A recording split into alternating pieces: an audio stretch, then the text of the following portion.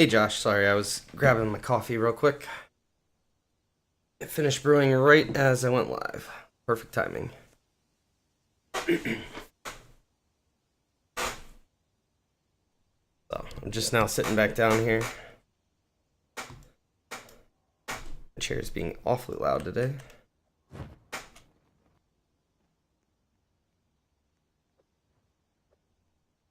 I'd have to turn on some other music here for this one, I think. Game like cycles its music, but it's definitely not up all the time.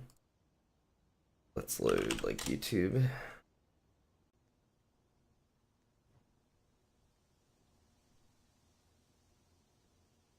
How are you doing so far today? Don't mind me just getting some music here.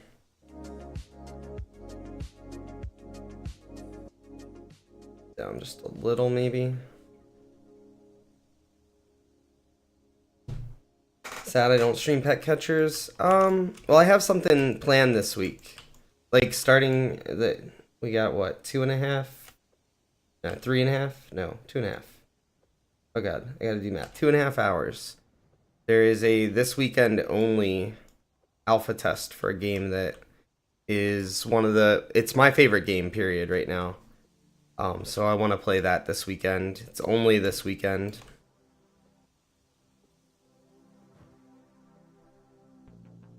So that is why we're doing that. And I've been having a lot of fun with this just for the past week. Just something a little different. I'm going to go back to pet catchers. I'm just kind of waiting for the Atlantis Part 2 update. I really want to see the hardcore bosses, the hardcore versions of things. See if it's exciting at all.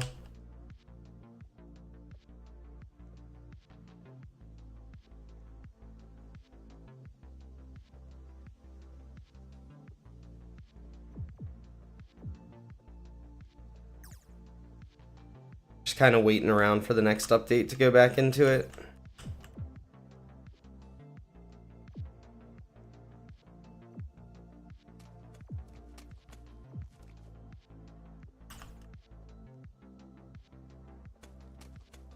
I take it you're probably still enjoying it since you wish I was still playing it, which is a good thing. Oh, we're already full. New update reduced our capacity a bit. Fill up so fast.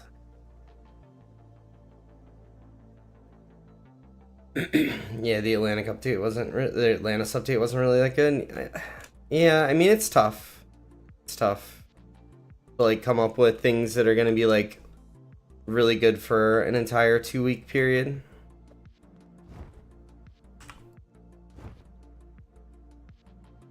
I definitely don't envy them. I think they made a good game. I think a lot of the gameplay is fun. It just making it last for 2 weeks is sometimes a little bit on the tough side.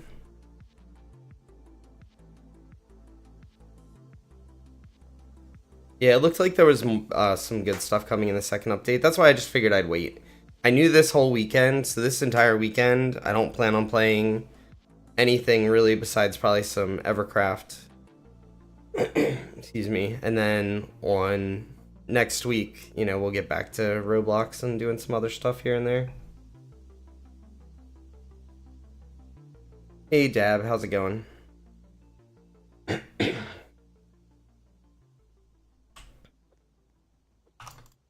Let's see. What can we work on here? Waiting on our spider respawn. We need one more blueberry token.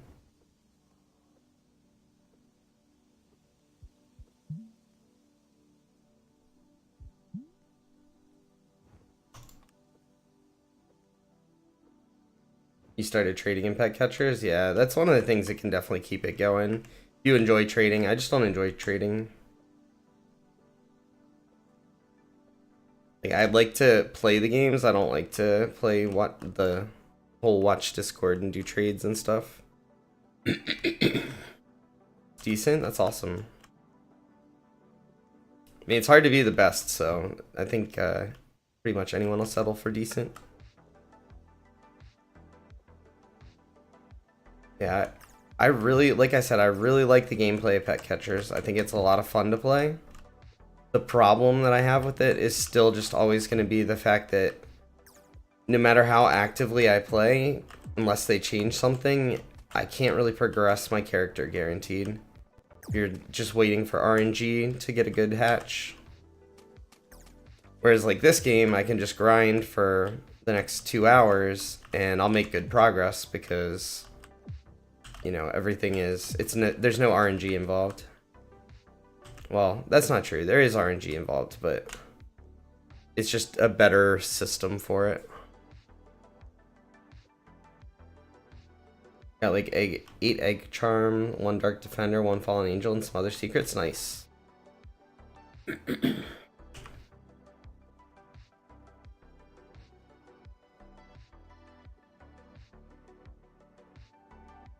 That is true. Everyone being AFK definitely does make it a little more challenging sometimes. They have one of the best AFK systems of any game that I've played. If you're a person that likes to be able to like AFK and play.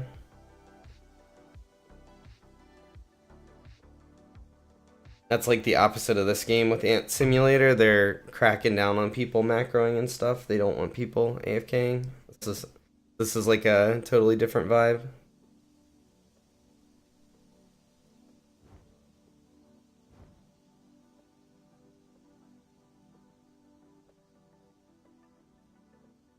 Alright, so we finished our bunny quest finally. It took forever. I needed all those blueberries, and since we fill up so fast, it was hard to actually farm blueberries. Spend half my time at the hive.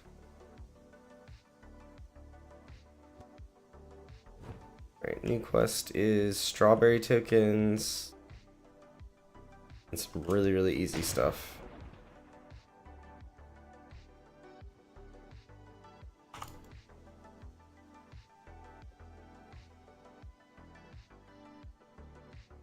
Yeah, trading in a game like Pet Catchers is really hard to me. Since I don't value like the low serial numbers and stuff, it's hard for me sometimes to understand where to price things.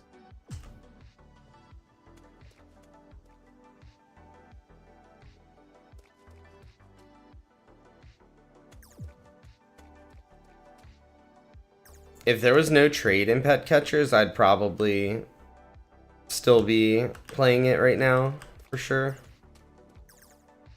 I think I would enjoy it much more if they didn't have trade. But also trade is one of the few things people are actually doing right now, so it's probably good for the game.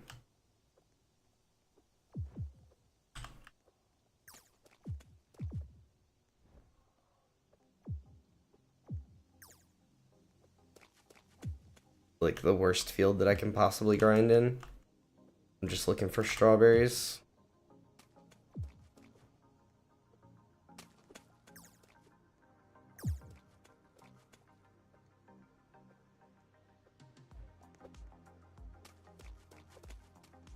That sounds like a pretty good way to trade. Like a pretty good strategy. Always good to have like a nice strategy you can stick to and follow. I mean, it's going to change as you get different pets, but like having an idea in your head of what you want to trade for is really good. Hey, how's it going, man? Yeah, of course. I remember most people that have stopped by.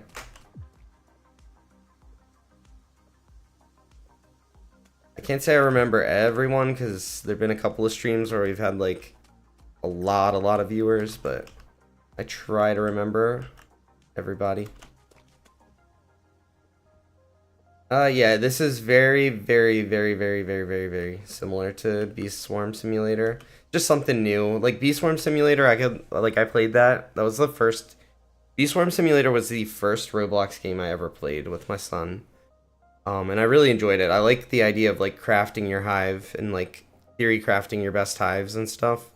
So that was like the thing that hooked me on Beast Swarm Simulator. And I still have I could log on there and play, but like everything's been figured out. People pretty much know within reason what the best hives are. There's very few things, very few items I have left to grind for. So this is kind of like a fresh take for me. This game just came out like a month ago. I just started playing it last weekend. Oh, it's basically the same thing. They're taking some other things from other games, like huge pet exists in this game, similar to Pets. What is it, Pet Simulator? They've got like some different stuff, but for the most part, it's just the same gameplay. I remember you, yeah, Josh. There's been, though, to be fair, there's been at least like 4 different Joshes that have stopped through. But yeah.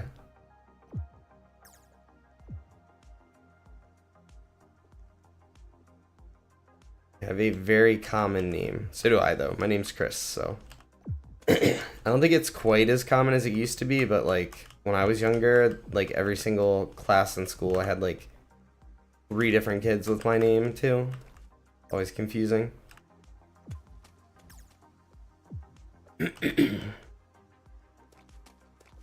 I'll apologize in advance if I start to lose my voice today. I'm still recovering.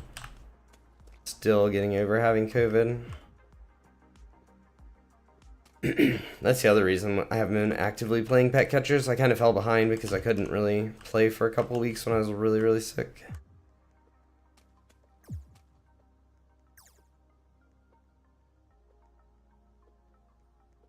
Yeah, the more you talk, the more likely I am to remember for sure. I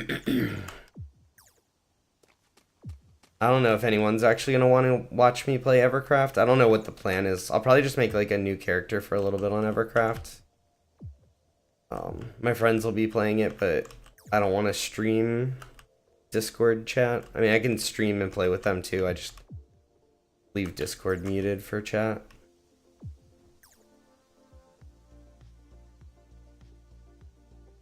Is today the update day in Pet Catchers? I thought they were doing updates on Fridays.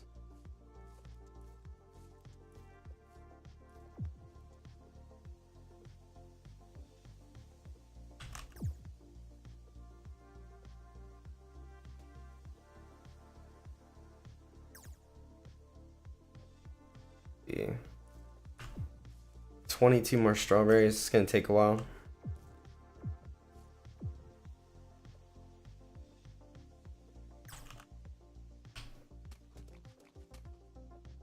Backpack's full, but let's kill this ladybug first.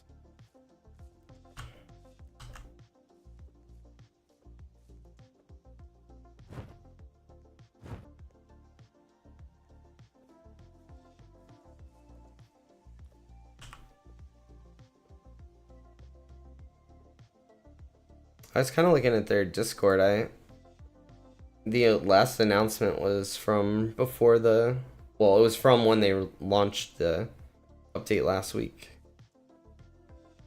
Oh wait, today is Friday. Never mind. It is update day usually. I'm thinking today, I don't know why, but in my head, all day it's been Saturday. I literally went to the dentist, and my dentist is not there on Saturdays. But still, for some reason in my head today, I keep thinking it's Saturday.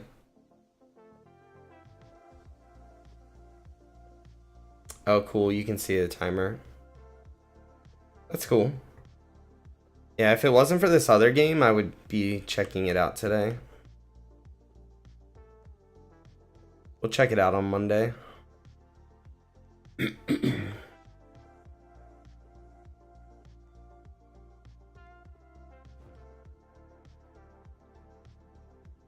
Like, it'll still be there on Monday. The other game, the alpha test that I'm going to do today, won't be available for me to stream on Monday. It is 10:49 a.m. in the morning for me. I live on the east coast of the United States.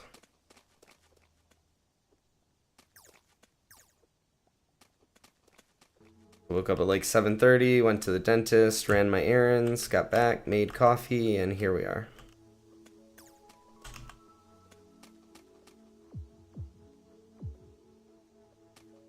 Oh, nice. Our chick quest is done. Let's go hand that in real quick.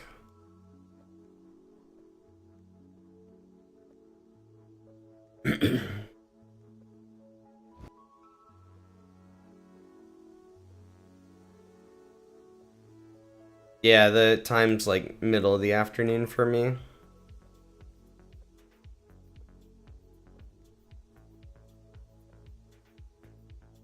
I wish it dropped earlier for you because I'd be, if it was up right now, I'd log on Pet Catchers and check it out just to see. I'd do that while I wait, but it is not up yet. Alright, so we need to hatch 3 eggs, and then these other 2 are really easy. It's just gonna be like an 18-minute long quest. Takes that long to hatch eggs. Just gotta go buy eggs. Do I have any eggs?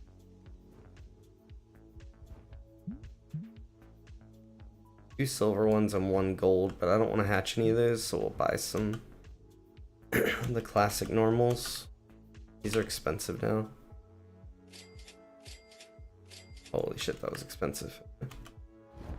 Really good though. The chick quest gives us conversion rate buff, so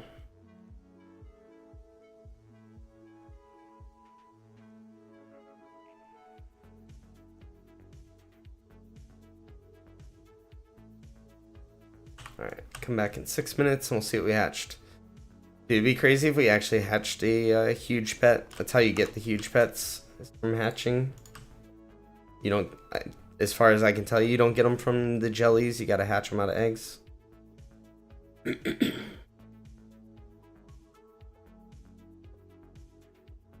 Yeah, generally people, wherever they live, wherever they're developing the game from, that's the time zone that it gets dropped in, whatever's convenient for them. How much timer do we have? We'll just finish off filling our backpack right here. That was extremely expensive. I'm trying to save up for the next backpack, but I need 15 million. We just spent like 1.8 million or something like that.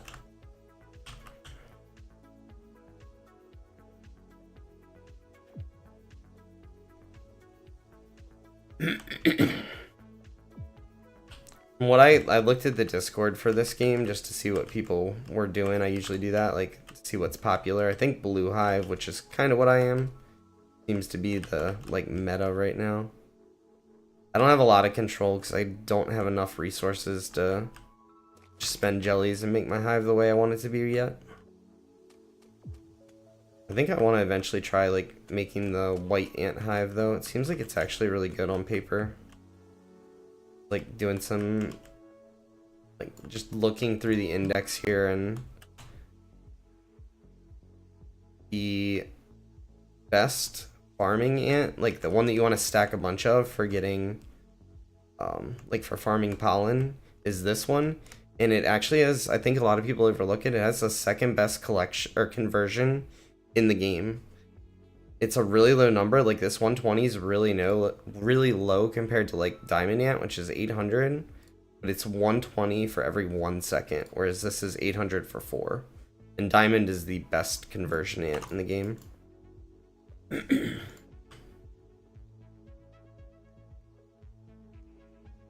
Why are there so many American YouTubers? You don't really see much people from other countries. I'm not really sure why it blew up the way it did, to be honest with you. I actually have no idea. I've never really like looked at the history of YouTube and like how the different like people that are popular now actually got popular. It definitely is skewed that way for sure though. You're definitely not wrong.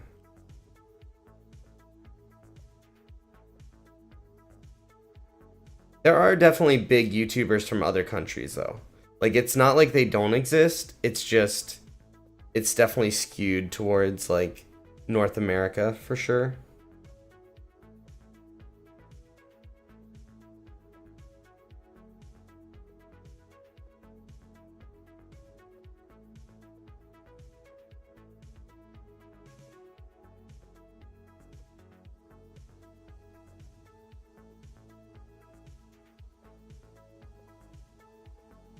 I'm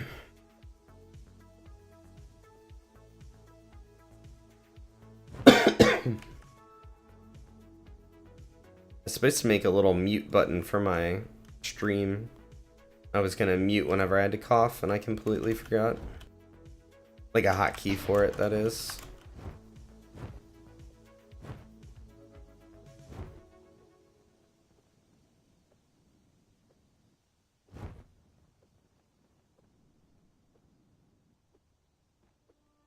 I think one thing that people have to understand when they like try to start YouTube or do YouTube or whatever, you have to look at it from like two different points of view. Like you can be like me and you can just do, I play whatever I want, you know, whatever I think is fun. I log on, I'm playing that, and that's kind of what I'm doing for the most part. And it's like a hobby for me, right? Like it's something I do. It gives me some people to interact with while I'm sitting here grinding and doing stuff. Like that's how I look at YouTube. But if your goal is to grow your channel and you want to be a successful YouTuber, you sometimes have to do stuff that is not exactly what you want to do, but you have to, like if I was to actually be playing pet catchers right now, I'd probably have more viewers just because that's what people like to see when I stream. So I think that's another reason maybe some people don't get as big as they, you know, because they just don't follow the trends. Especially on update day, like streaming this game on update day is, or maybe pet catchers on update day is really good for me usually. I usually get like 50 or more viewers on my live stream.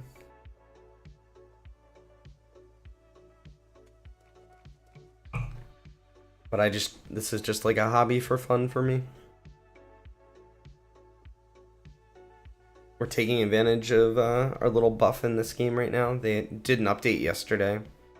So with the update, they've got a 24-hour buff going. We got like 5 or almost 6 hours left. No, almost down to 5 hours left on it. I guess it's already been 19 hours since their update.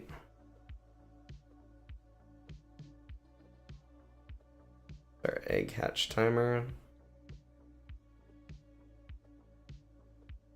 Go pick that up.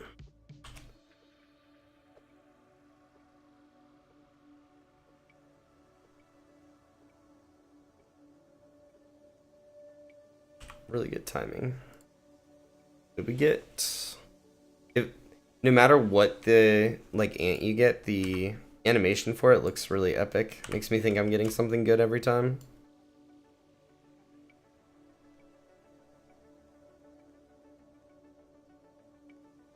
Alright, so now... Oh, we're almost... We need to just go wait on our spider respawn. What we need to do. You're back? Welcome back. I've just been rambling on while we play some Ant Sim.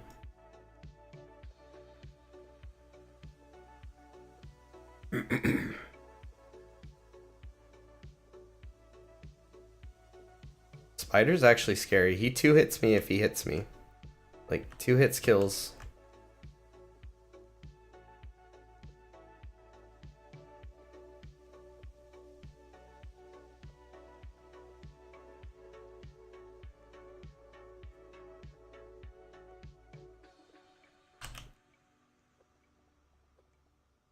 Alright, so that finished up a big quest for us.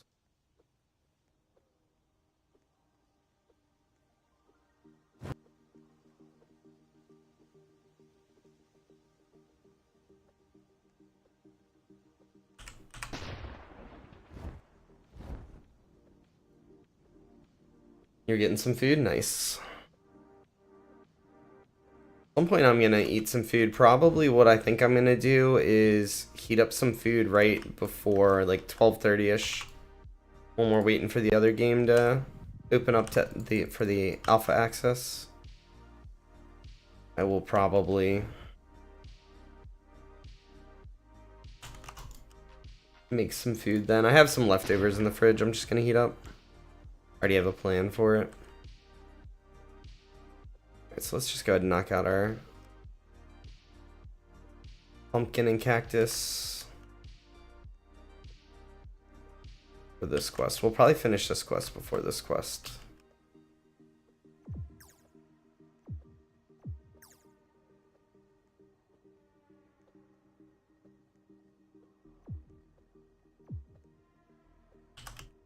The one thing that I wish games like this, so if you're gonna, like, in my opinion, if you're gonna copy Bee Swarm Simulator, like, I say copy, if you're gonna emulate Bee Swarm Simulator, I think you should come up with, like, your own fields and your own map and all that stuff. And although this map's definitely different, it's very different, it's got a lot of the same fields.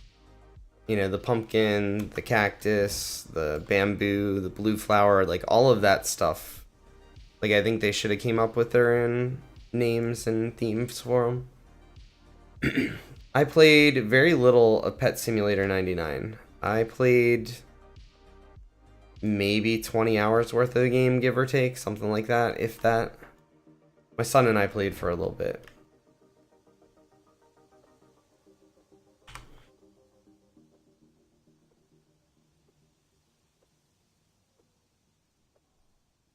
So far, still, of all the Roblox games I've ever played, the ones that are like this, like the Bee Swarm simulators, are still my favorite. Just the theory crafting of building the perfect hive or the best hive is still my favorite thing, no matter what, hands down.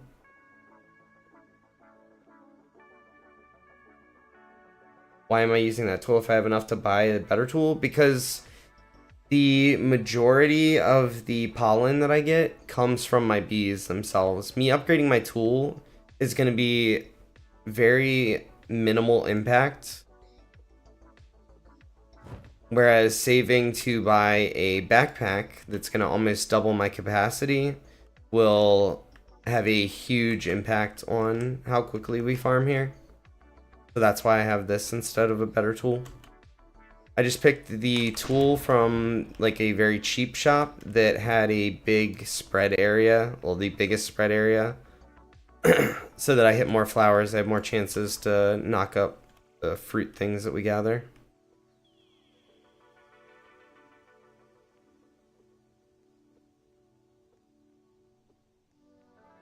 Oh yeah, like so the problem with Roblox games is unless you make them, you either have like two options as a developer, right? You can make people have to spend Robux to play your game in the first place, or you can make them, you know, not free to play friendly, and there's things you want to buy. This game that I'm playing right now has a shop. I could have 2x convert speed, you can get 2x gather, you can get lucky eggs, you can get faster egg hatching. You can buy both of the event bees that are available, and you can buy all of this stuff. Like, this is all available. But at the same time, I don't feel the need to spend it all in, so, like, I'm totally fine with it. I want to see, like, if I'm playing a game and I enjoy it, like, I'm happy that the developers make a little bit of Robux from it. Get a little something from it. But that said, if everyone had the same, you know, stats and everything and there wasn't any advantage, it would definitely be better.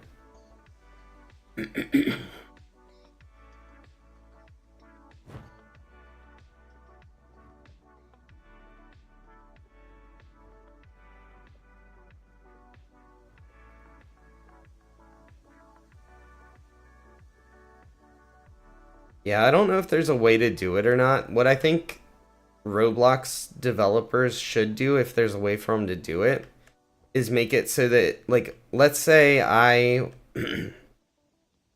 well, I don't know. I was gonna say it'd be nice if I could trade something as a player that grinds a lot in games. If I could trade something to another player that bought the Game Pass and they could, like, gift it to me. But at the same time, I don't really like trade in the games either, so I don't know. I'm not sure how I feel about it. But it would be nice if you could get the Game Pass for free.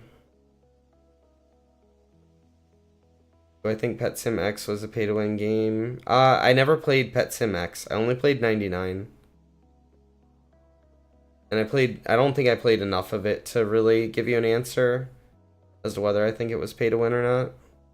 Most likely, but I don't want to give an opinion that's not fully formed.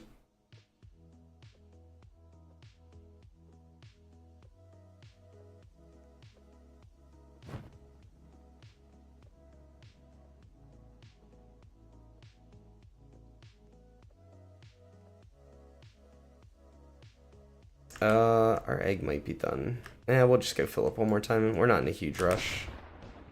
We also need to grab our quest over there.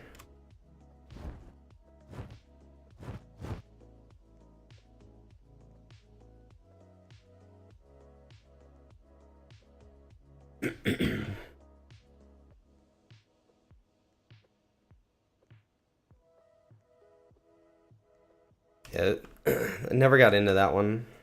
Many other things to play. This weekend right now is actually so crazy. There's so many games I wanted to play. There's a new update in one of the main ARPGs I play that I'm just skipping completely. Came out last night because I have too much stuff going on this weekend that I already want to play video games wise. Taking a season off from that game.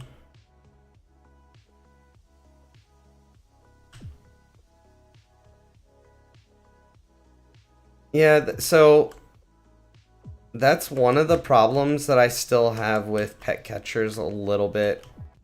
I feel like there's no way in pet catchers for me to ever keep up with the people that are going to spend Robux no matter how much I play.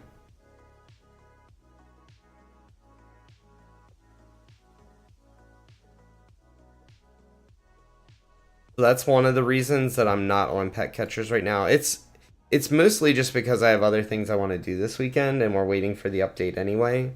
But like if I felt like there was something I could do grinding all day in the game to keep up with the people that buy the Robux pets and trade them, I would definitely feel better about playing the game. I still think Pet Catchers is really free to play friendly. It's just if you want to be at the top, you can't really do it.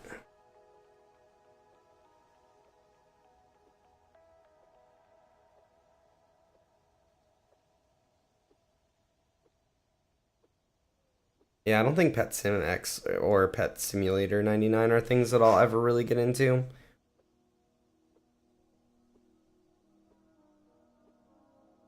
They're cool ideas. They're fun to play for like a weekend or something like that. I think that's what happened. My son and I played it for like one weekend.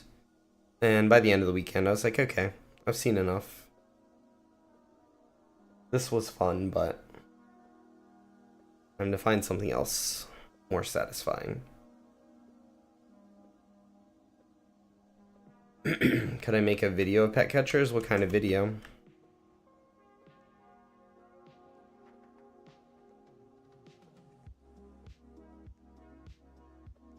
Like showing leaks of the updates and stuff. So the reason that I've stayed away from doing that sort of content so far is just because there's already at least 2 or 3 people that have bigger like subscriber bases than I do doing that. And unless you don't have access to their Discord, all of the information that they're leaking, so to speak, is just all stuff that's been posted on Discord. So like anyone that has access to the Rumble Studios Discord has access to all of that information. That's kind of why I haven't done that.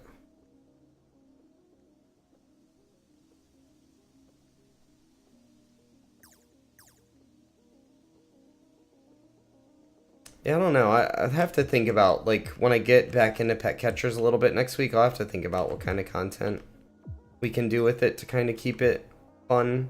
I'm going to be playing a lot of catch up, too. I'm going to have to catch up a lot. At this point, my charms are all outdated for the pets because I haven't played to get the level 10 ones. All of my pets are going to be outdated because I haven't played in, like, almost a month.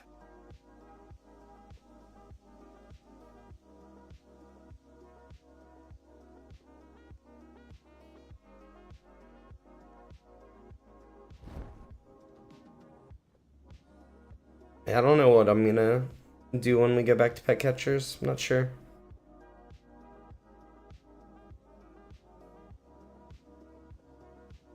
I'm a little bit worried that pet catchers might end up being like kind of a side game. We'll have to see.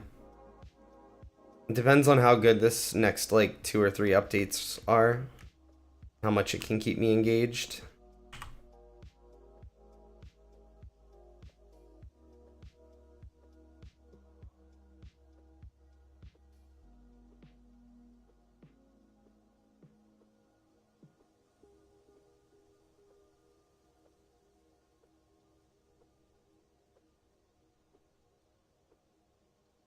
Yeah, I think it's to me it's crazy. Like it's definitely content that gets views. Like it might not pet catchers will never have like tons and tons of views on um YouTube because it's just not the biggest Roblox game out there or anything, but it's a decent, you know, it's a very high follower Roblox game still.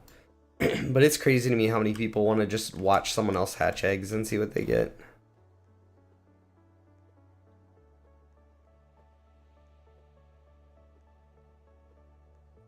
Let's go pick up our egg. I keep forgetting. In 6 minutes we can finish this, and I need to go get my owl quest.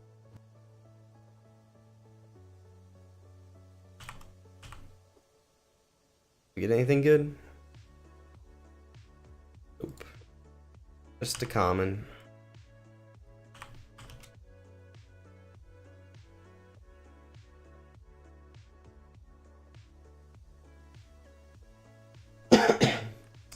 Yeah, I mean, sure, like if I've said this before, this is just a big old hobby for me. But sure, if it blew up and it could be a job, sure, I would probably pursue that. But I don't think it's my goal to go out of my way to try to get to make this my job. I think I like doing it the way I do. I do it as a hobby, and that way it allows me to do whatever I want to do. So like I was talking about this earlier. I think you might have been getting food. Oh, wait, did I already have? Oh, 2.5 minutes. That was a little too quick. We'll come back after the next cannon launch. I think you might have been getting food when I said this, but me streaming pet catchers, I don't know how many viewers I have because I always just have that hidden. So I can't see it. I'm sure it's really low right now. But when I stream pet catchers on an update day, like if I switch to pet catchers right now, I would have a lot more viewers because that's what people want to see. But I just do this as a hobby for fun for me, and my goal is not necessarily to grow my channel as quickly as possible or anything like that. It's like I want to play what I think is fun and do what I'm having fun doing, and hopefully some people will want to stick around and hang out. And if not, then that's cool too. Like, you know, it doesn't hurt my feelings like if people don't want to stick around because, you know, they want to go watch someone that's streaming pet catchers. That's cool.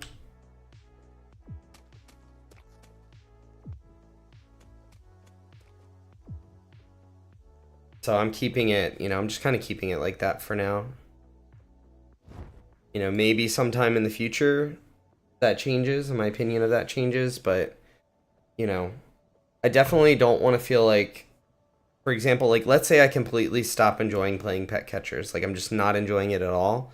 I don't want to be streaming YouTube to you guys and like saying like, oh, this game's great, I'm having so much fun and all that, and then I log off and like I just was like, oh, I hated all of that. Like I don't want to be like that. There are definitely people out there that do that though. You know, I just want to keep my options open for now and like, you know, be able to play whatever I'm enjoying the most.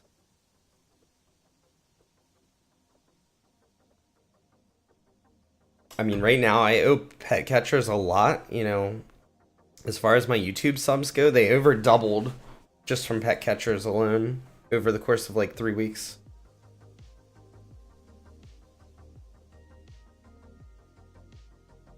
Yeah, I think, to be honest with you, I think anyone has the potential to be a big YouTuber. I think if you want to be a big YouTuber though, I think you have to prioritize that. Like, I would have to change my opinion. Like, if I wanted to be a big YouTuber, I absolutely would switch to pet catchers right now. Start playing that, waiting for the update.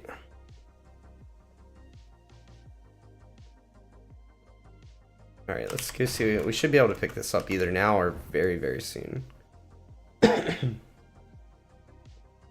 This quest is like the polar bear quest from Bee Swarm. It gives your pets more, or your ants more energy. It's really good to prioritize this one. And it's a really, really easy quest.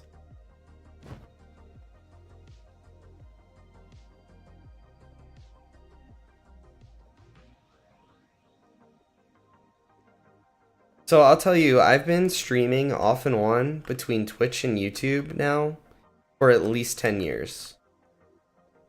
And I can tell you one thing that I've learned, if you ever want to get into it, granted I am small, but this has helped me. I've had 3 different Twitch accounts over the years because I played different games, and like I've just made it like if I switch my game completely to like a new genre, I'd just make a new Twitch and I'd grow back up to the couple, the followers to where you can become Twitch, what do they call it, affiliate now or whatever. I've done it on 3 different accounts, and I've, been streaming here on YouTube for a little bit. Streaming a small game to get a small, like, is not necessarily a bad way to start because it allows you to get a lot of the viewers for that game to come and see you.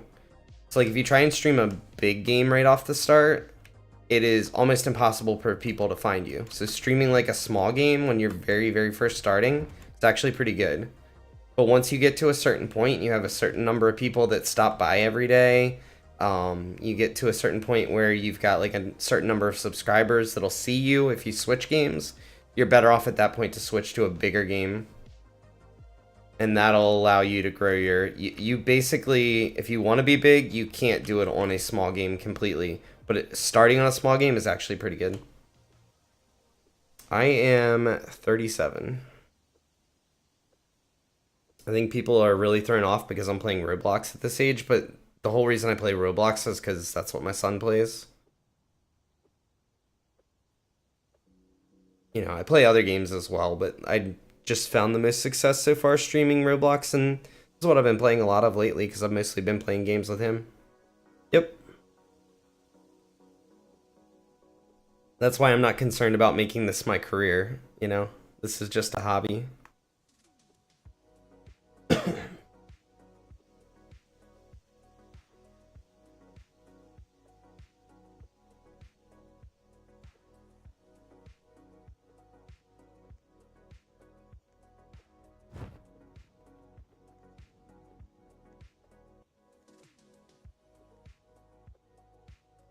Instantly finish that quest. Too bad that there's a timer on. We gotta wait 15 minutes before we can get the next one. Oh no, yeah, it's crazy nowadays. Like you go over, like I watch a lot more Twitch than I watch YouTube, to be honest with you. Not that I watch a ton of Twitch anymore. I used to watch a lot more when I was in my like late 20s, very early 30s. But there are a lot of people out there that are, over the age of 60, not only gaming, but streaming and stuff too. I think it's really cool, Like, I'm happy that these people have decided to, this is what I like to do, and even though it's not the norm for, like, someone, for, like, their age to be doing that, they're just following their passion. I think that's really respectable.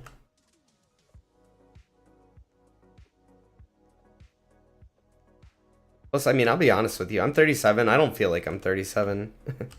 Like, as you get older, you don't really... It's hard to explain to someone that's really young, but, like, I still feel like I'm young. I just have more responsibilities. That's the main difference. I try to keep in shape. I try to work out every night. All that fun stuff. Try to eat a lot healthier these days than I did when I was much younger. Do I have a nice job or is it hard? No, it's not bad. I have a lot of flexibility right now. It's what allows me to play games like this and stuff, so I cannot complain right now. Yeah, you're not really old. I assume that most people that stop by my stream are not. It's probably a little bit of a bad assumption on my part because I shouldn't assume anything really, but most of the Roblox audience is going to be on the very young side. You don't really eat healthy. I don't eat as healthy as I should still, but I try to make a very conscious effort to eat a lot better.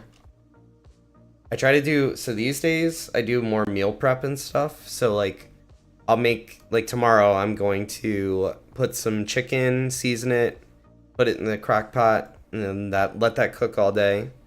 And then I'm going to make some rice, and then what I'll probably do for the next like few days after that, for tomorrow night and the next few days, is I have chicken and rice, and then all I got to do is like cook a vegetable, and I've got a meal right there. So that'll be like my meal for like the next like 3 or 4 days.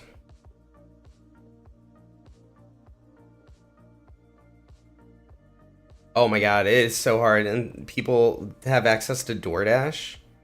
DoorDash is like, oh, I can't even imagine. It's so expensive for people to even get the food, let alone, it's so convenient too. Yeah, I mean, we've had chips like ever since I was a kid and stuff, chips, candy, desserts, all this, burger, big greasy burgers and all that stuff. That's all been available. But like, there's even more fast food than there ever was before, and there's more access to it because of things like DoorDash and things like that. It is definitely hard. Eating healthy is expensive. It's hit or miss. So what I try to do is I try to look for deals where you can get like if chicken's on sale, I'll buy a bunch of chicken, or whatever kind of meat that I want to do, whatever protein is on sale, I'll just buy a good amount of it when it's on sale. And then like I said, I'll just meal prep it, so I'll cook a good amount of it, more than I need for like a meal or two, and then I've got a meal for like usually 3, 4, sometimes 5 days. You're bad at English, but you're learning it? It's no problem. You're doing really good. I do not know any foreign languages, so you are so far ahead of me. I struggle really hard at learning foreign languages, to be honest with you. I was really good at math, really good at science in school. I struggled really hard when I had to take foreign languages. It was like, I could go in a math class or science class and learn anything they wanted to teach me in, no time. But just trying to learn another language was just so hard for my brain to comprehend for whatever reason.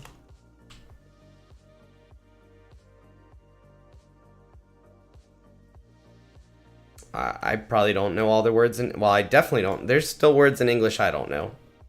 There's not a lot. They're pretty big vocabulary, like words you wouldn't hear very often, but they still exist, so never feel bad about that.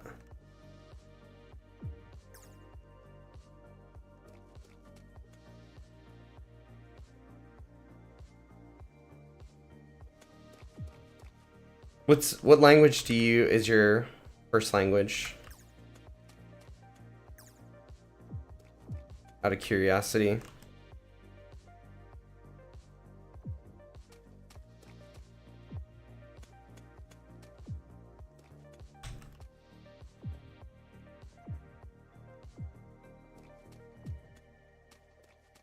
Word patat? No. Unfamiliar with that word. Kill this ladybug. It might drop a strawberry for us. From the Netherlands? Oh, okay. Yeah, I've never heard of it.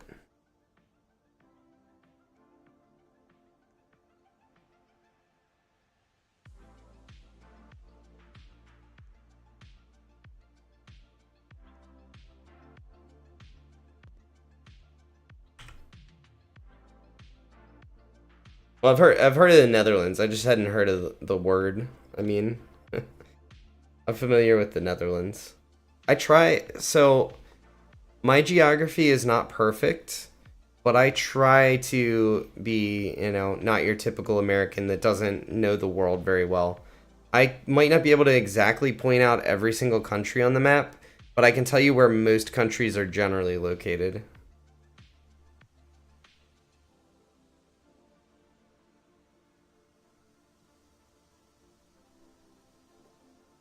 Like, I studied pretty hard and stuff when I was at school.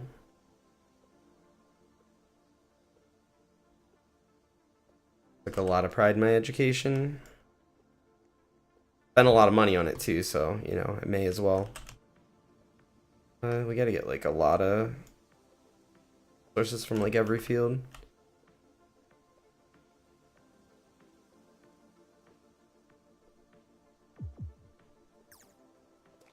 Yeah, it probably is. I had my best friend growing up, one of my 2 best friends growing up, he was amazing at learning foreign languages. He ended up going to college or university to study foreign languages. I think I haven't talked to him in a while, but because we kind of lost touch. It's hard to keep touch with kids you like grew up with sometimes, old friends.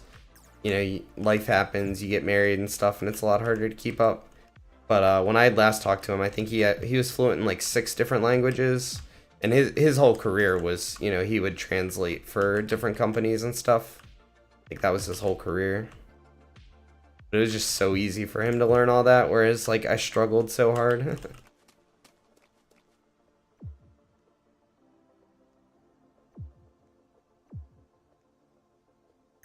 Only another one's, you know, try to know, see if I know what you say.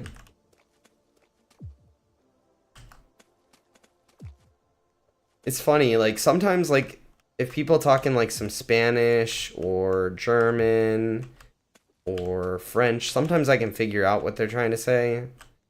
Sometimes I can't. But then there are some languages where you just have no idea. I'm not gonna try and pronounce it. I can't, there's no way I can pronounce it.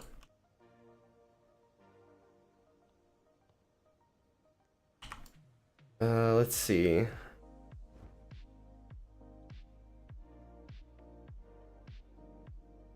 Yeah, I have no idea what that says.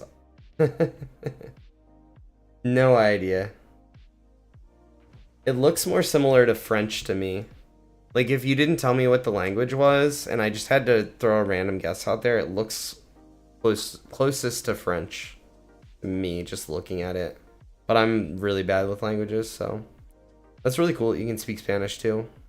I'm really jealous. I really wish I knew more languages. I'd probably do more traveling if I knew more languages.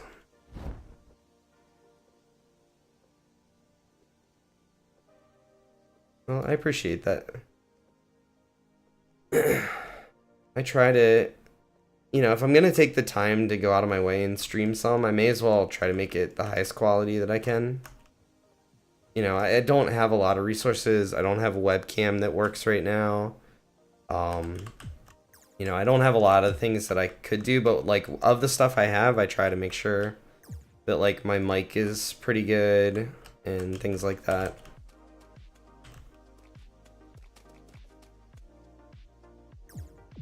Try to make sure, you know, if I'm gonna stream, pay attention to chat. German and French too, dang, that's so cool. I was in high school, I took 2 years of German because that was what I was required to do. When I was in middle school, which is forever ago now, I took 2 years of Spanish, and that's pretty much everything I learned in both of those is all gone and forgotten. Nowadays, like if someone says something to me in those languages, I'm mostly just picking it up by, you know, word association. Some of the words have like overlap for those languages with English.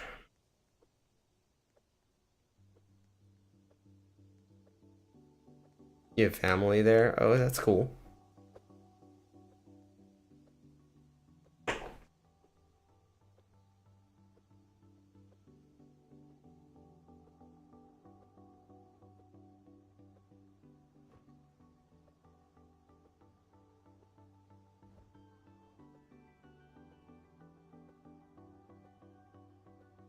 Alright, I think I'm back up to where I was before I had to buy 3 eggs for this quest.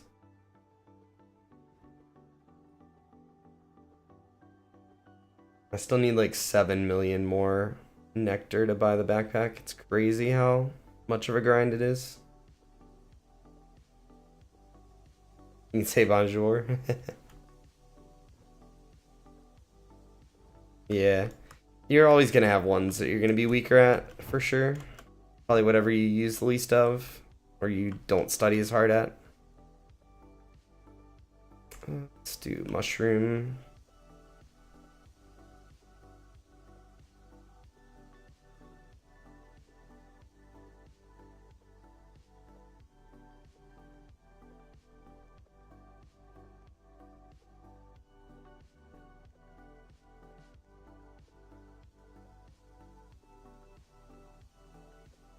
Oh, I should be able to say 1 to 10 in German. I don't know if I can anymore.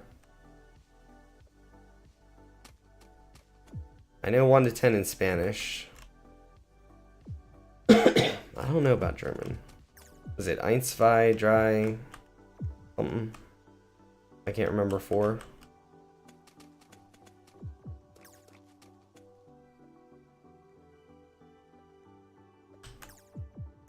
Not gonna lie, my German education in high school was actually not very good.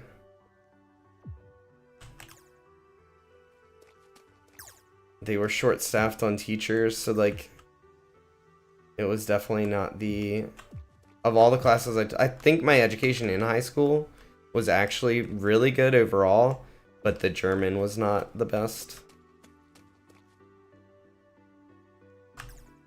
They had like different levels of German classes all in the same class, and then the teacher had to teach like multiple curriculums to the same class, and it wasn't good.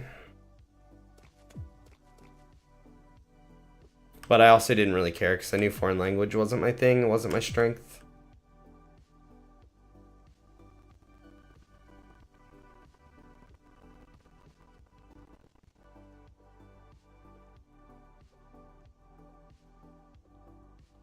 Yeah, someday I plan to travel to Europe, and hopefully I can pick up enough of some languages just to be able to talk to people. You know, just common everyday chit chat would be nice. I'll be right back. I'm just gonna go fill up my coffee. Give me like 30-45 seconds. I'll be right back.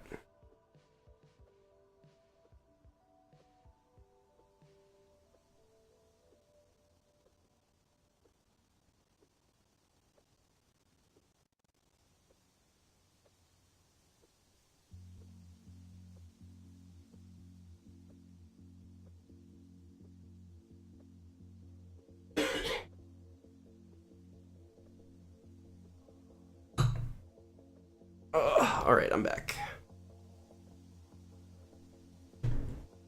You got 4 years of English. Because you need to learn it if you want to travel. Yeah. English, it's crazy because here in America, a lot, like it's in most high school curriculums, so most grade schools, pretty much every kid that goes through school here has to take a couple years of a language in high school.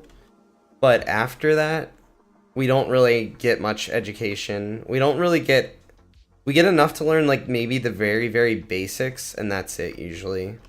And you can take more. Like kids have the option to take more, but it's not required. Whereas I feel like it's much more either required or encouraged elsewhere in the world for other languages to be learned. I think it's like kind of a little bit of a downfall here in America. You want to go to Australia? I have zero desire to go to Australia, but it's mostly because I have a big fear of snakes. They have way too many scary snakes over there. Like, snakes are my one irrational fear in life.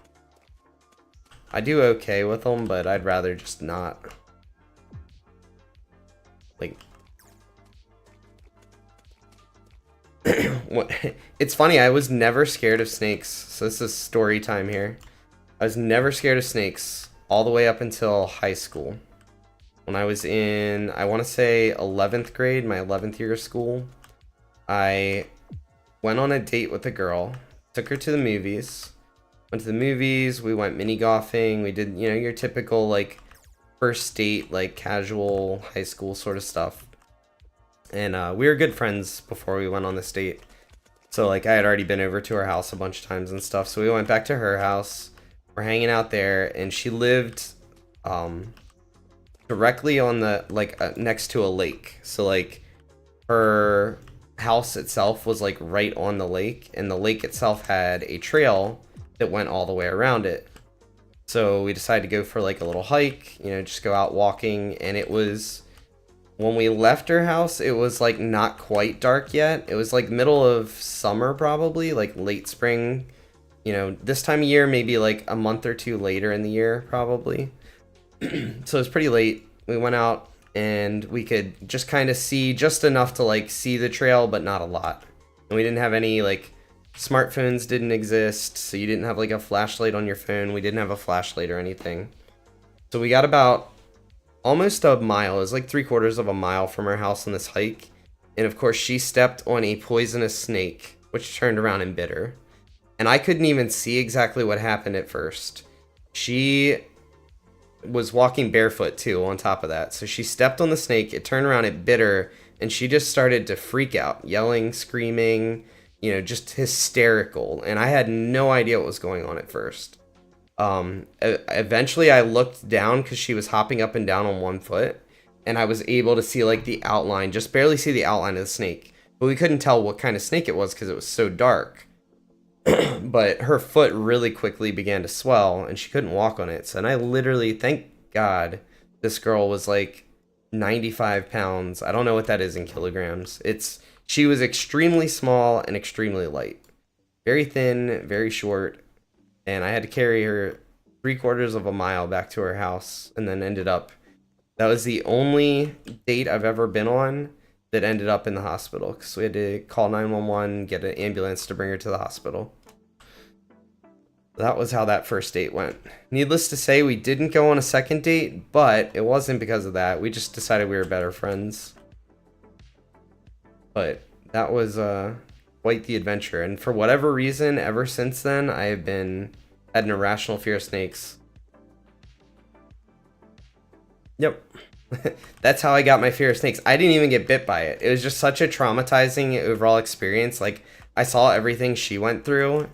Like, she was on crutches for the next like 8 months because of whatever the poisonous, it was a copperhead snake. I don't know if you know what that is or not, but it took so long because they didn't decide if she needed to go to the hospital or not. Like, the ambulance showed up to pick her up, but they didn't take her right away because we didn't know if it was like just like a regular like snake bite that she could just like not have to go to the hospital for or not. So by the time she finally went, it had done enough damage. She was on crutches for like 8 months and stuff, and just, I don't know, I felt so bad, and it just, for whatever reason, created this irrational fear in my head. Like, I know snakes are not nearly as dangerous as like what I think they are. It was a good date. We both had fun. So that was high school, right? So she went on to college, and in college she had to write an essay about someone that was a hero in her life.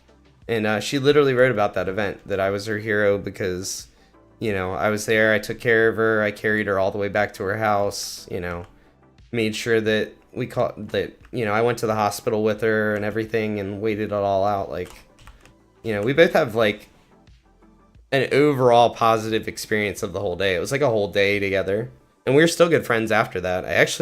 Funny enough, I ended up dating her roommate in college. Like, she went away to college at one place that was kind of nearby where I was going to school, and I ended up hanging out with her and thus meeting her roommate, and then eventually dated her roommate for just a little while. So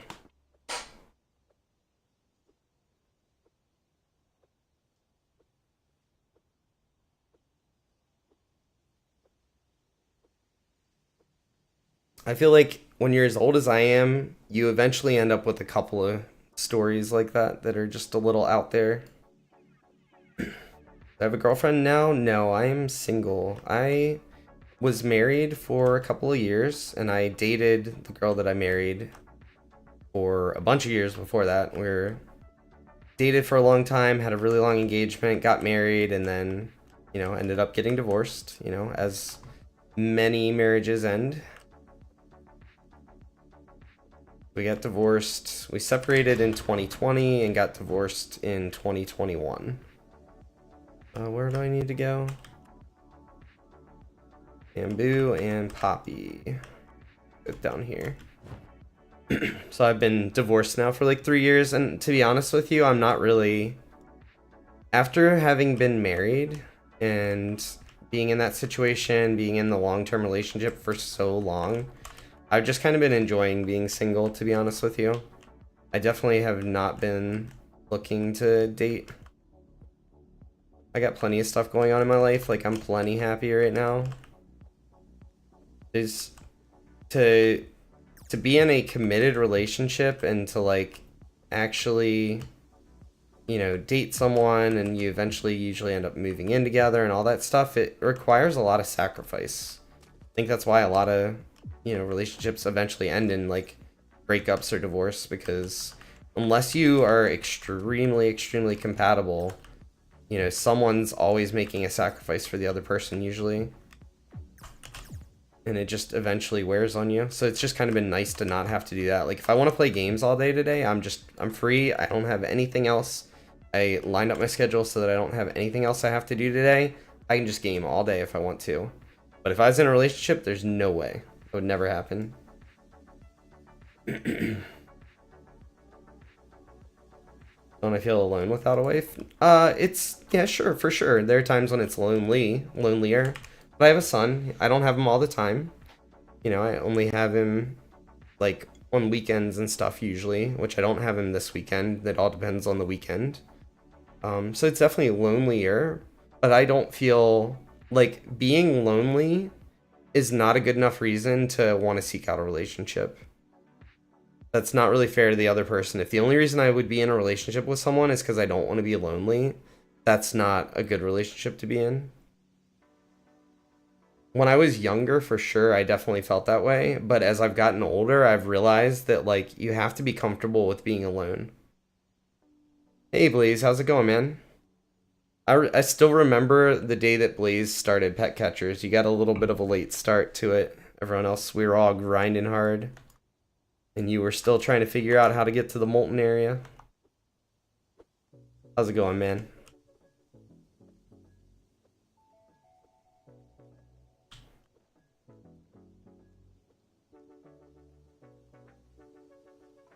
Thanks for the story. No problem. I definitely have some life experience. That's something that I've got a lot of. More than I wish I had, to be honest with you, on some things. But I'm always happy to share, like, things that I've learned over time. Things that I wish I knew when I was much younger.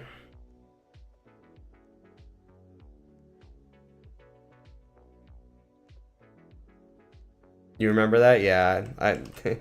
For whatever reason, I think just... for whatever reason, that you know, every time I see you pop in chat, like, that's what I remember. It's the first thing I think of.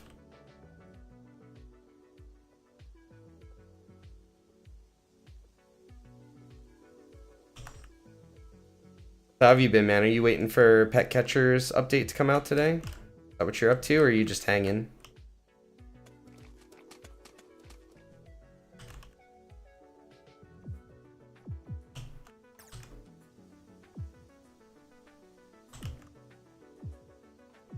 The one thing that's really different and hard for me to relate to with, like, this newer generation now, this is directed at Josh because we've been talking all day about different random things, though, is like when I grew up, for example, when I was really, really young, the internet didn't even exist. And then by the time I was, I don't know, probably 12 years old, somewhere around 12 years old is when the internet really started to become, like, it probably even when I was 12, I'm not even sure if it's a household thing, but my family was, you know, always like up on technology. So I got the internet when I was like 12. Cell phones weren't like a common thing. Like, it was just a totally different time to be alive. It's a little hard to me to relate sometimes on certain levels with the younger generation. Yeah, now everyone grows up the internet. Everyone, you know, has cell phones. Like, I didn't get a cell phone until I was 16, basically. When I got my car, I got my cell phone. Because then I could reach people, you know, if I ever, like, broke down or whatever, I could reach people. But there was a time, like, back in my day where, you know, you broke down on the side of the road in your car, and you had to, like, flag someone else down to get you to like, help you, to drive you somewhere.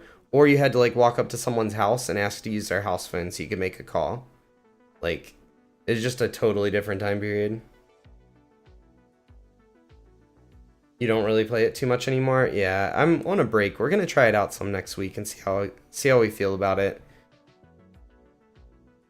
I've been enjoying this game more this week just because, like, we've made so much progress today on this game. It doesn't really look like it, but we're getting closer and closer to getting, like, a big upgrade. And it's like a guaranteed upgrade, which is nice. I could play pet catchers for the last however long I've been live now, and probably have made 0 upgrades really. Ah, the camera keeps getting stuck. Trying to tab to the other screen for a second. There you go, I think I fixed it. Yeah, both my parents are still alive. Really close with my mom, not so close with my dad. They separated a long time ago. My dad just lives further away. I still talk to, I just talked to my dad yesterday. We're just not nearly as close. My mom, I see all the time.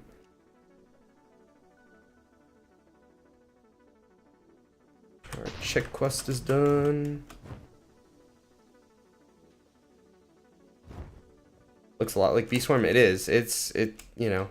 You can, if you know how to play B-Swarm, you know how to play this game. The only difference is, people haven't figured out all of the, end game hives and things like that. People are just, there's a big update yesterday and stuff, but it's not like B-Swarm where all the bees are the same bees that have been around for, 2 years now, and people have had time to, figure out what the best hives are and things like that.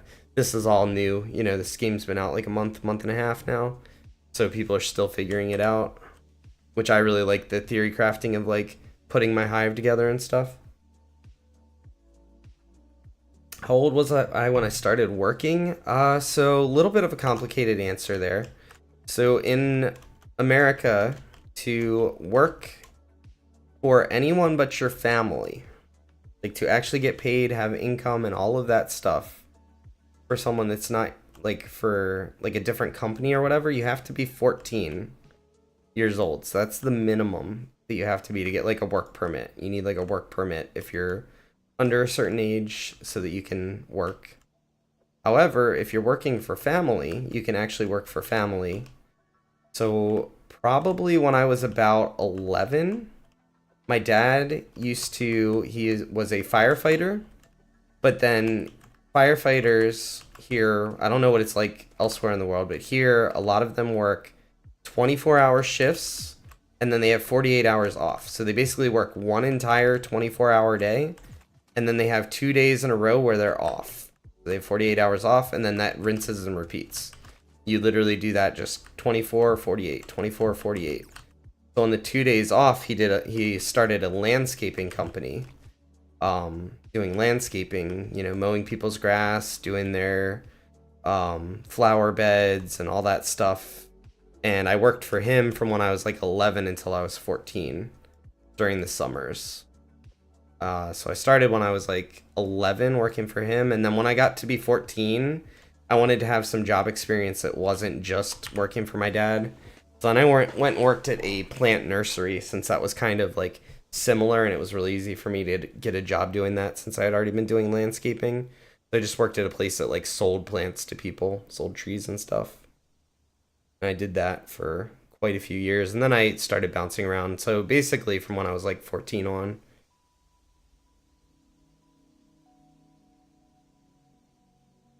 Looks like a modernized version of it. Yeah, so they're taking different things that they like from different games. There's a game called Beekeepers that was a Bee Swarm copy that had an egg hatching system that's similar to this. I feel like they kind of got inspiration from that maybe. There's also, no one on my server has it. There's not a lot of players that have progressed the game very far yet. There's also huge pets in this game from Pet Simulator. I don't have any yet. You have to unlock, we have a quest right now. This is to unlock our first huge slots. I think you can have right now 3, so there'll be big huge pet slots up here you can get. Excuse me. So they're just taking little things. A lot of it's, very similar to Bee Swarm, but just their own little modern takes on it. You're working now for free for your school? That's cool. So it's kind of what we would call an internship. So you work, but you don't get paid, but you get the experience, and you'll be able to put that on a resume or whatever, so that in the future it'll be easier for you to get a job. It's a very common thing.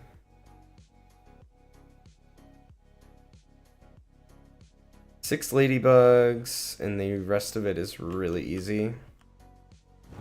Go kill some ladybugs.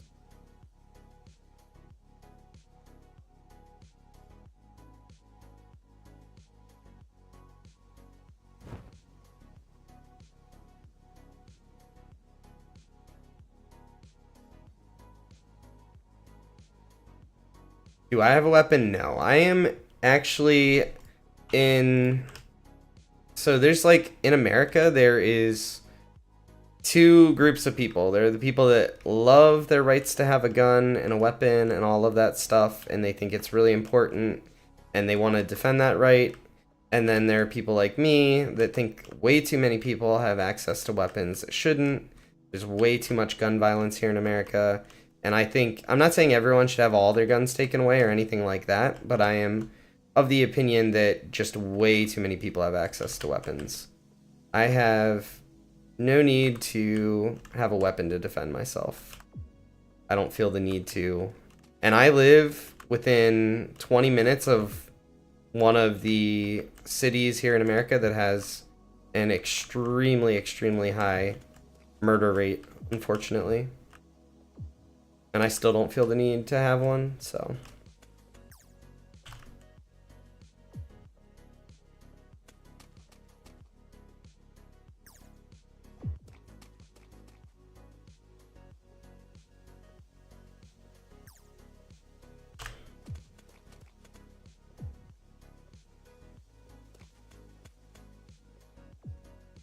Looks really smooth and clean. It is. So far, it's been a lot of fun.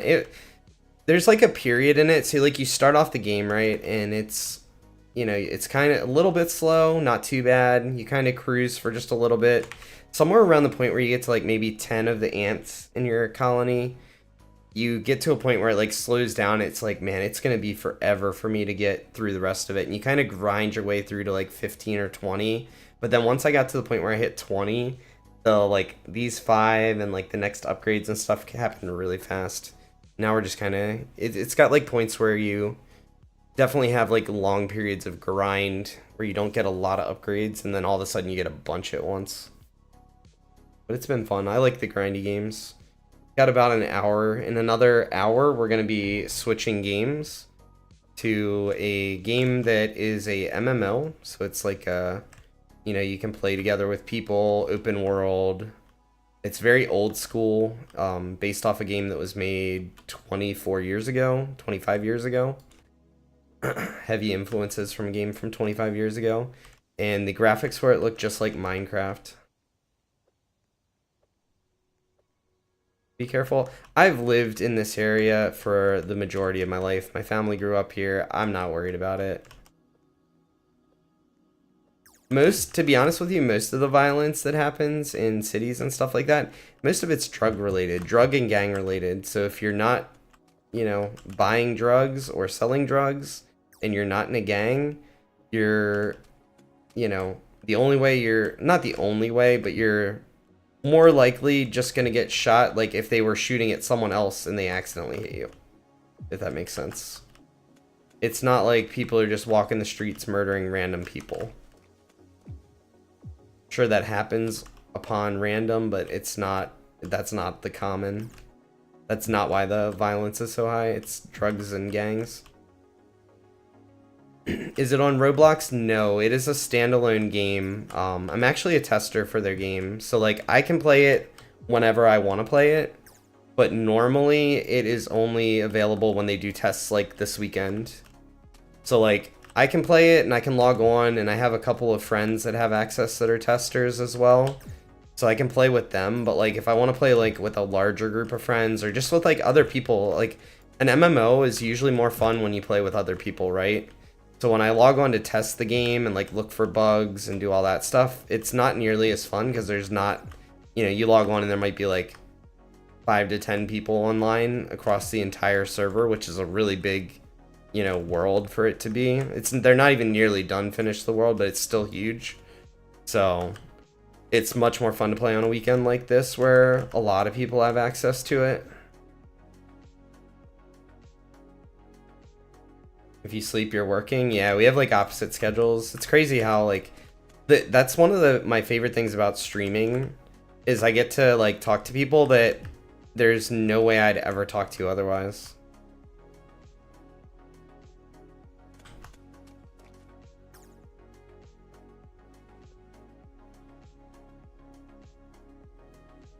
Like I try to get to know anyone that stops by and wants to like hang out and talk and like, you know, get to know them as best I can for being, just kind of a casual, thing. But, I always take the time to listen, and it's interesting to hear other people's stories and their situations and just get to know, like, someone that I never would have met otherwise.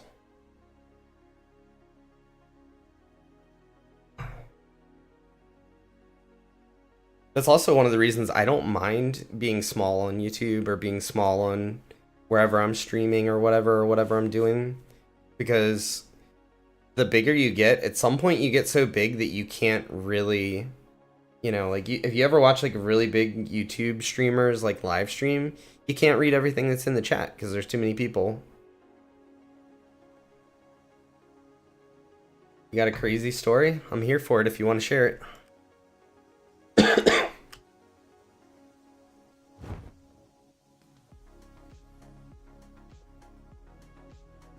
So this quest requires us to use the egg machine one time, which kind of sucks because that takes 25 tickets. And A, I only have 4 tickets, and B, we're trying to save our tickets. Because tickets are how we unlock the ability to hatch more eggs. It kind of stinks that we're stuck on this. That's okay. So we can finish... I don't even know where the walnut field is. That's how big this map is. Guess we gotta figure out where the walnut field is.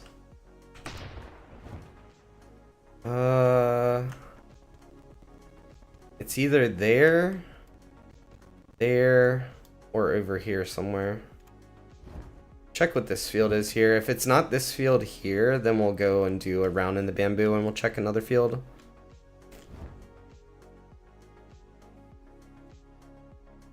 Oh, I didn't even know there was a ladybug in this field. I don't think this field existed yesterday, so they changed the map yesterday some. There was a pretty decent sized update that changed like things about the map and stuff, so I'm still relearning.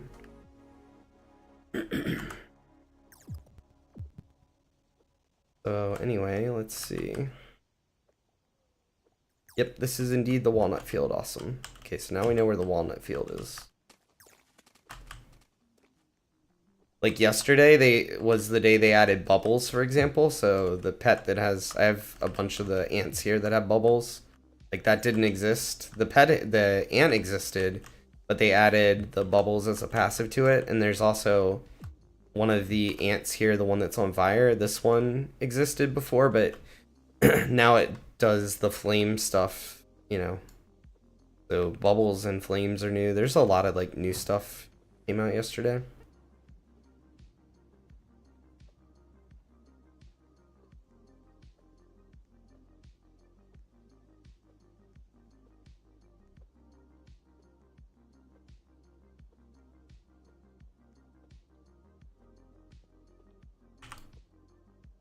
Here, I want to do something really quickly.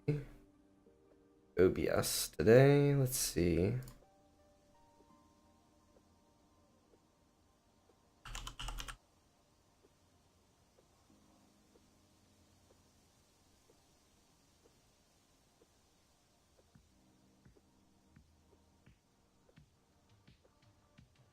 This down here.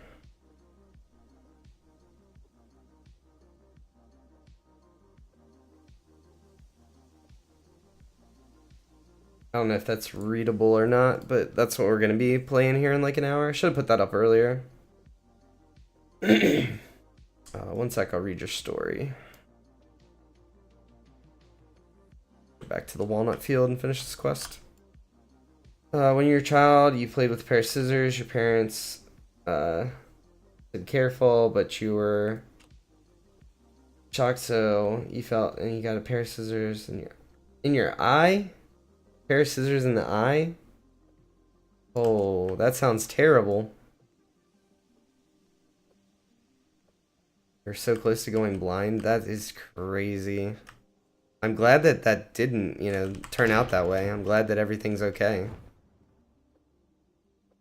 That is a crazy story. Like, I can't imagine. I've ran with scissors before when I was younger and had them, like, tripped a little bit and had them hit me, like, in the chest. But, like, didn't pierce the skin, didn't really hurt me, like, was no big deal. I can't imagine taking scissors to the eyeball. That sounds crazy. Excuse me.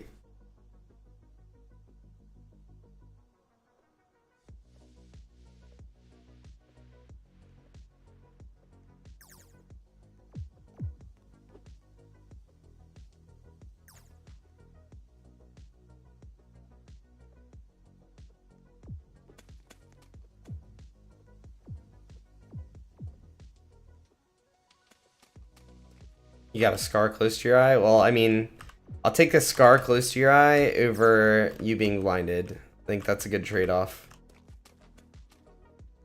I had a scar on my left cheek when I was younger. I got it when I was a senior in high school, my last year of like grade school.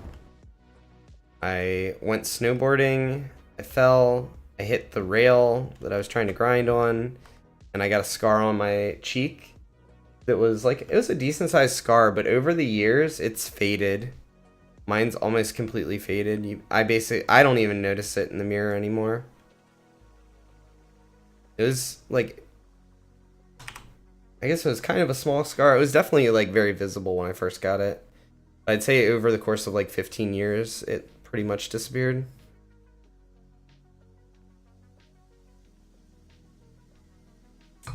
Yeah, I'm definitely glad that you were spared the what could have been a really bad tragedy. Going blind when you're that young would be awful.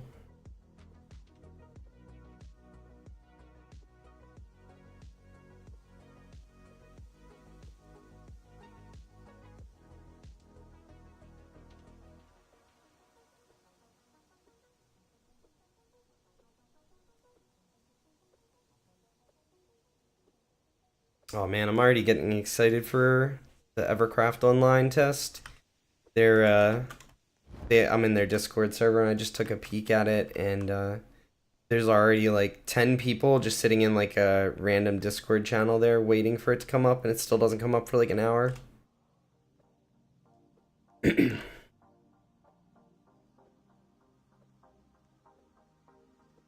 like 4 years old at the moment? Yeah. When I was 4, I fell and hit my head on the wall real bad, and I had to get like a lot of stitches, but that wasn't really a big deal. It was like a quick trip to the emergency room for stitches, that's all.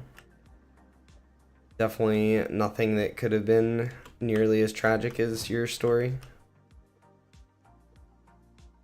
Ladybug's back up.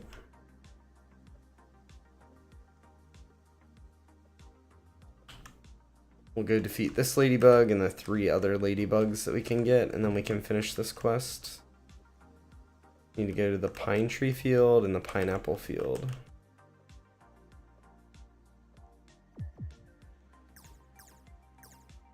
Alright, this quest is done. Over to the pineapple field.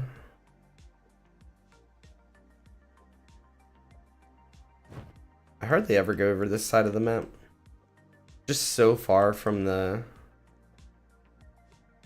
like hive stuff.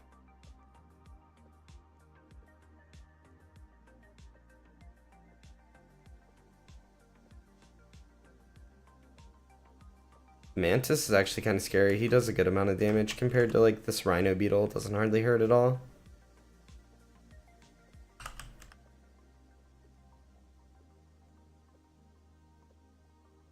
So what do we need out of here? We need...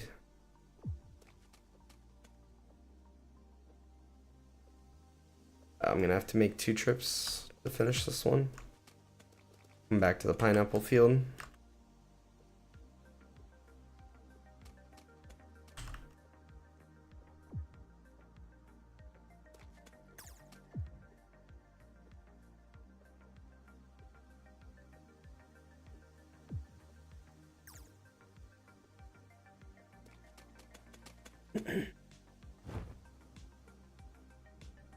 You're gonna join? Nice. Oh, I forget that there's a cannon over here we can use. Can I get up this way?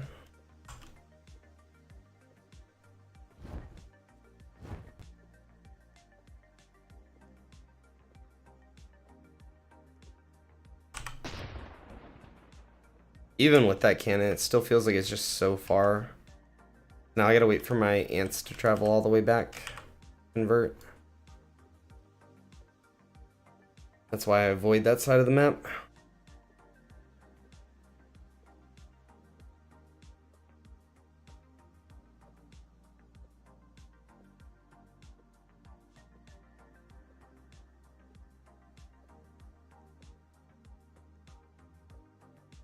Where am I? I'm at my hive here. Oh, hey. It's a little Josh with his little starter backpack. Starter tool.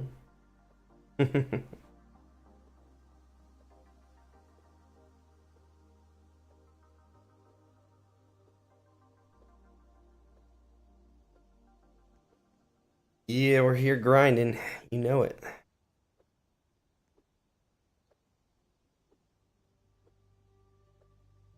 Excuse me. Gotta figure out what. So I think my plan, when Evercraft Online first comes up, I don't think my friends are gonna be ready to grind. So I have characters. Hey, it's Blaze too. We got Blaze and Josh right here. I don't think my friends are gonna be ready to grind our level 10s. So prior for the alpha, the level cap was 10 for the game. So I have a couple of level 10 characters that we could play. And they raised the level cap up to 15, so we can do some new stuff. But I think I'm just going to start with like a level 1 character. Because like I said, I don't think my friends are going to be ready to start like grinding. Some of them are still at work and stuff today. So I got to figure out what class. I think I'm just going to make a level 1 of some class, and we'll play that. Let's defeat our ladybugs real quick. Never played this game? Yeah. I figured you probably hadn't. It's, to be honest with you, it's the most fun. Like, if you enjoy Bee Swarm and you like actually like playing Bee Swarm, this is the most fun game I played in a while. Like, playing Bee Swarm is just as fun probably as playing this for a lot of people, but I enjoy this one more just because there's a lot of stuff still to figure out. And it's like still a work in progress. Like, they're like actively working on it. Like, update just came out yesterday. Bee Swarm's lucky if it gets an update like once a year at this point.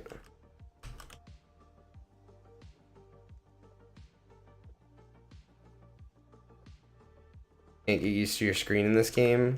It takes a little bit of time. They just changed the whole UI on this yesterday.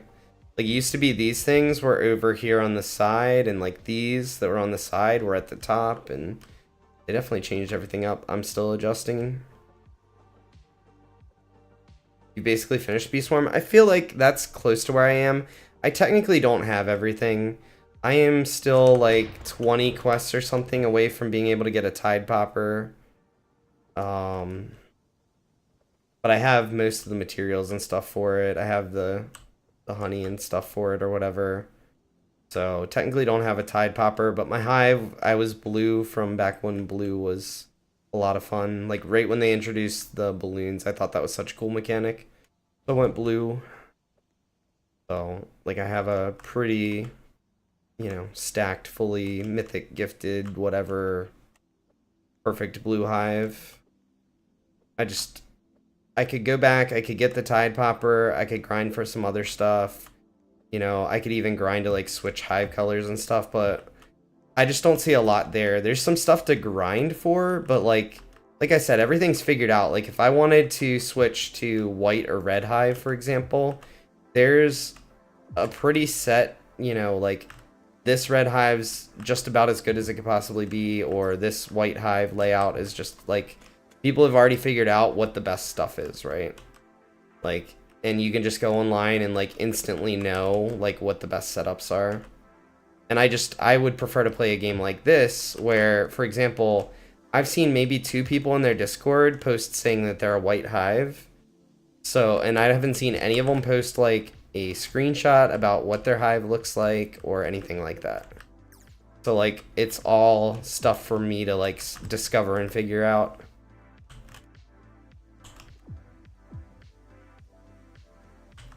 You know, blue seems to be the meta right now, so like there are people that are posting like pictures of what they put together for their blue hives and stuff for this game, but other than that, that's about it. Your blue hive too? Yeah. I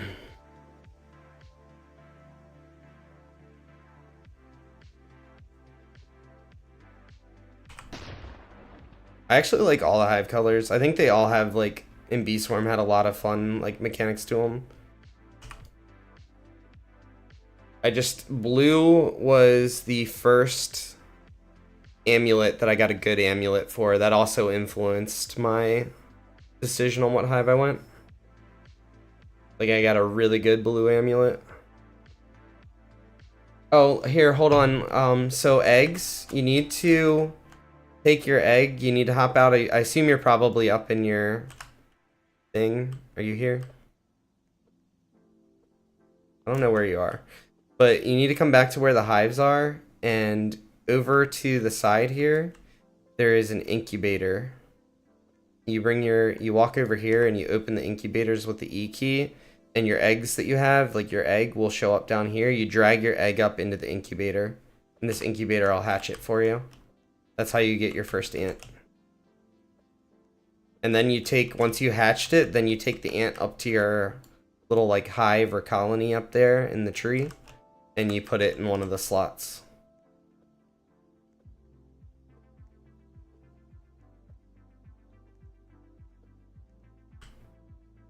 Over here.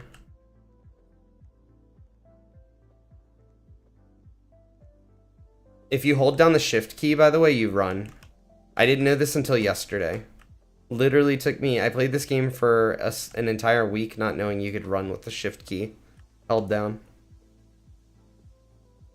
Yeah, hold down your shift key when you run. I'm just as slow as you basically when I don't hold shift down.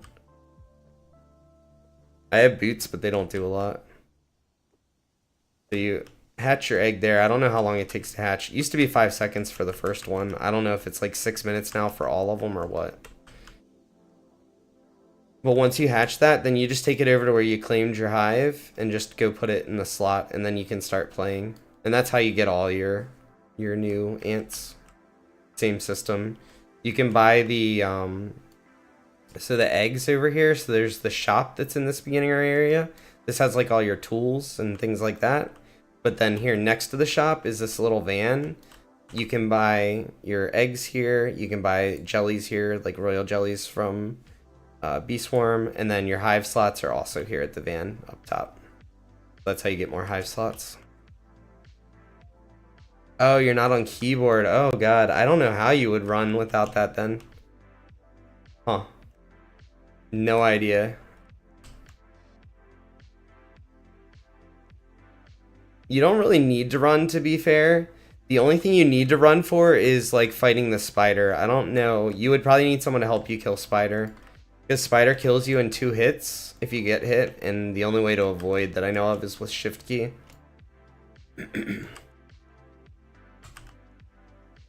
Alright, let's go. I was gonna convert, was the last thing we were doing. Then we gotta go to Pine Tree Field. I gotta think of where Pine Tree Field is. I think it's the one that's right in front of the red headquarters. Loot tokens are any of the tokens that drop from like the fields that are like strawberries, blueberries, sunflower seeds. Any of those are loot token, or any that drop from the like enemies that you kill that aren't honey tokens. Like if you kill a ladybug and it drops a bunch of honey, those don't count as loot tokens. But if it drops like a strawberry, that is a loot token. So it's basically any of the tokens you pick up that aren't an ability token and aren't a honey token. Or I guess they call it nectar in this game. Takes you 1 year. Trust me, you're not alone. Like I said, I played this game for over a week not knowing how to run. So I was doing the same thing going around. It gets better as you obviously unlock. Once you discover 8 different ants, there's like a little slingshot you can use over there by the blue headquarters.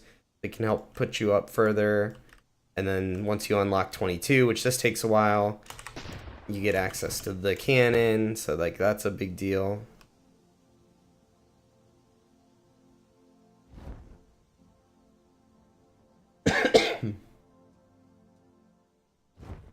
I'm assuming that this is the pine tree one. It has pine cones. Not pine tree, I don't know what is. Not pine tree, uh-oh. It's pine cone. Alright, we gotta take a look around here. We gotta find the pine trees. This map is extremely big though. Like, their world is way bigger than Bee Swarm's.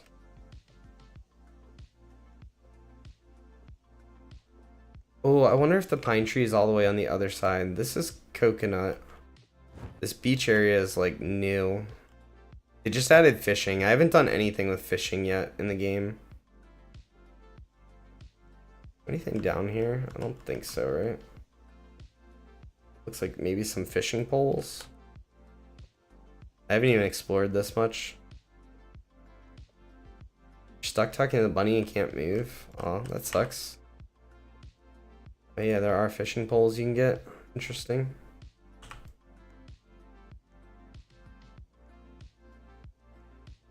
Yeah, waiting for the ants to move around takes a bit. Like, even if you can sprint, you still gotta wait for the snail, or the snails, for the ants. Anyway. What is this tree? Let's just make sure, or this field, let's just make sure it's not this one. It shouldn't be this one. No, it's not this one. Okay, so it's gotta be on the other side of the map. Just fill up here in the pine cone area, and then we'll convert, and then we'll take the cannon to the other side of the map and look for it.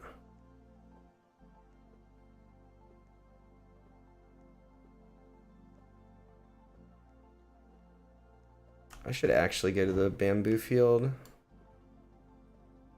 It'll help me progress this quest.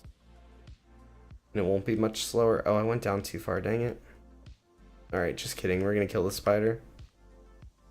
Nosy ant any good? To be honest with you, I don't know them all by name. Knowing what I know so far about the game, I think... So you want to kill, early on, you want to make sure you're defeating like some ladybugs and some of your rhino beetles. Blue flower field has a rhino beetle, the strawberry field has ladybug, clover field has both. You probably want to be doing all three of those as much as you can, because that's going to be your best source of jellies. Jellies are definitely expensive, even as a new player. And I wouldn't worry about using too many jellies early on, just because they're a little hard to come by at first, to try and like re-roll them. I think you're kind of just stuck with, like, you can put like one common ant in, use like one jelly on it, and that's kind of what I did at first, to try and get something better. And then as I started to get like 10, 15 jellies, and I started to roll a little more, looking for better ones. And I think if you're trying to play long term, the quests are good to do. Like doing, like, for example, the bunny rabbit or whatever quest is good, but it's not like gonna progress you as fast as just trying to put together a better hive. So like trying to get 3 or 4 of like different ants that have like one of the different types of tokens. So token boosts. So what I mean by that is like either the white boost tokens, the blue boost tokens, or the red boost tokens. Whatever one you happen to like hit more of. Like, I wouldn't go out of your way. Like, if you have like, let's say you had 3 ants that give you red boost token, I wouldn't try and then get blue boost. Like, I wouldn't want to change those. But if you can stack up those boosts and then go to like a red field, for example, and have like a lot of uptime on those boosts, that was like a huge perk. So like for me, this hive, I ended up getting some of the blues. Like, I think this one, stray ant here, gives me blue boost tokens. I think rueful ant might. I have another stray. So like I ended up getting ones that gave me blue boost, and I found that this was like, that was what was giving me the most progress, was just stacking one of the color boost tokens and then trying to farm in those color fields. Gotta go. Thanks for stopping by, Josh. Hopefully you're still here so that I can say bye to you, but appreciate you stopping by. It's always a pleasure. Hope you have a good rest of your night. Have a good day tomorrow if I don't see you. I have no idea what my streaming plans are for the weekend. It'll probably depend a little bit on how much people enjoy watching Evercraft today. If anyone stops by and enjoys it, or maybe even if people aren't here, maybe we'll just try, streaming some of it tomorrow and see if people check it out.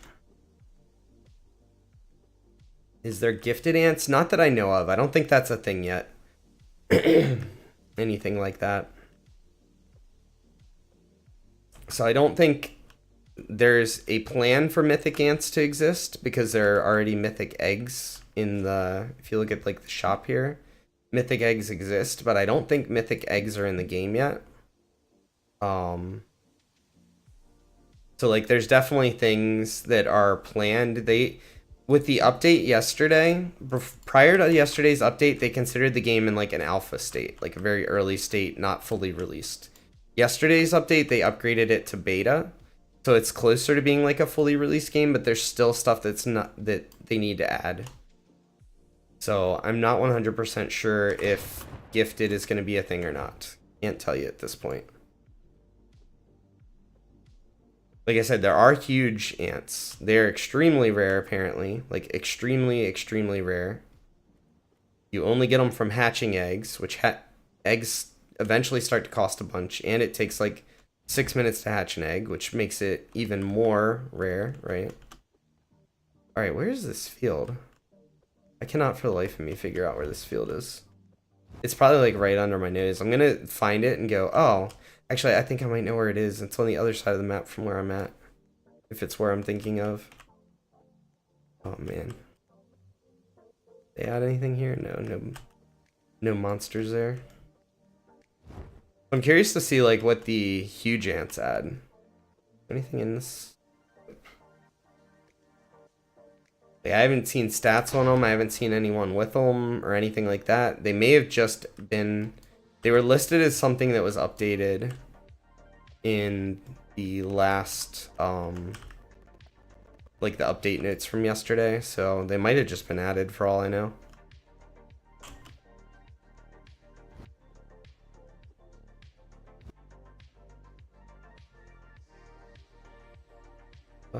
Okay, so let's... I think there might be a field like over here.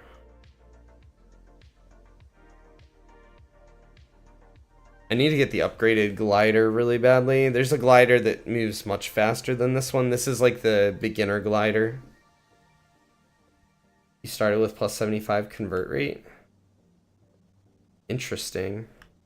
I think this is Pine Tree Field. Oh my god, we found it. We did it.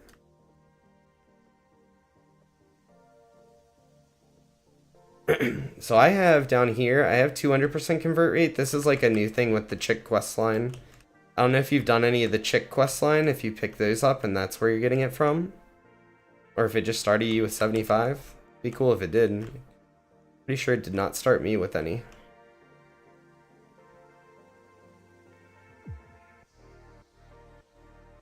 Or are you just looking at your stats? I don't know what... Maybe you were just looking at stats? Not sure. So I started to tell you that the quest lines are not super important, which they're not. They're like little bonuses, it seems like so far, except for there's an owl quest line, which is the same as polar bear from Bee Swarm, which gives your ants more energy. So that one's really important once you can get to it.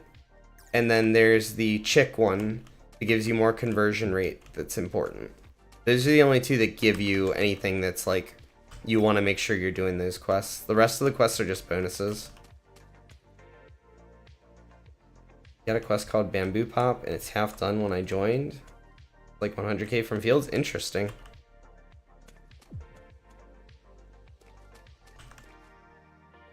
I know they've got a couple of bugs going on. It could be related to like a bug that they have right now. They, you know, with the new update, they've definitely uncovered a few bugs. You know, things that usually happen when you drop new updates.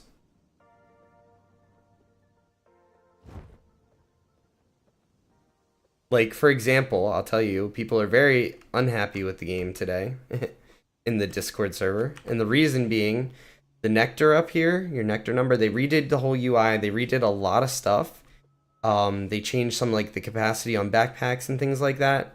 So the two things people are most mad about is they lowered capacity on different backpacks. People don't like having less capacity. And then on top of that, everyone's nectar...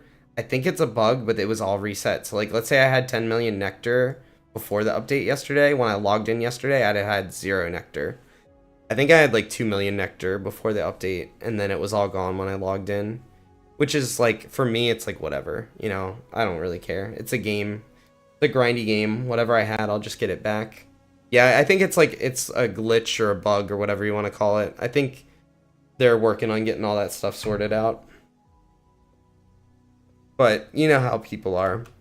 The second they log into their game and they're missing something that they had before, they just go and complain about it on Discord rather than just like being a little bit patient.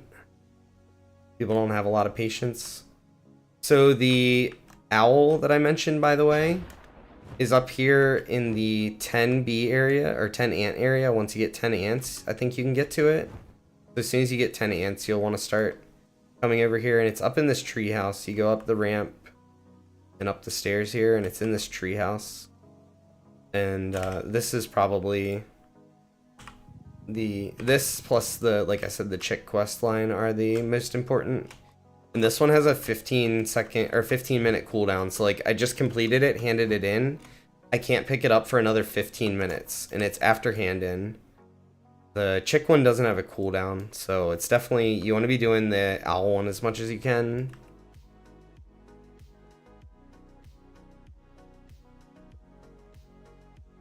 If you, like I said, if you plan to play. If you're just checking the game out, then no big deal, right? Let's do, we need some rose field. We'll just get some from Rose. Also, the same as Bee Swarm, the better the field you can grind in, like once you unlock like the 5 ant area, which is one of the first things you should do, like grinding in the, well, Daisy's probably hard because doing the spider takes a little bit, but if you clear the spider for Daisy, the cabbage field, the bamboo field, those like next tier up fields definitely give a lot more pollen faster than like the lowest tier ones. Like I have one red bee in my entire hive, but I still get pretty good pollen in this field just because it's a higher level field, like a tier 3 field. Also, there's currently a buff. If you hadn't noticed, you've got like 2 times pollen, 2 times convert rate buff. When that wears out in like 4 or 5 hours, it's gonna feel twice as slow. So just keep that in mind. Right now you're playing on like cheat mode. They did like a promotional thing for the update. They gave everyone a 24-hour buff.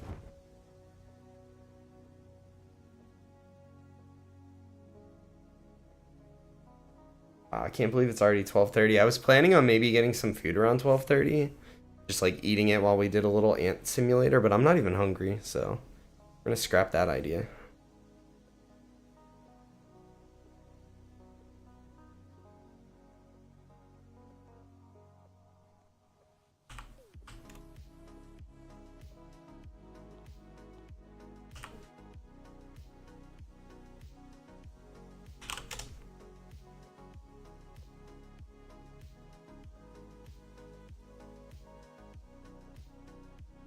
You don't have that in corner? What do you mean by you don't have that in corner?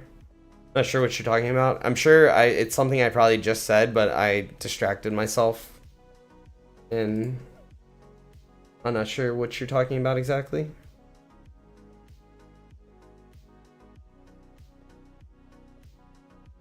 I was over here pulling up something on YouTube real quick.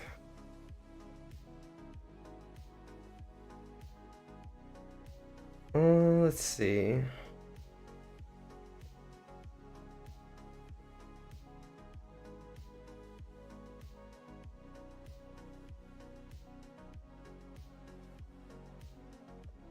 Update boost? You don't have the update buff? That's a bummer. Wonder if you had to play yesterday to get it or something. Wonder if it was like if you played on the update day you got it or something like that.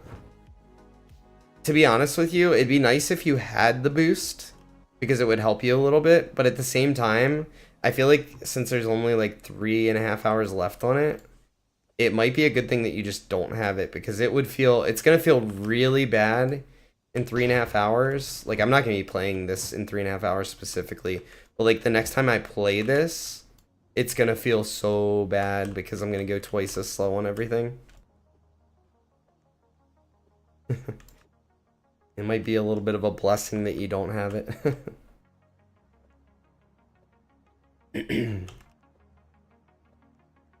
I want to keep playing this game some though, because I think general consensus is right now, and maybe I'm wrong, just from what I've seen of people talking on the Discord servers and the little bit people are talking about this game. It's not like it's a game that has like 500 players or something like that on average, like most of the time, 400 to 500.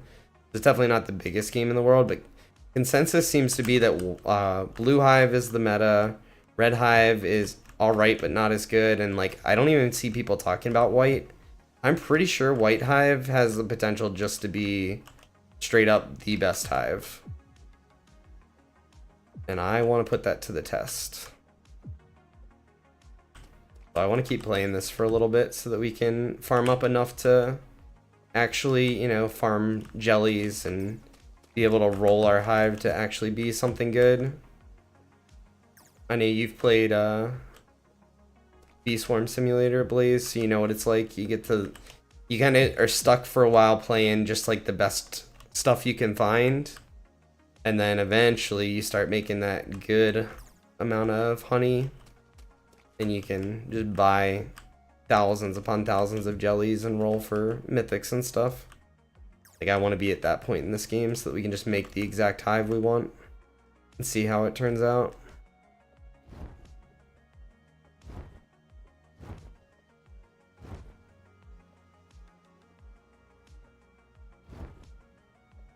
Like, I think the reason everyone thinks blue is meta, and I think the reason for it's they have the best convert ant, I think, right? Like, you spend a lot of time in this game converting at your hive, so having the best conversion ant being blue definitely makes sense why blue would be a meta. But the second best conversion ant that I could find is Grimy here, which is actually the, like, the best for farming as a white hive.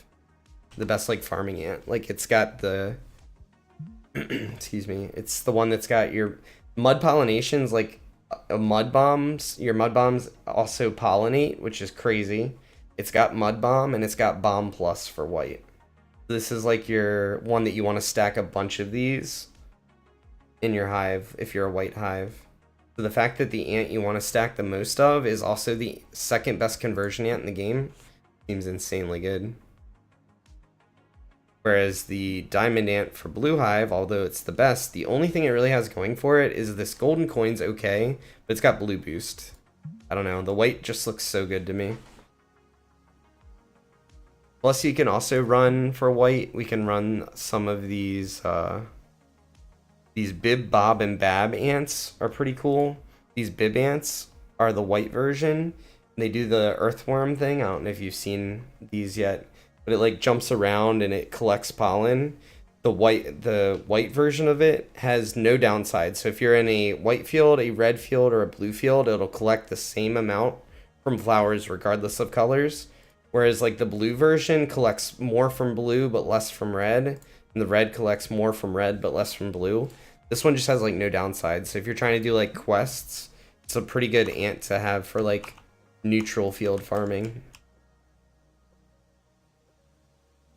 So I want to switch over to white, give some of that a try.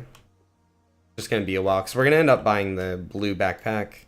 The white backpack, it seems like, is like the highest backpack in the game that is, you know, 10 times more expensive than the one we're saving up for currently. Not sure where I'm going. Where am I going?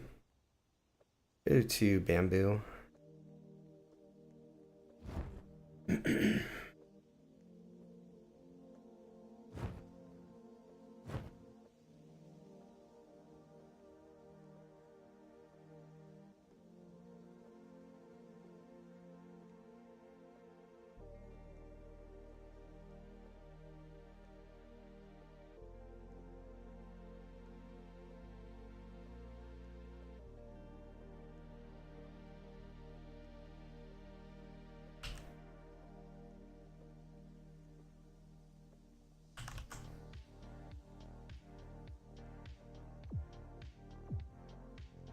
One thing that'll be nice about when I do lose the buff, like the boost, the update buff that I have, I won't fill up quite as fast. I feel like I hardly spend any time out in the fields. Like I get out in the fields, I get to the point where I've got like my boost stacked up a little bit, and then I'm like full instantly, and it's like, okay. I feel like I don't really get time to farm in the field at all.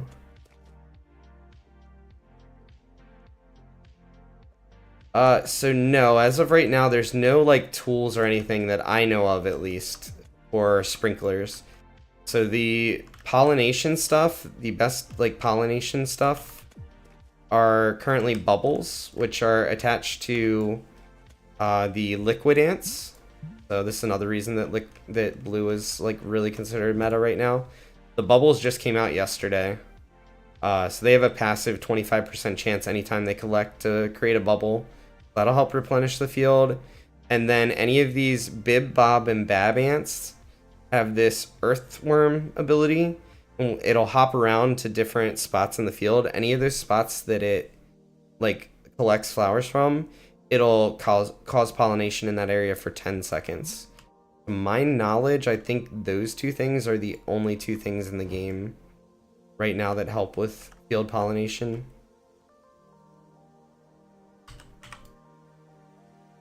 So you're kind of just stuck waiting to get like epic ants that'll help you with it.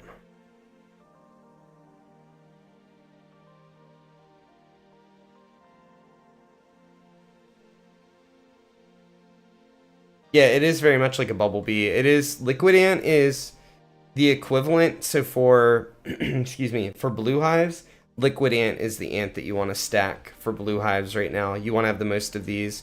They have blue bomb plus, and they have passive bubbles. Right now, the bomb pluses for each type are pretty much the best collection thing that you can get.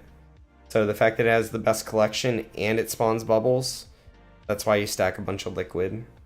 And then there's the equivalent for red hives, has red bomb plus, and they have the passive flames. So this one has a chance to spawn a flame that collects. This one destroys the field more, but it's still good. Red just has a little more trouble probably with their field pollination for sure. I haven't played a lot of it. I have one of them in my hive. One of the waxen ants. That's how I get my, like when I get a quest that has red tokens, that's my like red token ant. Let's go.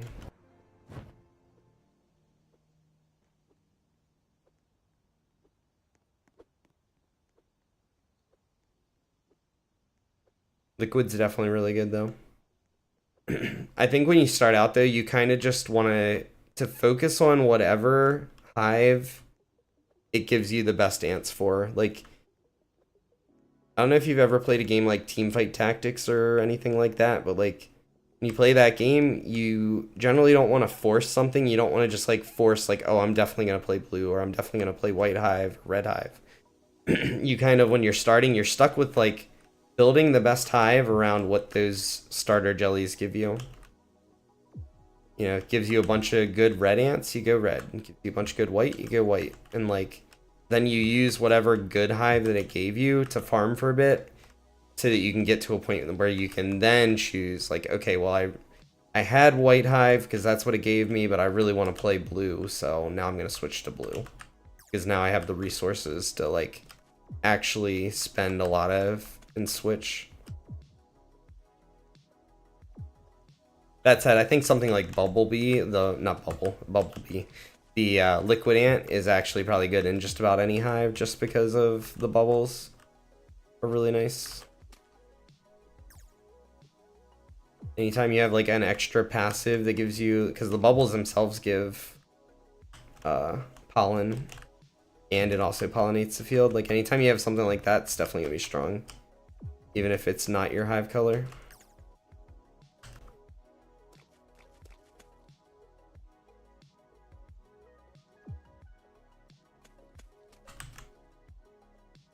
Something else about this game, if you haven't figured it out already, go here to where our little egg screen here in your hive.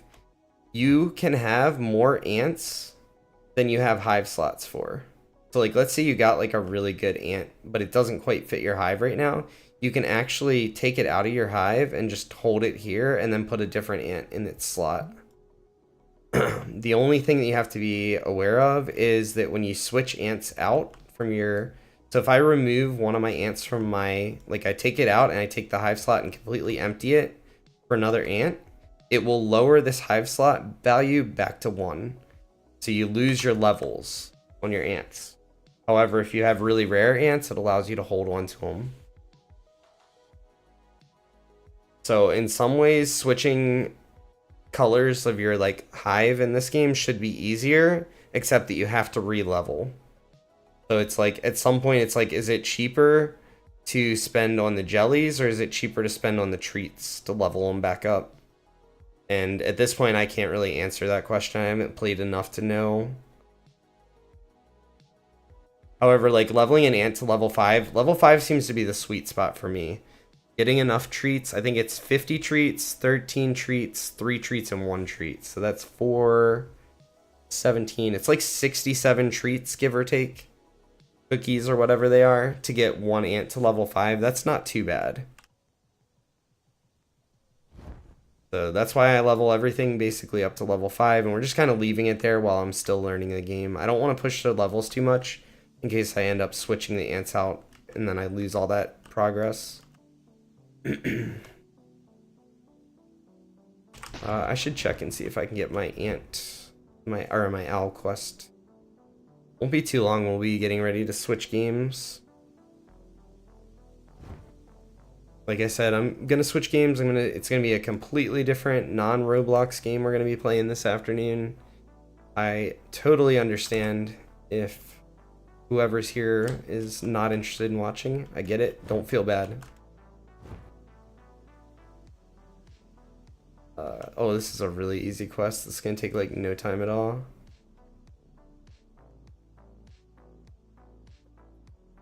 One fill up, 1 convert, and we're done this quest. Nice. Maybe what we'll do is we'll like get this quest done and maybe start to think about switching games here in just a few minutes. I think I might take my dog out before we switch games too. Not exactly sure how I'm supposed to know when the game goes live. As like a tester, I don't think I'm supposed to stream the game at all. When it's not in its it's like beta tests or alpha tests or whatever. But like I can currently just like log in. I guess I'll just wait and see when other people start logging in and then I'll log in.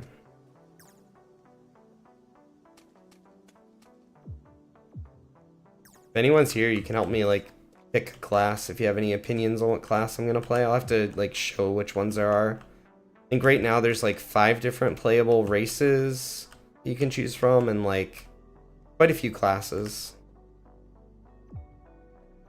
Warrior, Paladin, Shadow Knight, Ranger, Rogue, Monk, Wizard, Magician,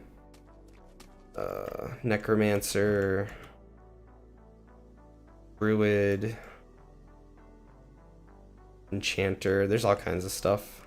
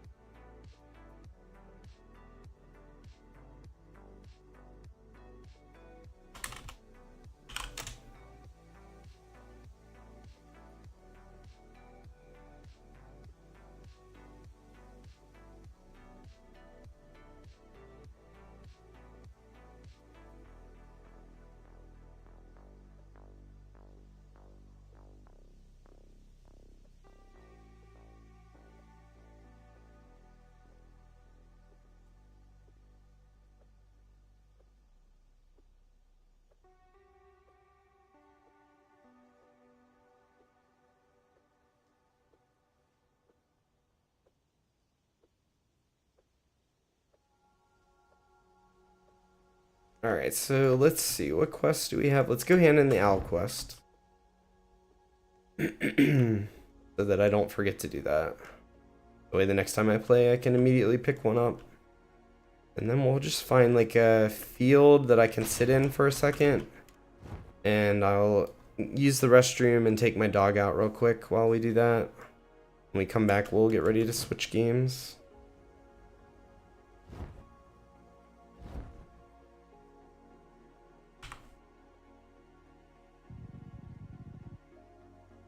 Alright, so now we've got 13 stacks of that. Excuse me. I do like, if you haven't figured it out, I love the fact that if you go up here and you pin these for the quests, you get like little versions of it you can hover over here. I think it's like nice quality of life. It doesn't take up much screen real estate, but it's pretty quick for you to check your different quest progresses.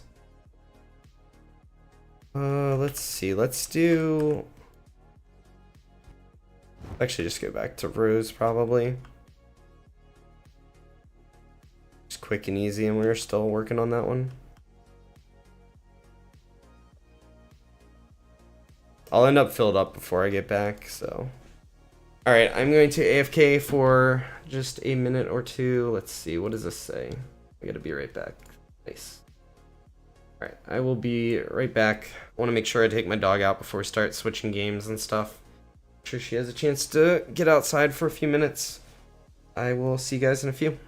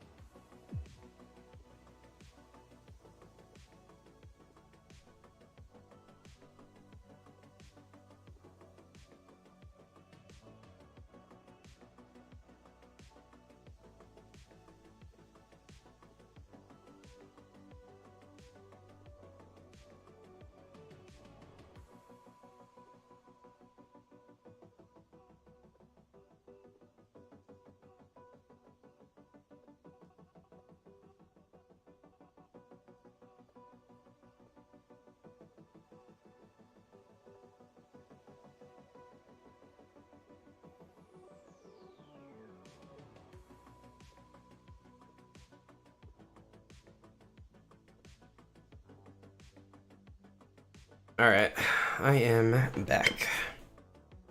My dog actually didn't end up going outside. She had no interest, so I'll have to try her again here in a couple hours. She's just sleeping away. Sorry. So sorry about that. I really need an instant mute key here. Being sick is the worst.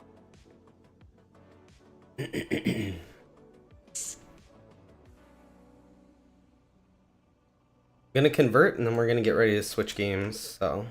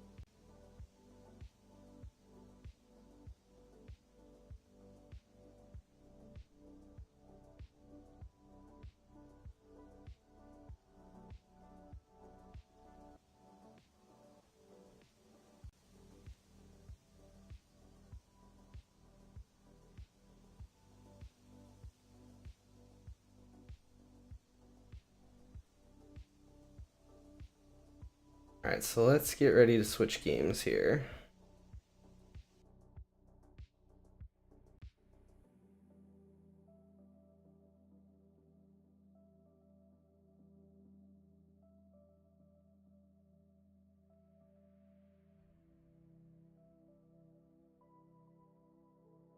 Switch this and stop that.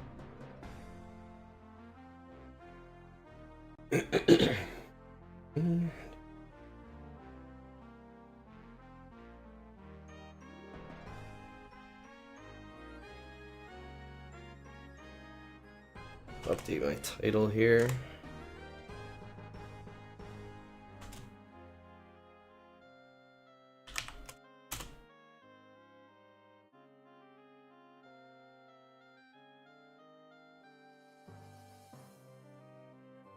Need to switch game I'm playing to.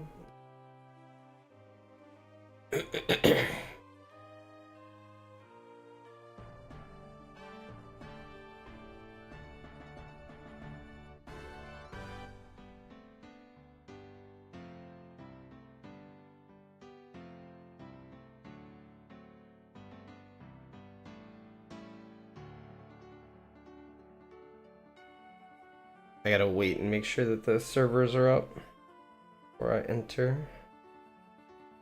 Or like, I guess that the servers are open.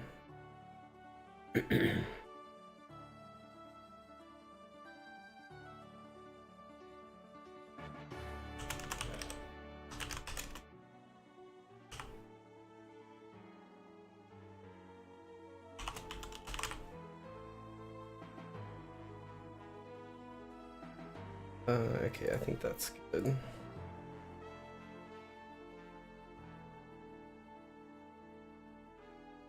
Excuse me. God. I don't know why I feel much more congested today for whatever reason. It might be just because it's like overcast and damp. Alright, let me pull up Twitch so that I can find someone else that's gonna stream this and see when they log in, and then we'll log in.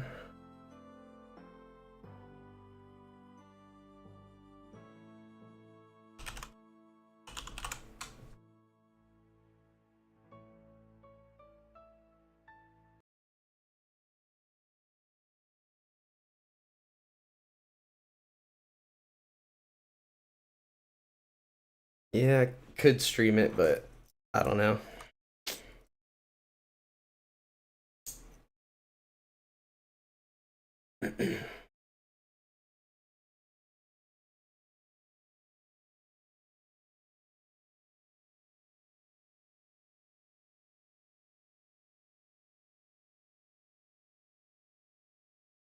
Isaac convinced me to stream just a little bit of this Roblox game we were playing on YouTube rather than on Twitch.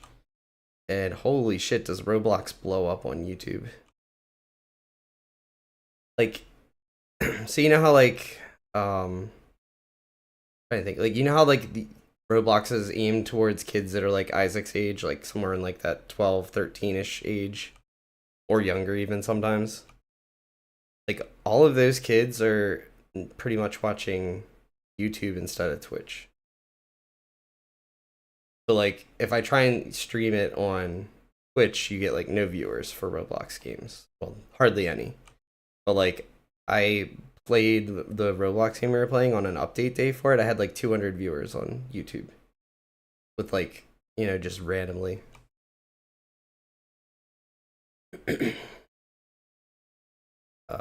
Probably no viewers. I don't think young kids are on Kick.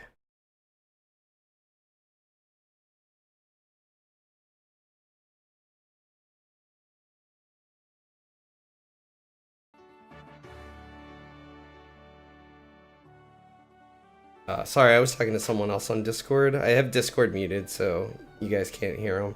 But yeah, it looks just like Minecraft. It does not play like Minecraft.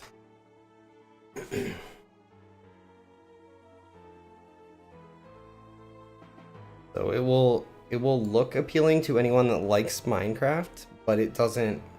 You don't build anything. There's no building like there is in Minecraft.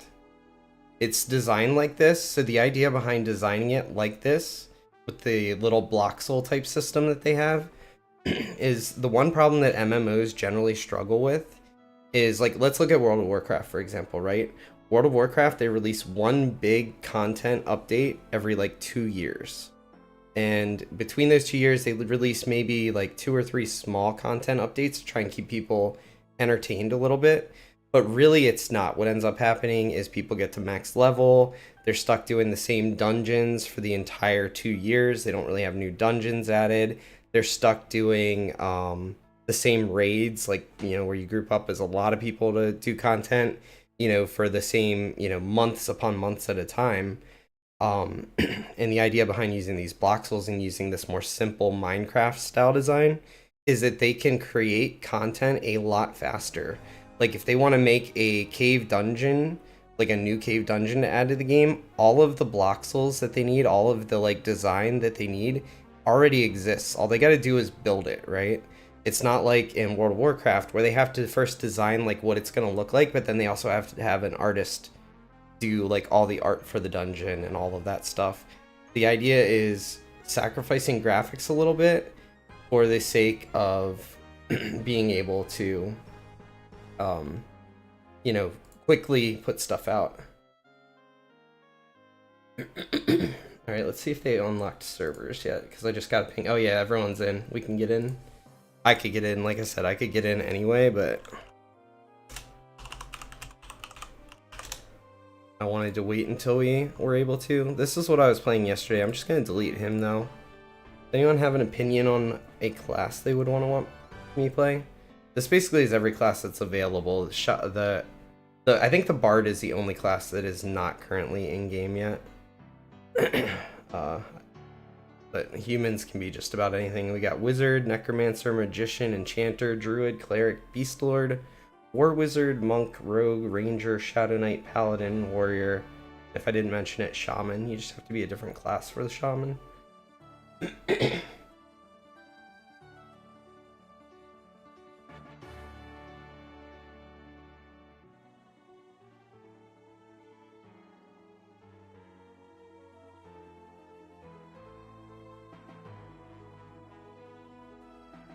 Beast Lord? Sure. Beast Lord's brand new. Go for it. Just added within the last, like, couple weeks. Let's go.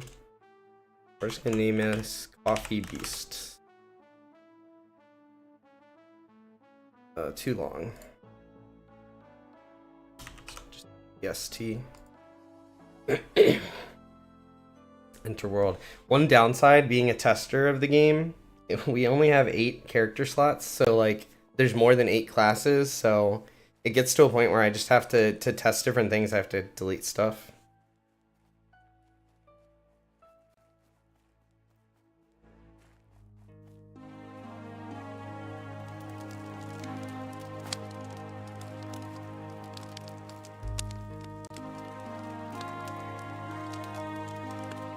Oh, there's a bit of stream delay. It's okay. It's not a big deal. I don't know if it's on my end. Let me turn the volume down on this. This seems like it might be a little loud on that. I can't tell for sure. If the music's too loud in game, let me know. I'll turn it down some more. I don't know if you can refresh. Sometimes, like, if I refresh YouTube or whatever, it updates. Because sometimes when I'm watching YouTube, it falls behind, but it could be on my end too. So anyway, you log into the game. You can see all these other people, you know. Any of the characters that have like a orangish or a yellowish name above them, those are NPCs. But like all these people with like blue names above their heads, these are all other players. And this is just one of the 3 starting towns that currently exist. So, alright, so we press I and we get our inventory. I like to move my inventory over here. Actually, before we do that, let's do this. Options, this is something new they just added. I'm going to display this at the bottom. So now we get like our experience bar shows on the bottom here. And it'll show like how much coin we have and stuff along the bottom. Now, leave that there. Says it's live. Interesting. Sorry, man. Alright, so it gives us a wooden crook, a one-handed blunt weapon to start as with the Beast Lord. So we have to make sure we equip it, and then every character in this game starts with a note that'll tell you to go talk to somebody. Gives you like a an area to like some place to go, some direction. So it says, "We have sensed the beast inside you. You only live 1 life, not 2. Hand this note to Draven Wildborn to begin your journey. He can usually be found helping to protect wildlife near the center of Greenwood Cover. The center of this note has been stamped with what appears to be a giant paw print. So he's usually found near the center." What was his name again? You're looking for Draven Wildborn. I haven't done any of these quests, so now we gotta go find Draven Wildborn.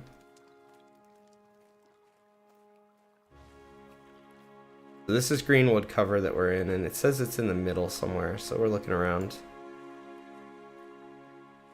UI looks like a little bit like Terraria. I never played Terraria, so I can't really feel like I can weigh in on that, but I could see it for sure.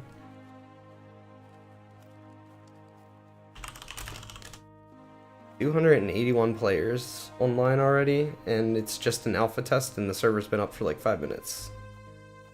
Alright, I already forgot the name we're looking for again. Draven, right? We're looking for a Draven. But he's over here. There he is. Draven Wildboard. It says trainer above his name. If I zoom in here, it's a little clearer. Alright, so we take our note, we want to give it to him. And that gave us a tunic that it automatically equipped for us. So, looks like Beast Lords don't start out with any spells. I wasn't sure. Sometimes when you hand in your note, it either usually gives you an item or sometimes it gives you spells. We need to... So this is a little confusing. This is designed UI-wise like old EverQuest. So when you hover over the spell, it tells us level needed. You need to be a Beast Lord and you need to be level 1. For like these 2 spells, for example, or 3. Looks like we've got quite a few level 1 spells we can get. Now we just need to venture out and go start killing stuff, collect some loot, bring it back to town, sell it, and then get some more XP.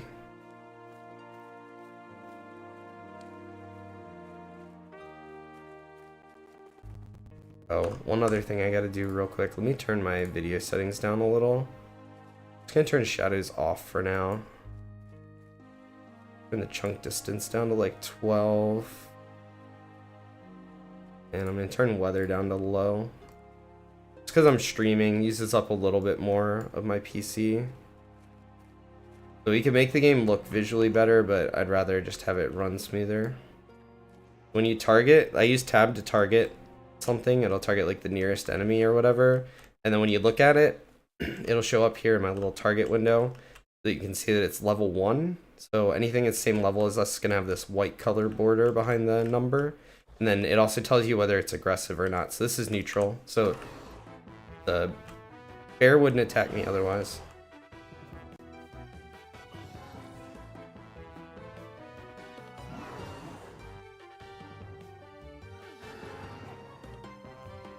But like I said, this is old school, so it's going to be very slow combat compared to what a lot of games have nowadays.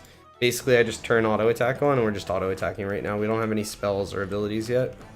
We need to save up money to get those. Right click to loot them, and then we're on to the next fight. They've made this easier a little bit.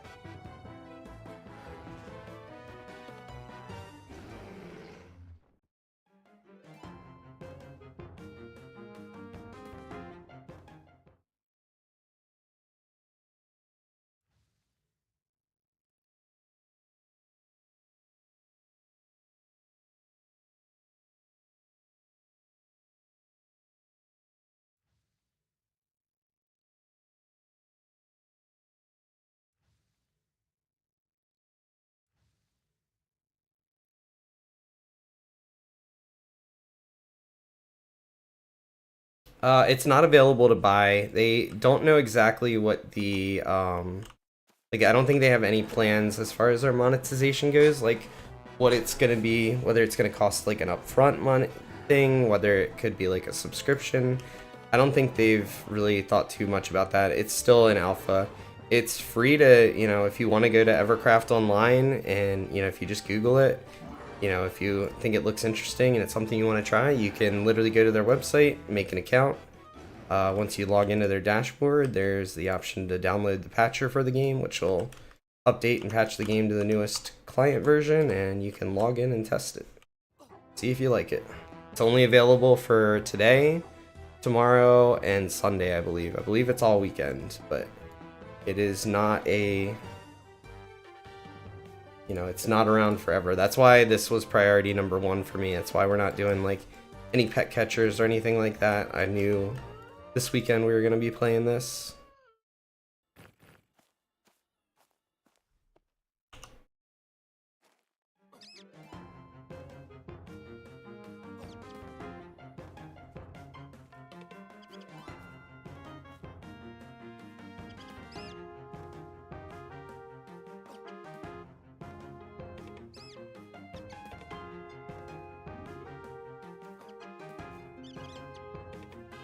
Let's open our inventory back up.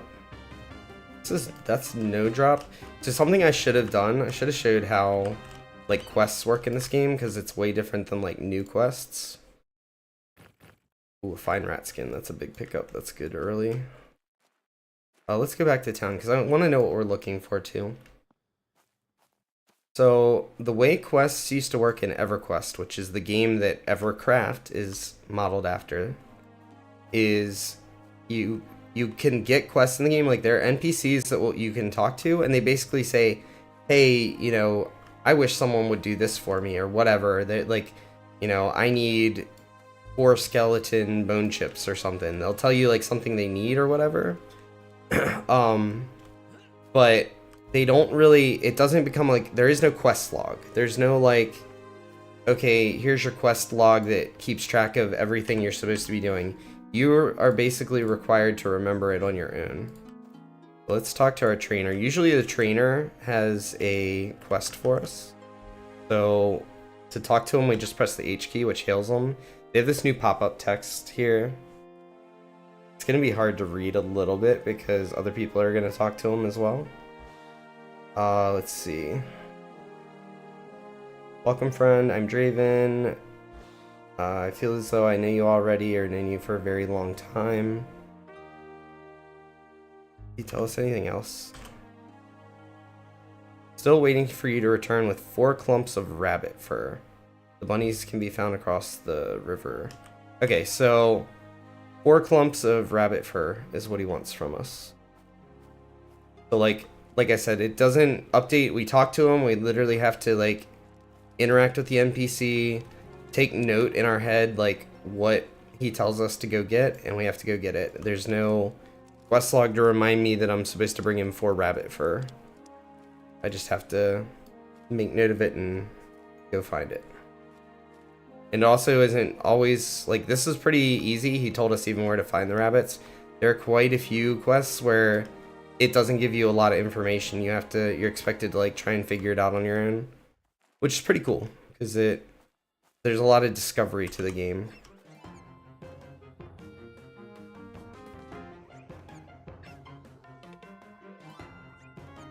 I'm not sure what these remains of a sickly animal are for. Like back in the day when I played EverQuest and I didn't know all the quests and stuff, like I used to just make notes. Like I used to keep like a notepad next to me and I made like handwritten notes about what my quests were and what people were looking for.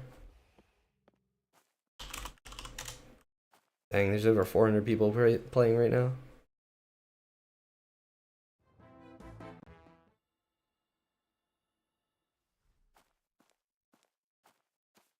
Alright, so we gotta be careful here, because this is a Moss Trooper Trapper. He's level 2. Yellow icon means that they are slightly above our level, but he is also aggressive, so if we get too close to him, he will attack us. We do not want that. So, we're gonna go around him.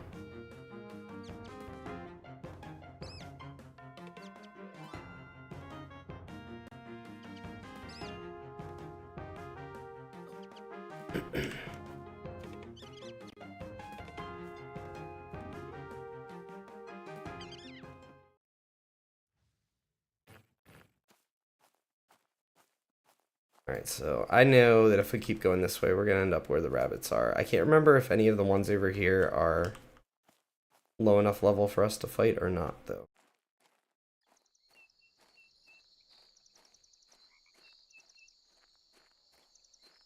If we follow this path will take us to like a little... It's not a starter town, not like a big town. There's like a little mini town in the middle of the map, near like a bandit fort dungeon.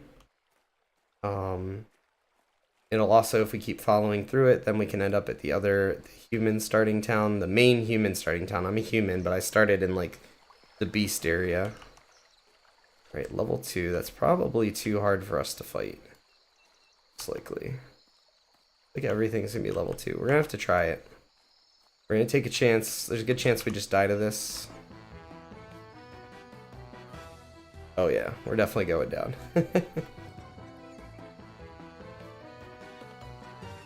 Not even close. The death is more punishing in this game, which is going to be a little bit of a pain. We should probably try to run back if we can.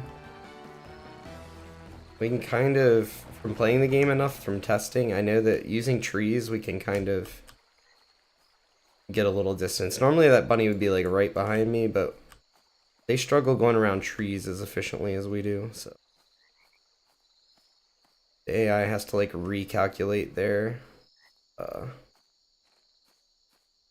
trajectory to get to us when we go around the trees. Also when we go up and down terrain, it also messes with it a little. So get a little distance. We might be able to make it back to the guard.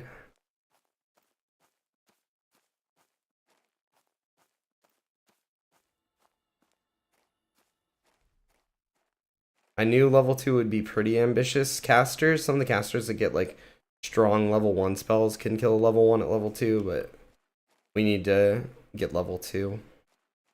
We need, it's 5%. For every level 1 we kill, we get 5% XP at level 1. We need to kill 11 more level 1s. Alright, I'm not sure where this bunny is.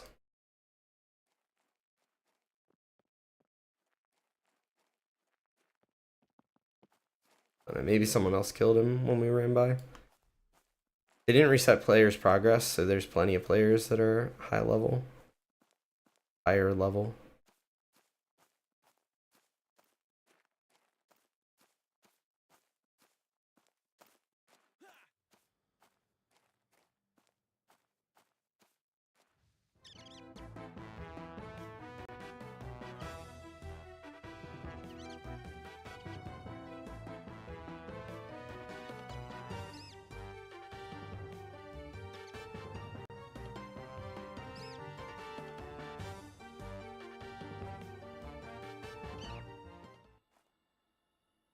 Ooh, another fine rat skin. Don't want to fight the pine creeper.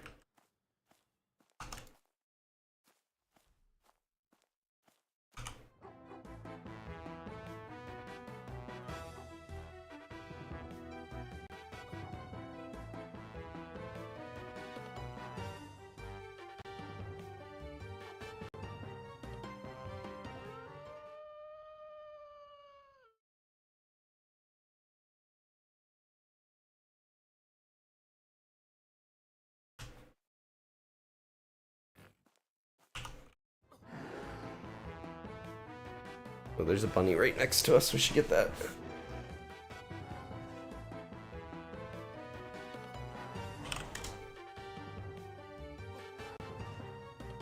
Oh.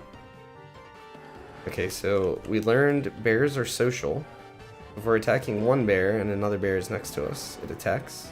It's just got a little more dicey. So much for killing the rabbit. We're gonna kill this other bear that's attacking us.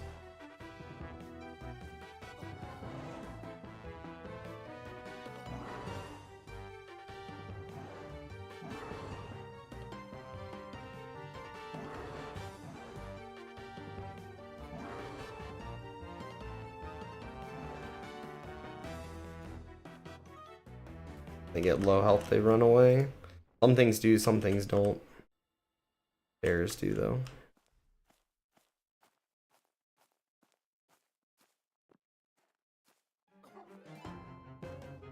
Thank goodness these big wolves do not seem to be aggressive when I attack the little wolves. We'd be in trouble. We would be in big trouble.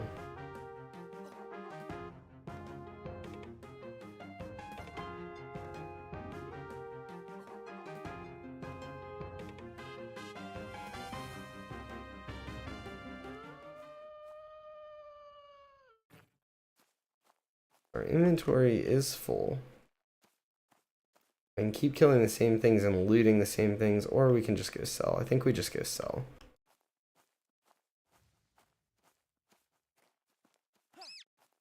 We haven't got any clumps of rabbit fur. There are lots of low-level rabbits near the other town, but it's so far away, it's not worth risking the trip.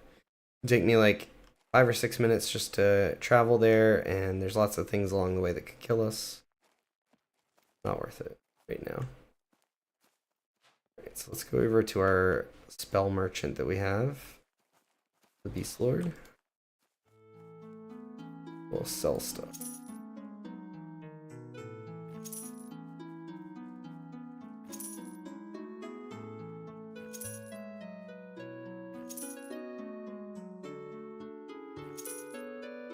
Alright, so now we have a little bit of money, so we can get...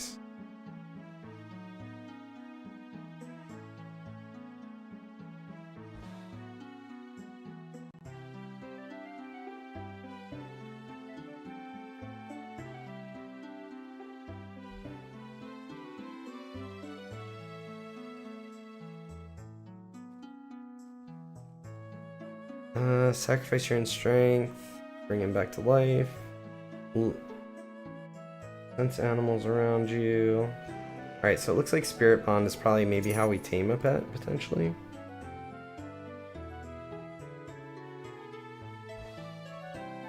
See how we heal our pet. How we res our pet.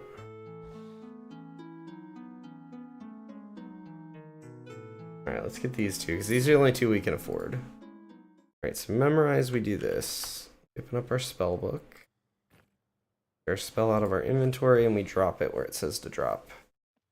This will, we take a scroll, a spell scroll, and we put it in our spell book, and then we permanently know it. That with the other one. Then our spells show up in our spell book that we have access to. But at any given time, we can only have 8 spells memorized. These are our actual spell slots. So right now, we've learned them, but now we need to take them from here, put them on our spell bar. Now, we have spells. I'm not really sure how they work. Like I said, brand new class, never played it. We're gonna go figure it out, hopefully. This one's a res if our pet dies. We don't currently have a pet. We need to go see if we can tame a pet with this.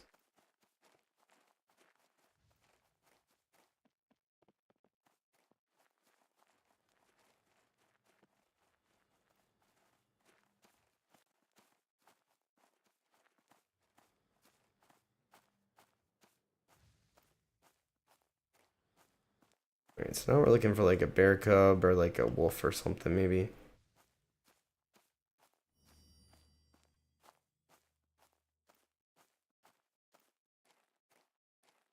We can take this from over here too, and we can put it on our bar. Let's throw in like the number 5 hotkey.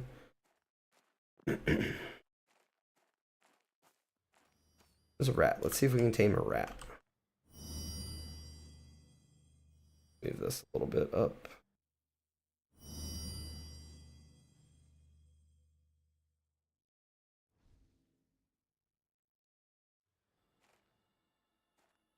Cast something on it? I don't know what it did exactly.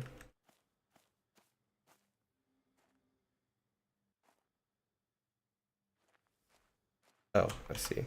Maybe we can talk to it? It's allowing us to speak to him. Doesn't seem to work. Kill the rat, we'll try something else. I might need another spell that I don't have.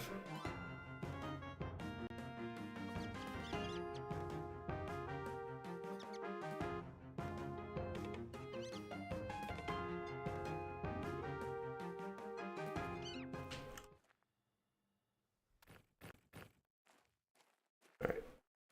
Just kidding, I just asked someone that has played Beast Lord already, that I'm on Discord with. He said we gotta do the quest to be able to capture him. So. Sounds like we just get level 2 and then go kill the bunnies.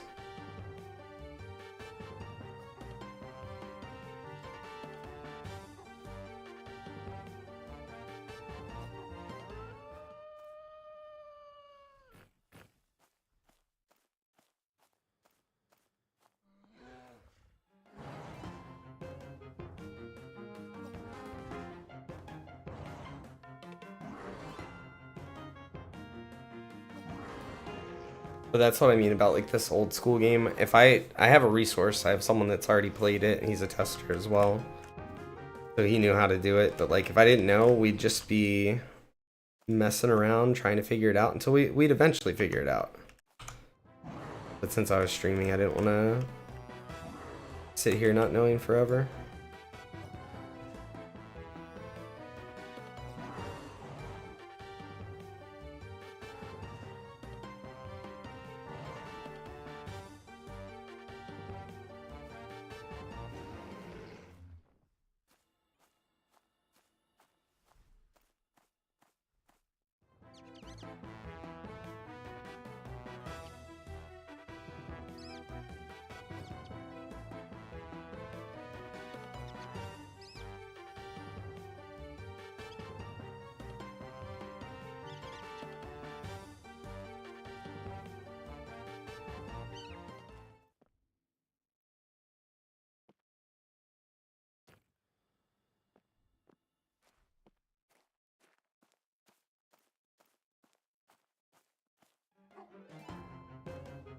This should ding us level 2. We see some more level 1s. We should, so over here on the right hand side, we're leveling up skills. So this little bar goes up periodically as we do different actions, like offense, like when we're attacking. Periodically goes up, and then when the bar fills up, right now we have offense 8. When the bar fills, it'll be offense 9. And each one of those gives us more stats when we level them up. So we want to try and work on, you know, even fighting level 1s is still very useful for us. Also want to watch out, that's a bandit right there. Still don't want to fight these bandits. We are in bandit heaven over here. This one's level 2. We could probably take it, but I'm going to test out my ability to kill level 2s. We want to do it on the rabbits on our quest. We need to go this way to get to the rabbits. There's no map in this game either. Like, if you press M or anything like that, there's no in-game map. And the idea behind it is so that you can actually explore the world. Like, if you've never been in this world before, you have no idea what's up ahead or how to get there, where you're going. You don't pay attention to where you came from. You might not know how to get back. Like, all of that is designed to, like, make the idea of exploring the world like an actual fun experience. Now, unfortunately, we have some other people over here probably hunting rabbits. What happens if you die? So if you die, all of the loot that you have on you stays at your corpse. You'll have a corpse. So like if I died right here, my corpse would be right here. I would respawn back at town, and I'd have to come back to get my corpse and get my stuff off the corpse. What's a level 1 rabbit? I'll take that.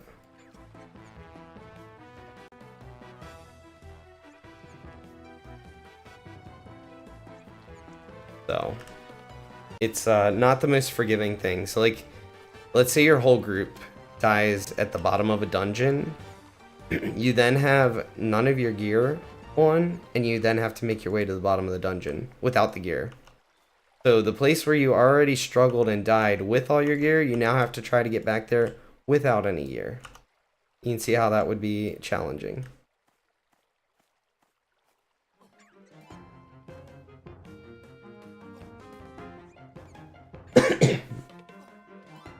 So.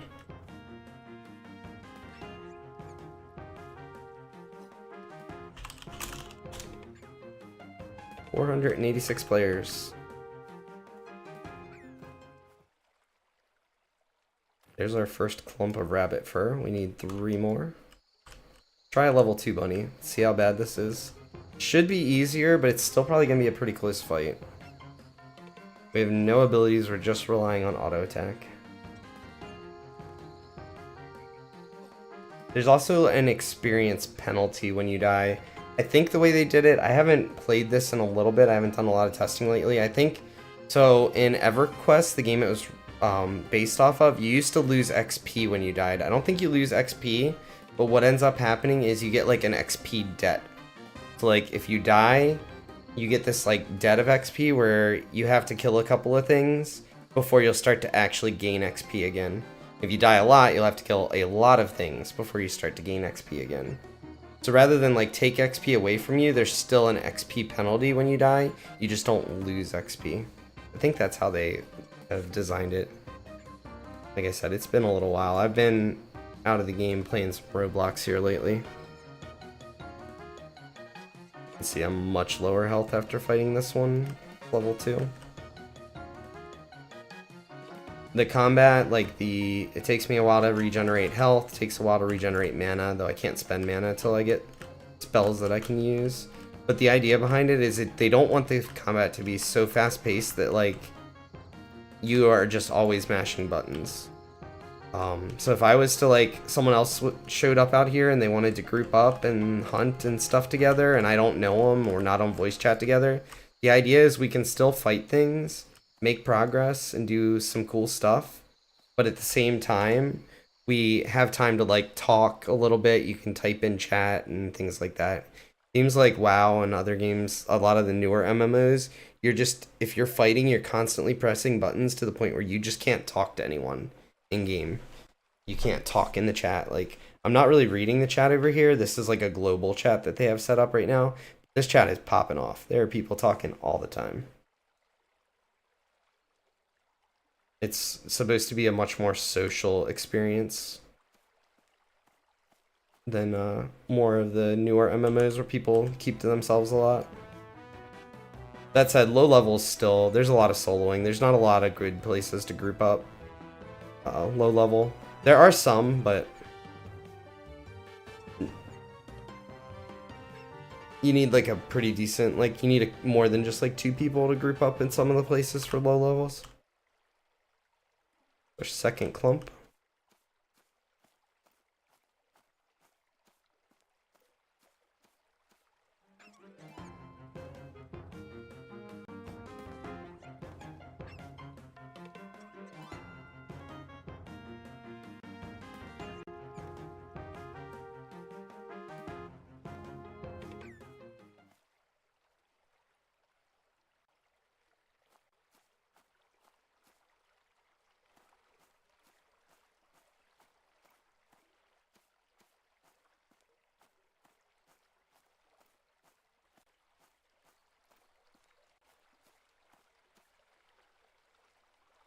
Alright, so they're all level 2, so we're fighting another level 2.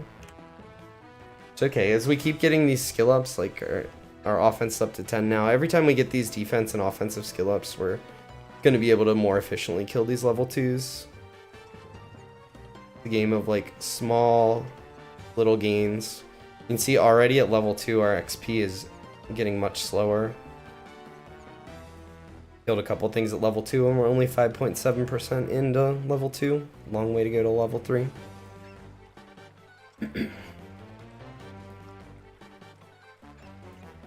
Almost defense level 9. With our offense and one-handed blunt went up to 11. We had a much easier time. Some of it's RNG and some of it's our skills going up. But we can pretty much kill another level 2 right now. Need one more clump of rabbit fur and we can go hand in our quest.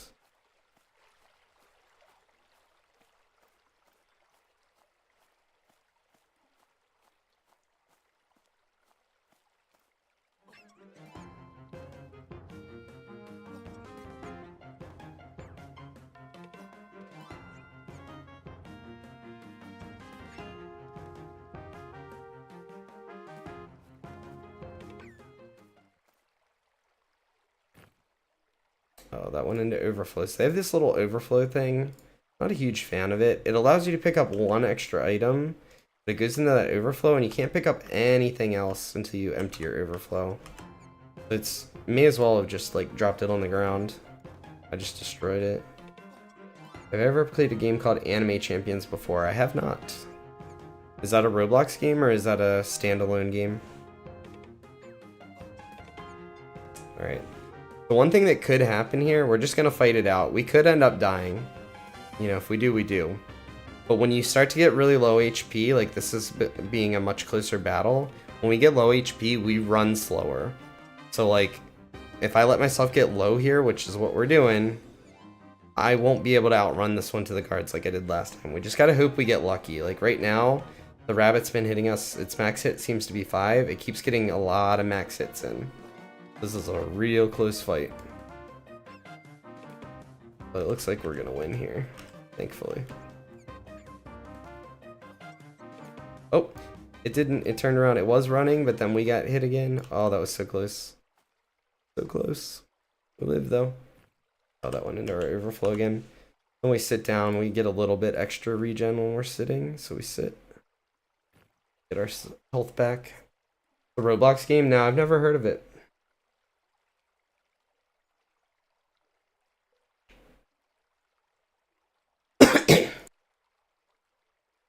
Alright, that cough was really loud. I tried to mute before I coughed, but it did not work. I apologize.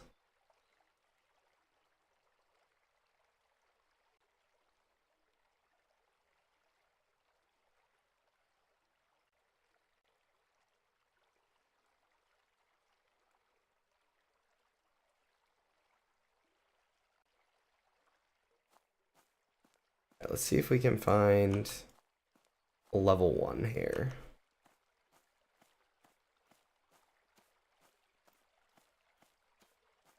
I want to be at least 80% HP before we fight level 2.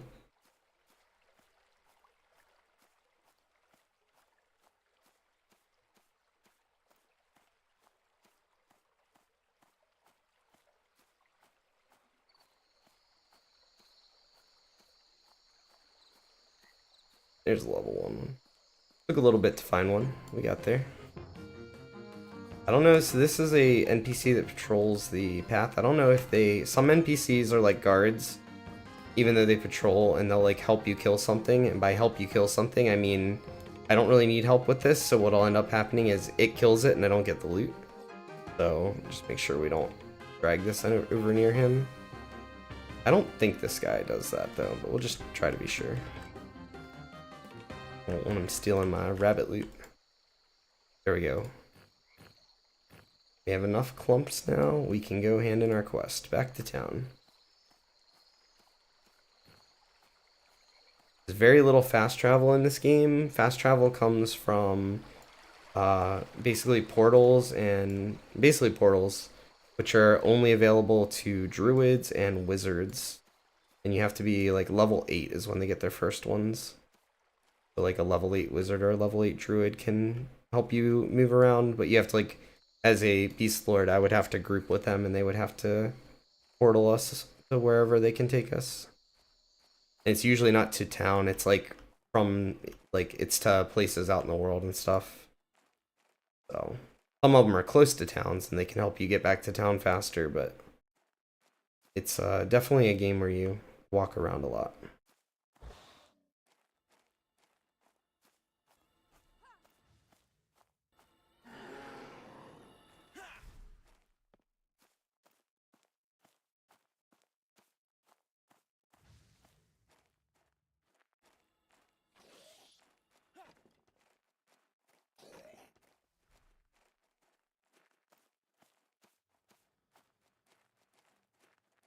Back to town. He wants 4 rabbit fur clumps. All the classes quite even in strength. No, not. I would say no. The answer would be no. If you're talking like a one-to-one solo ability, no. Every class has their own strengths and weaknesses. So for example, a warrior, a paladin, a shadow knight, they're all tanks. They're all, when you party up with people, they're the ones that are going to have like taunts to make the enemies attack them, and they're going to be the ones that are, tanking the mobs while everyone else in the group either sits back and heals the tank, or if you're a damage dealer, the other ones are damaging them. So there's different roles, right? A wizard and a rogue do really high damage really quickly, but they're also very squishy. If they get attacked, they can die easily. So to say that the game is necessarily balanced evenly, I think is complete lie. Like, classes with pets are generally very strong solo and 1v1. So it's not really a game that's meant to be balanced around your specific strength, but like more so about having a balanced role inside of a group, if that makes sense. Like, for example, an enchanter doesn't do a lot of damage. They don't heal. They don't tank. What enchanter does is crowd control. Like, let's say you're in a party, you're in this bandit fort that I talked about earlier, and all of a sudden you pull like 3 high-level bandits, and it's too much. They're gonna overrun and kill your group. The enchanter can charm one of the bandits to help fight for your side, and then he can take another one of those bandits and put it to sleep. So now, instead of fighting 3 bandits, all of a sudden one's asleep, one's helping you fight, and then you're only fighting the other one. So an enchanter, although solo can be quite weak, or at least very challenging to play solo, they are extremely strong in a group, and they have a very strong group role. So like every class has its place, but as far as like how they feel to play, they don't always feel the same. All right, so we're taking our 4 clumps of fur and we're giving it to Draven Wildborn. We get that, which tells us we completed our quest, and apparently it gave us a bunch of stuff that's in our overflow. Let's see if we can sell here. Sell some of this stuff so that we can get that out of our overflow. So that's the idea behind overflow. It has its purpose. When you're out looting in the world, it's not useful. Now we put these. Unfortunately, it looks like for our quest we got given some of the quests we already bought.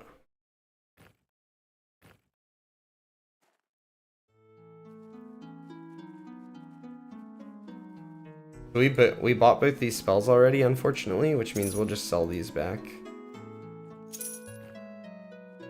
Getting a little bit of lag with all these people here. Be expected. That's part of the thing. It's like a stress test as well.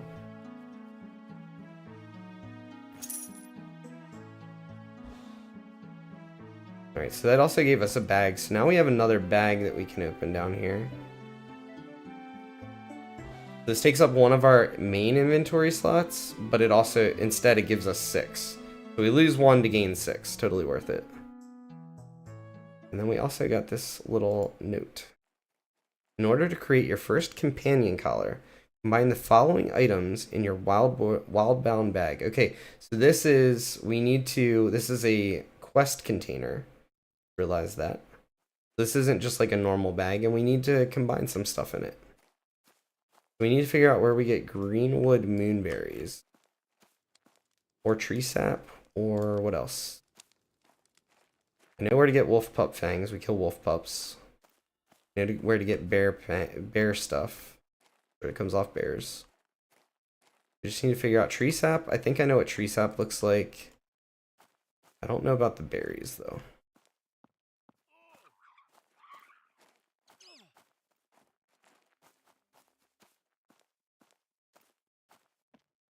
I think this is the sap, right? We right click on it, you can see the sap coming out of the tree. It's a little hard to see, they're a little small. But if you know what you're looking for, it's not too bad. We got a tree sap. What are our possible things? Need a tree sap for every single one of them. If we see any wolves or rats or bears, we should fight them. The low level ones, not this like high level wolf. This wolf would like kill me in 2 hits probably. There's two. These are two NPCs. One of them's like a zombie that can spawn in this area. The other one's a snake. They're fighting up in a tree right now. A little bit of bad pathing there, apparently. That's funny. Right, here's a pup. We'll kill this pup.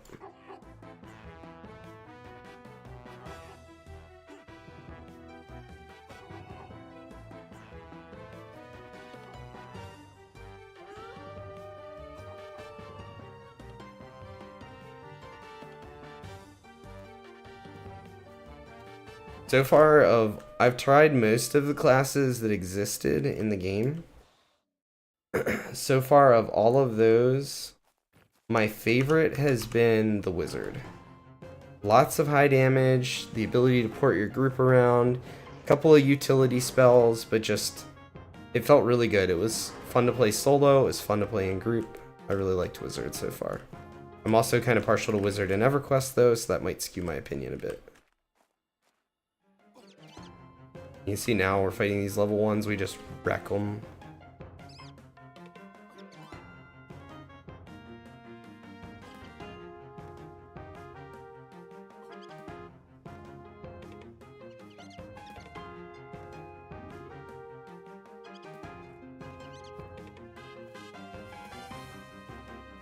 That thing appears to be aggressive. Let's see. No, it's not. I guess that person just attacked it. I wasn't sure if it was or not. We need some more tree sap, I think. Oh, there's some right there, I think. Almost didn't see it. Actually, maybe we don't need any more tree sap. Need to find out where we get the moonberries from.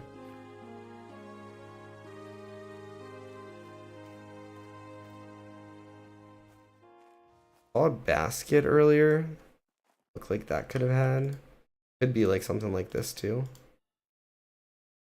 Oh, I don't have enough skill to collect that, so it's probably not that.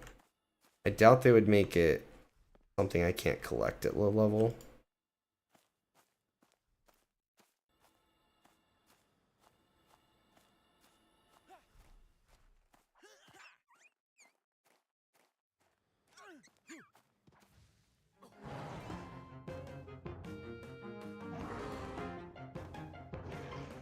I think I'm gonna destroy these remains for now. Maybe keep one.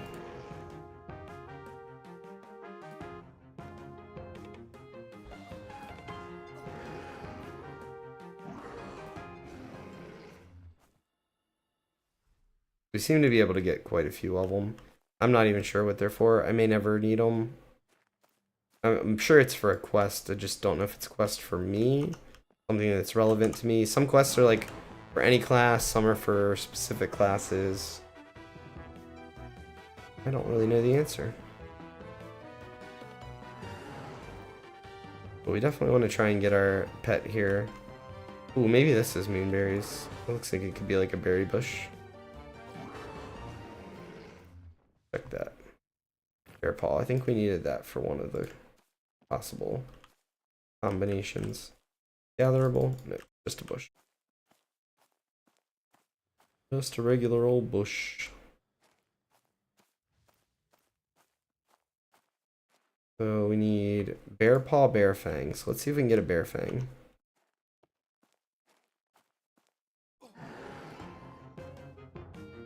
Oh, here's one of these baskets I was talking about. Let's see if that's the berries, maybe.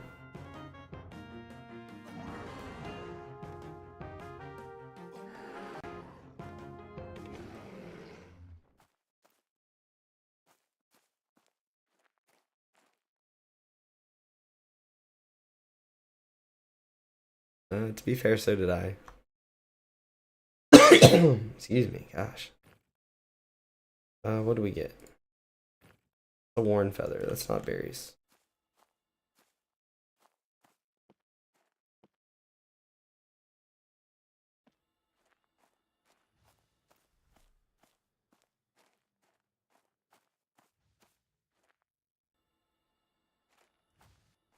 Do do do do. Keep looking. Keep searching. Look, it looks like these two people have grouped up to kill some of these bandits. That's what this game's really all about. These are mushrooms. Gather mushrooms. I know what those are.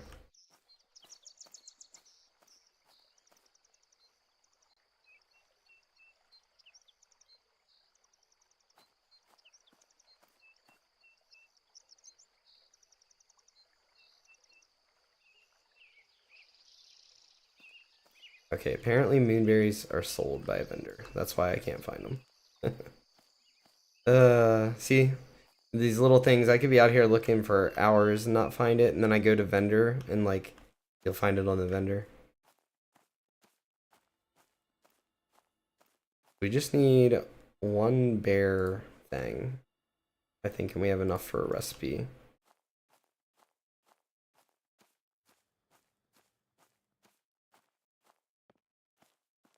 Ideally, we want to fight bears. We'd fight other stuff too if it's low level. I don't really want to fight level 2s though. Level 2s will slow down our ability to kill like a bunch of level 1s. We might get low on health.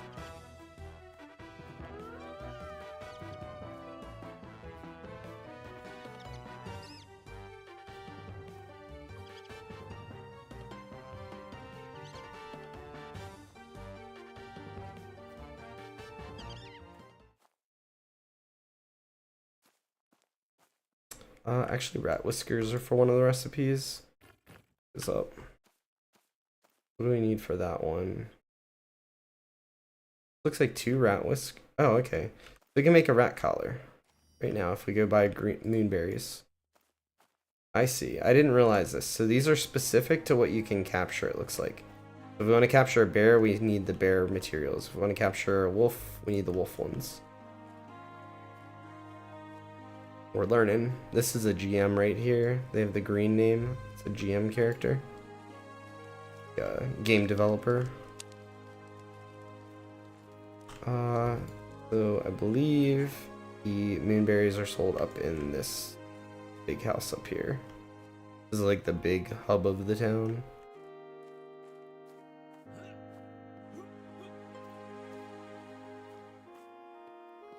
This town's relatively small compared to the human town. The main human town. Look at that, greenwood moonberries right there. In front of our faces the whole time, kind of. Didn't know where to look. Alright, so I think we need like 2 of them. Double check. 2. Alright, so now we take our moonberry, one of the tree saps, one, and we need 2. Combine, bada bing, bada boom, we've got a rat collar. Now, read this note again a little better. That's how we create it. You can find all the ingredients, blah, blah, blah. Oh, if we had read the note, it tells us you can buy the moonberries. So this game really wants you to read things, and that was my mistake. I'd have probably stopped to read it if I wasn't streaming, but I didn't take my time with it. Once you have a collar ready, now we can use the spirit bond. Once the creature's spirit bond, we can give it the collar. Perfect. This is what we were missing. So we can capture a rat.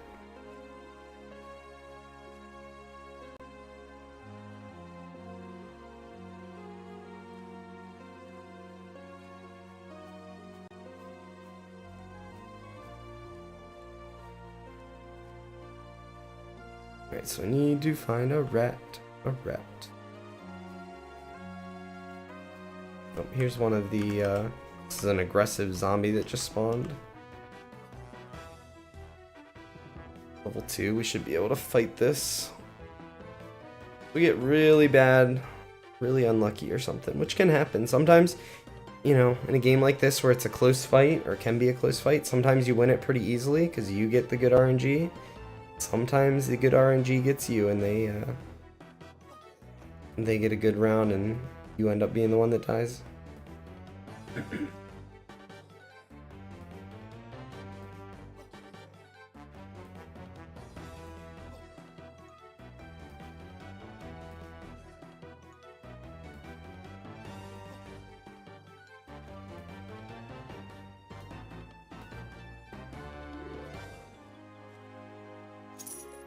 Ooh, pair of boots, that's big. Now we just got a pair of boots. Usually things like humanoids, like gnolls, like this gnoll pup is kind of a humanoid. These bandits, things like that, they're more likely to drop like armor and things that like a character would wear when we're fighting oh, here's a black rat. Okay, now we can do this. When we're fighting like these animals, usually you're not going to get like gear from them. Now we spirit bond it. Oh, our spell fizzled. Try again.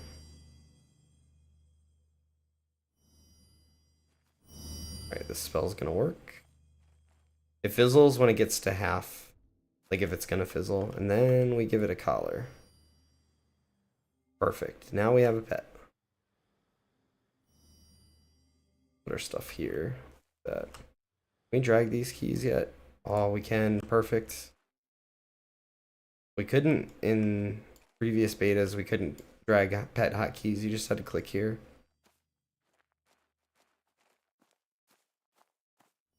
I just got my first pet. Black rat.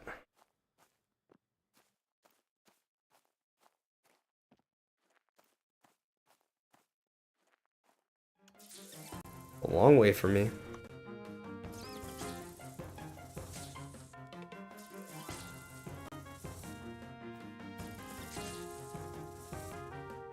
Alright, so now it's much easier to kill things. Our pet just wrecked that.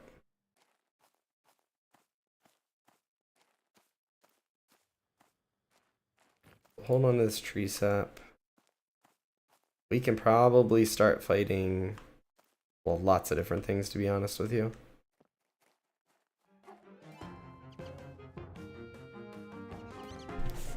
Alright, so we can see our pet's health right here. Apparently we need to feed pets. Let's see, if your pet companion is well fed, they will have a chance to do an additional melee attack, so that's huge. Bonus over 75% will add a small chance to do an additional melee. Feed your companion, pick up an item from your inventory, and click on your companions. We need to feed companions as a beast lord. That's pretty cool to know. That's a new mechanic for sure.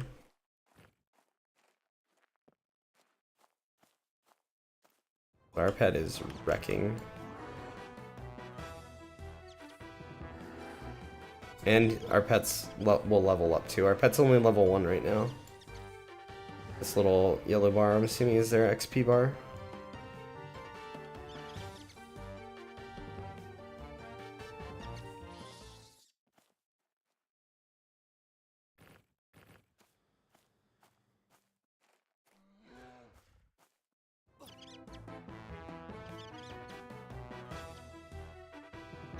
I think what we might do now is vendor some of what we have, maybe.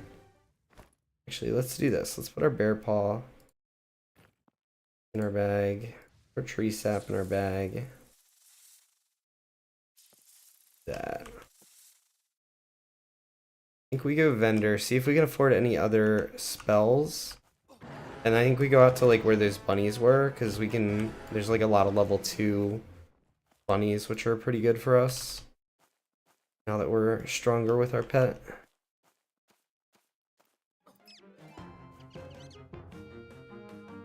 And if you kill the same thing over and over again, you're gonna get a lot of the same loot. Like if I kill rats and I kill wolves and I kill bunnies and I kill bears, like you get a lot of loot that doesn't stack up very well, which makes it hard to carry at all. If you consistently kill the same thing over and over again, most of the loot will stack in stacks. So it allows you to carry more loot back to town to sell. Like a perk to doing that way.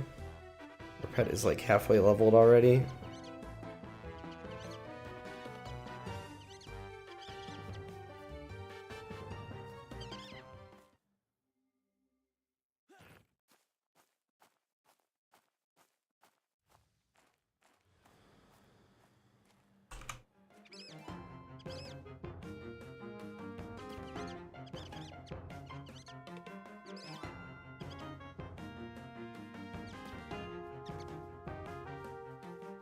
Looks like this guy's probably Beast Lord, yep. Running around with his little wolf. I haven't checked out Ranger yet either. Ranger and Beast Lord are the two newest classes. I'm curious if Ranger is like ranged. Like, do we get to sit back with a bow and arrow?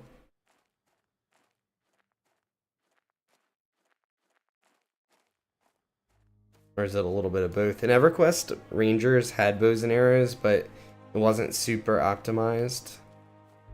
Definitely some latency and lag going on. There's just a lot of people. This is by far the most people they've had online.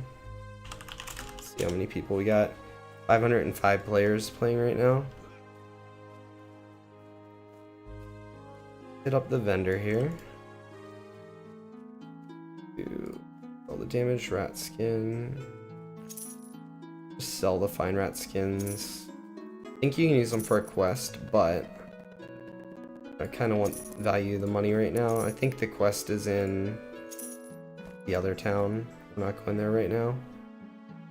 So now we can get Mend Companion, sounds pretty good.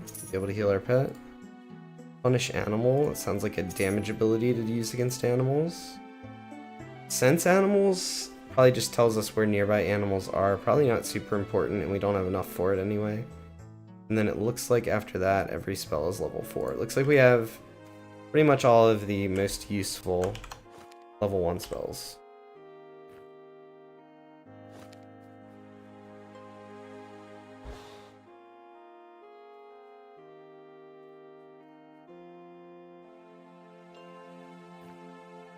Now we put that one in our spell book, this one in our spell book, and then we'll put them on our spell bar and put them on our hotbar.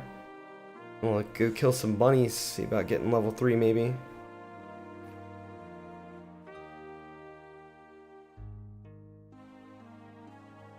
Alright, so let's put our heal on our number 4 key. Let's put this on our number 2 key.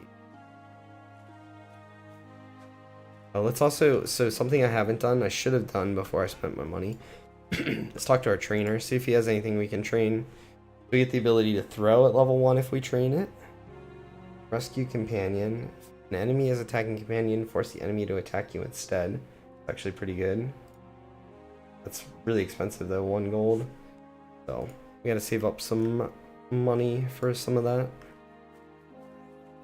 I'm not sure, we probably won't play the Beast Lord too far today, because people will be logging on and doing stuff.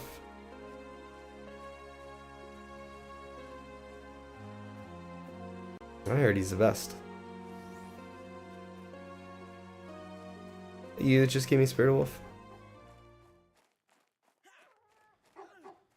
Now we're running faster because the person I'm on Discord with just came and found me and gave me the Druid move speed.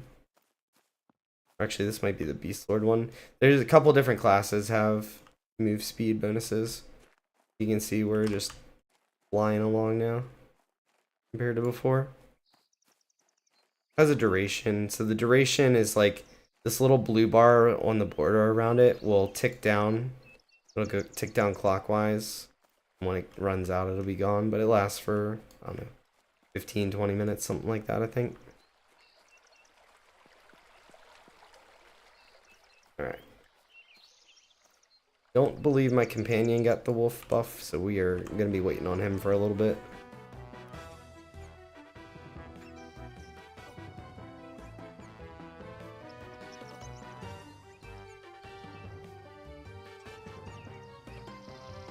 I probably should have looked to see where we get food for our pet while we were in town too. Here he comes. He's making it. A little bit to get here. We are definitely going to run out of food.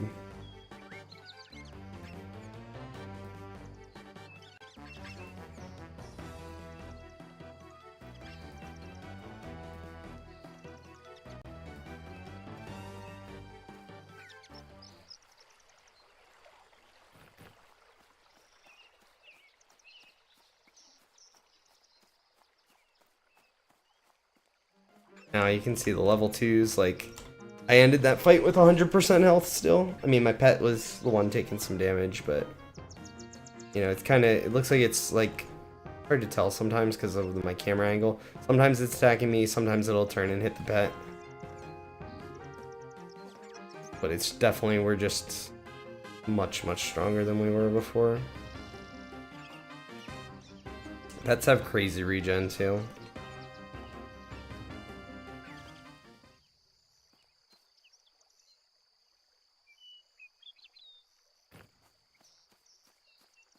Now we're seeing the perks of fighting the same thing over and over again. So we've got just getting clumps of rabbit fur that stacks up nicely for us to get big stacks of it and take it back to vendor. Better strategy for making some money while we get some XP. That should level up in like 1 or 2 more kills probably. But we should try out our, I forgot we got a punish animal. Let's try that against this next terror. I'm assuming it's a damaging like nuke spell for attacking any animals. That one's level 1. We're not going to use it on a level 1. Use it on the next level 2.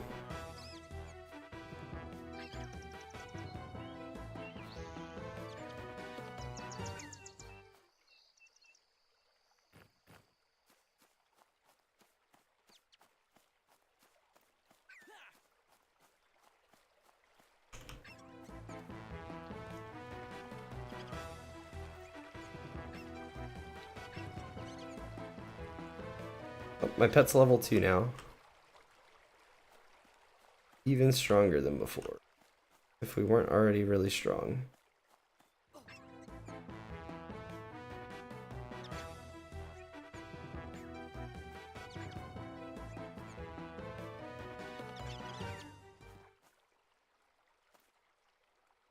Alright, here's the level 2 one. Let's try our punish animal. Oh yeah. 7 damage nuke. Like a little fireball.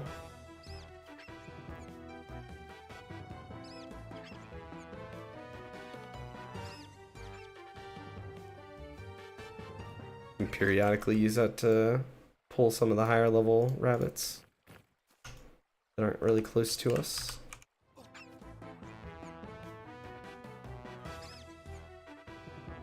Or even if they are close to us.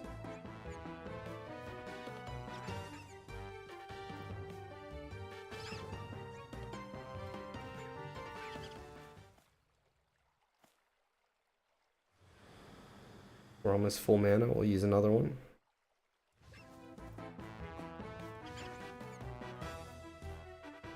Looks like it does 7 points of non-melee damage, and then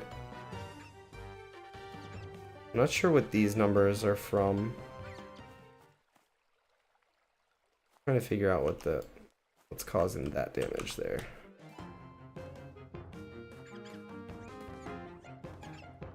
It seems to only do it when I do my spell.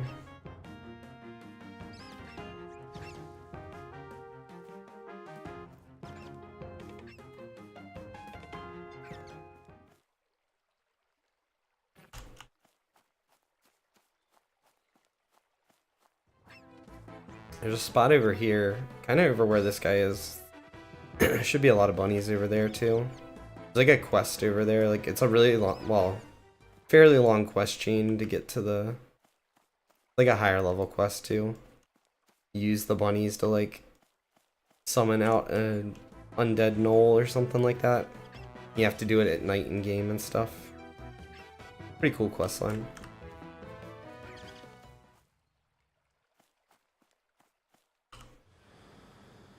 Do our punish animal.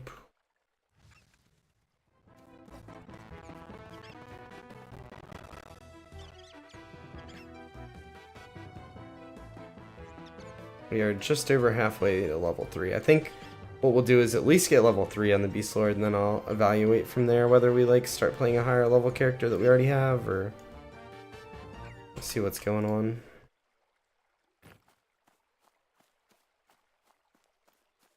You can see now that we're level 2, we have a level 2 pet, like, we have no downtime basically. Little to no downtime.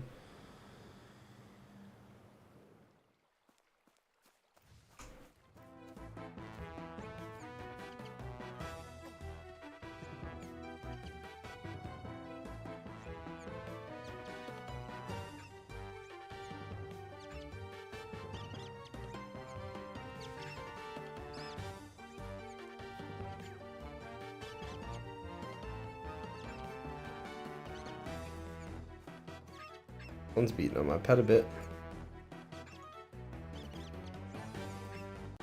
Dude, something I gotta buy for my pet in town.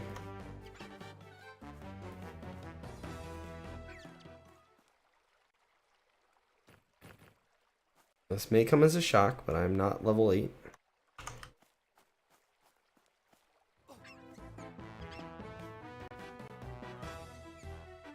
Like, it's not anything, nothing drops food though, right?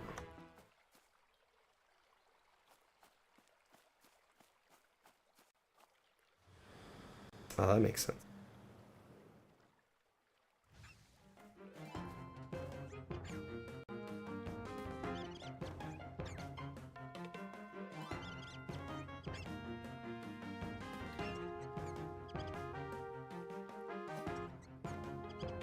Definitely smooth sailing once your pet leveled up to 2 and I'm 2 and there's no downtime. Except for my pet hungers. He's hungry. Says he can do an additional attack if it's over 75. Oh, if you hover over it. Says if fullness is over 75%, we'll add a small chance to do an additional melee hit.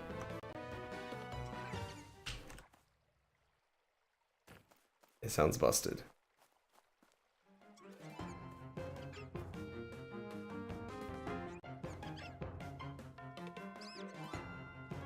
Oh, my pet's fullness is like 25 right now. I did not come out prepared to the bunny rabbits.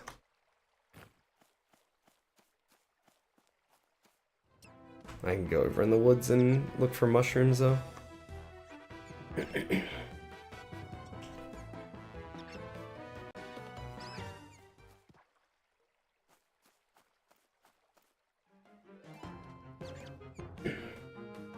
Like the best way to level up, if you hear me talking, I'm talking to someone on Discord that's, you know, on the game with me. Fellow tester. He's actually tested more recently than I have. When I was busy playing Roblox, he was doing testing on this. So he's already leveled up a Beast Lord.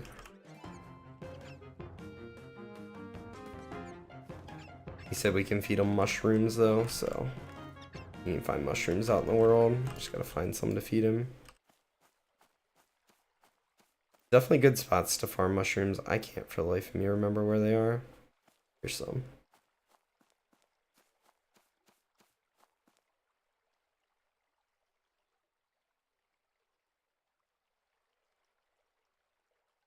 For other mushrooms, there's some.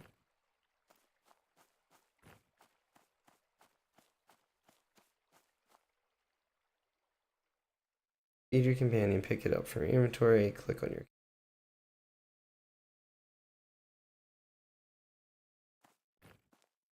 On our cursor, click on companion. Give. Yep, his little green hunger bar went up.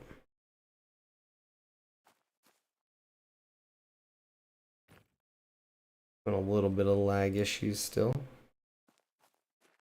What are they doing?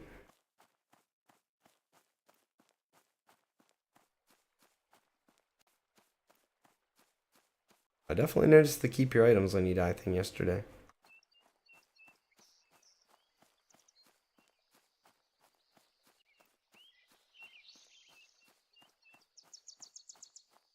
Oh, so this is a spot with, I can't remember, are these aggressive? No.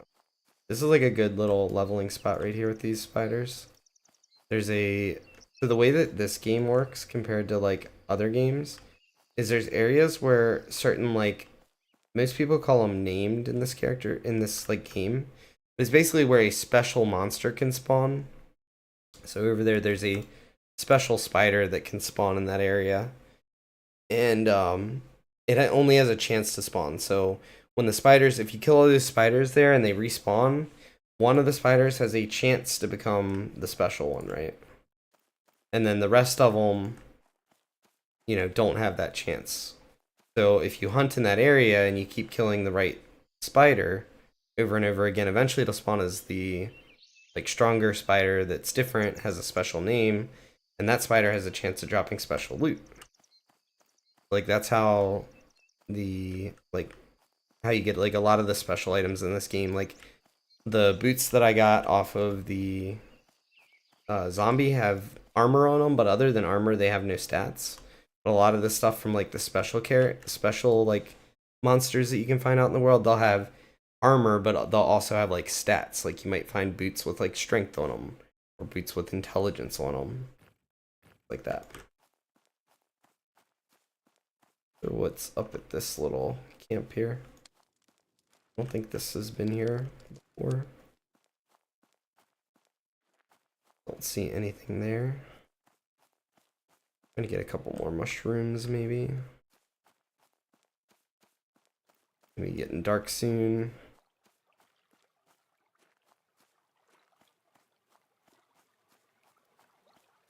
Where the little river starts from underground.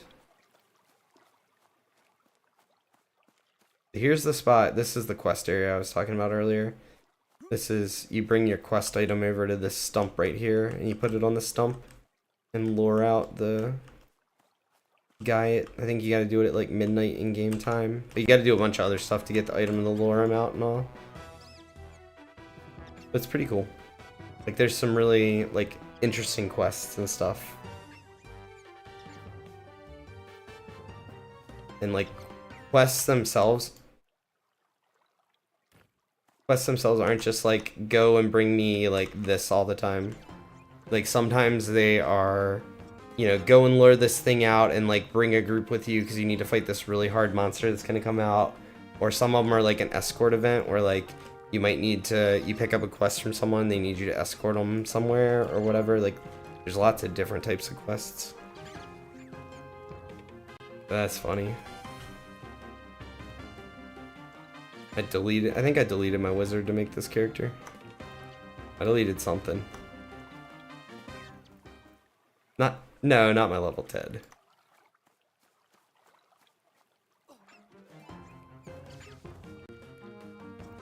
He is missing 15 intelligence though. Compared to what he could have.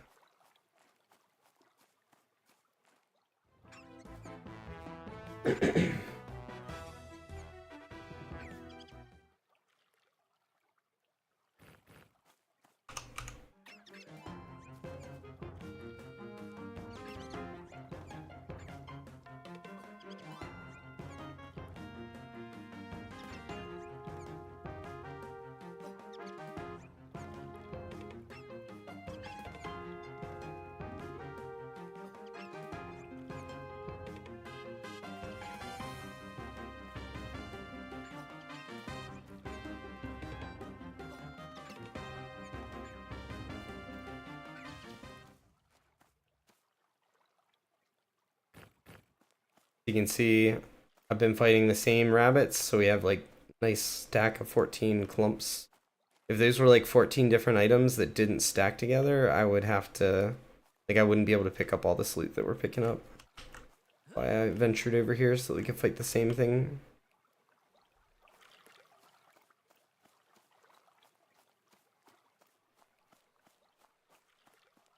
Like we picked up all the mushrooms I could find for the current moment.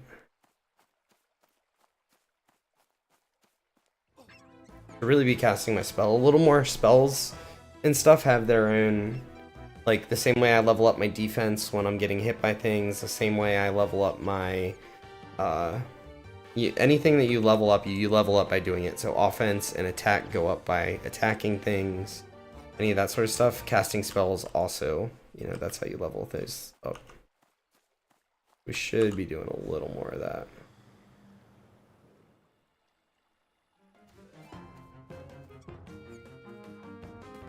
You see my evocation? I got like a small little point in it. Some of the things become... Some of the things are like dodge is really hard to level because you have to dodge a hit to get a skill up in dodge, and you don't dodge a lot when you have low dodge. So like it makes some skills very hard to level compared to others. But it's all part of the grind. It's all fun.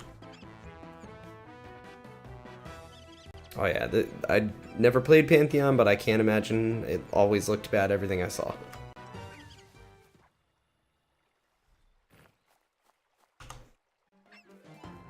I got an email from him about, like, I guess you could play it. I didn't even bother.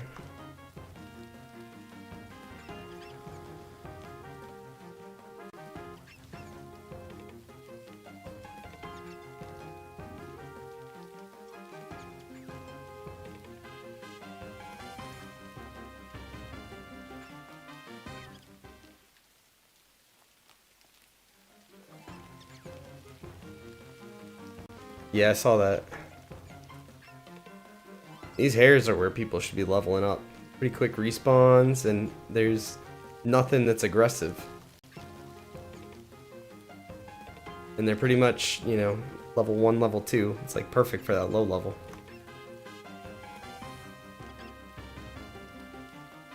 And they all drop the same loot, so you don't like have loot issues.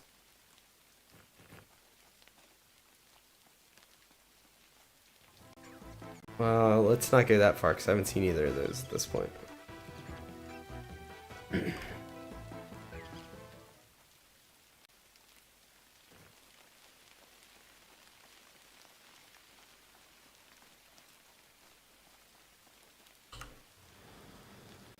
Remember when Full, the first test or whatever, and he said he couldn't see anything and he screen shared and it was literally like just black?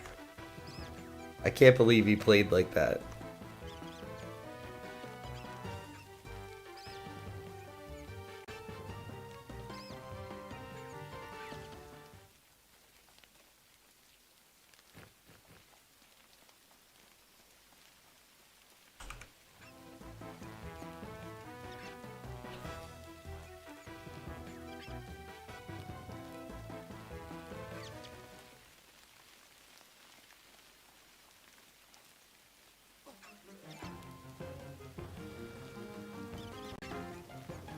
Oh, I love watching. I hate that I'm not over there to see it.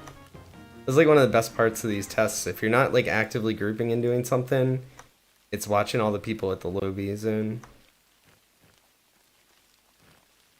Watching them start fighting things that they can't kill and seeing how they react.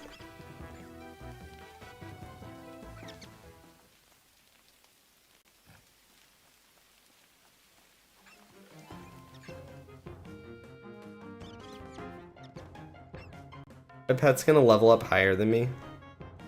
Oh my god, he's about to hit level 3.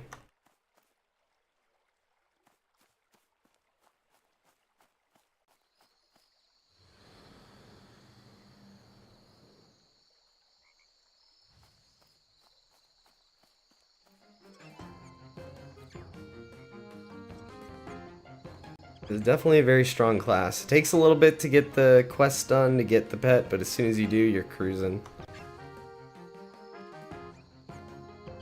Haven't had that problem. I'm smart enough to fight things that are like my level.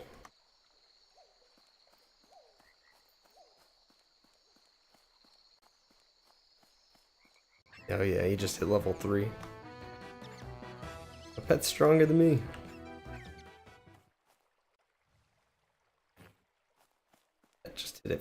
Pet just hit that thing for 8. It's crazy.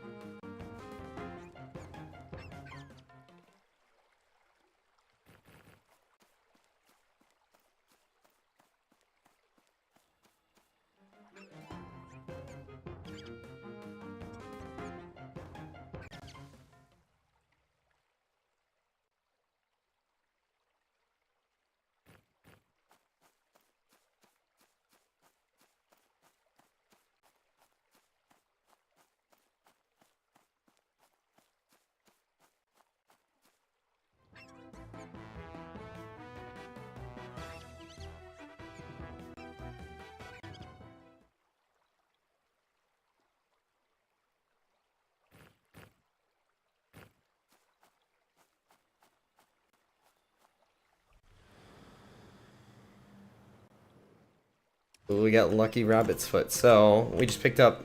We know. So I know that they can drop it because, like, again, I played this game before. But Lucky Rabbit's Foot is a necklace that you can pick up. 1 AC. So AC is armor. 1 agility. 1 charisma. 2 HP. 2 mana. Big upgrade when you have no necklace at all. Starting out the game.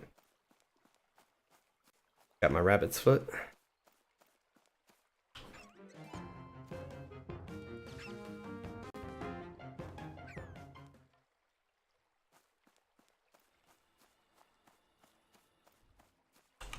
I'll probably go to level 3 and then log on something else, which I'm almost level 3.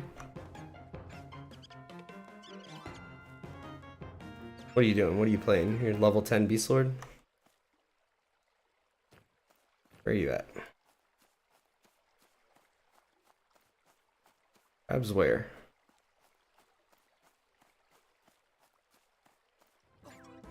Aren't they like level 3? What beach area?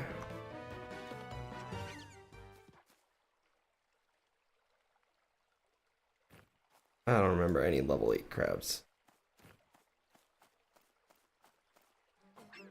I don't remember it. I thought they were like level 5 tops.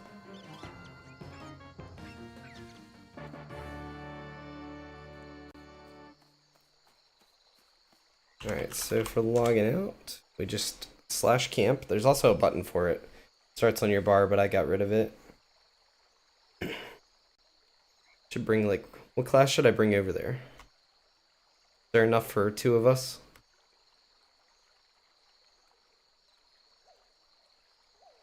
You think if we play, you think we need my cleric tonight?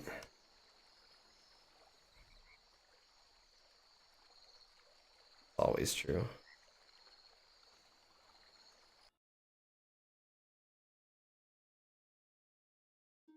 I've got enchanter, cleric, wizard at level 10. A monk at level 8.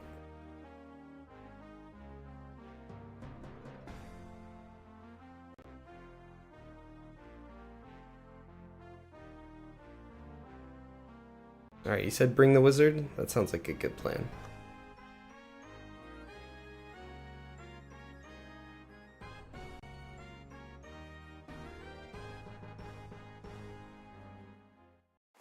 Oh, I forgot I'm in. Is the layout for the cave? They've changed definitely some things about this whole cave. Is it for the most part the same?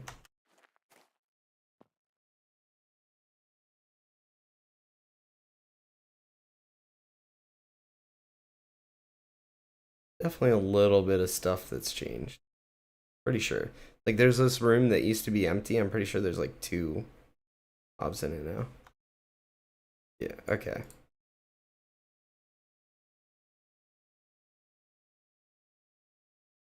So need to fix, so this is my level 10 wizard. Level 10 was the cap, so this was like as strong as we got. Guys, level 13 and aggressive. We do not want to fight him if we can help it. Just back up a little bit, especially because I'm not full health. For sure he kills us. That makes sense as to why I died when I logged in, because I'm sure I probably had logged out in what would have been a safe spot before.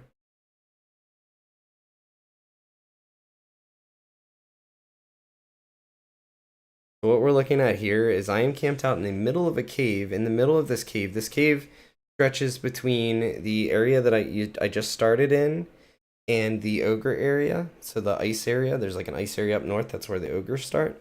This cave is between the two, and in the middle of the cave, I'll try and show it here in just a second, is a dungeon in the middle of this cave. The knoll dungeon, a big knoll fort deep in this cave. I don't remember which.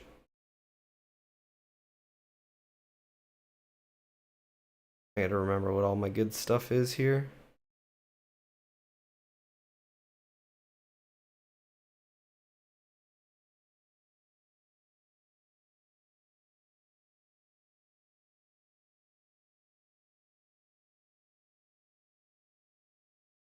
We've got Frost Strike. This is like our gate, I think.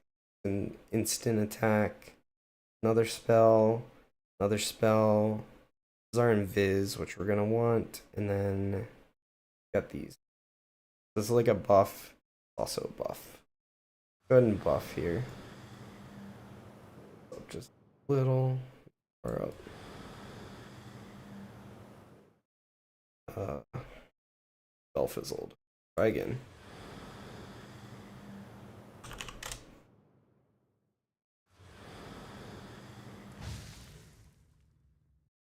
We got our buff up here at the top. I can't remember how long Blade Turn lasts. Let's check. I think it's a shorter buff.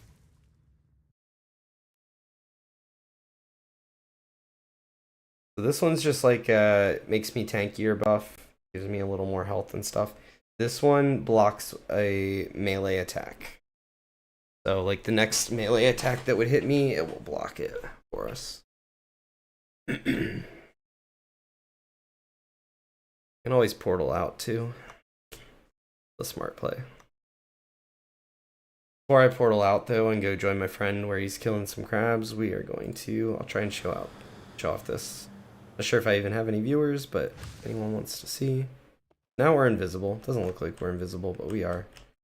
You can see there's a little room there. That room never used to have anything in it, which is why it was, thought things had changed up a bit. But here's like the main entrance to the place.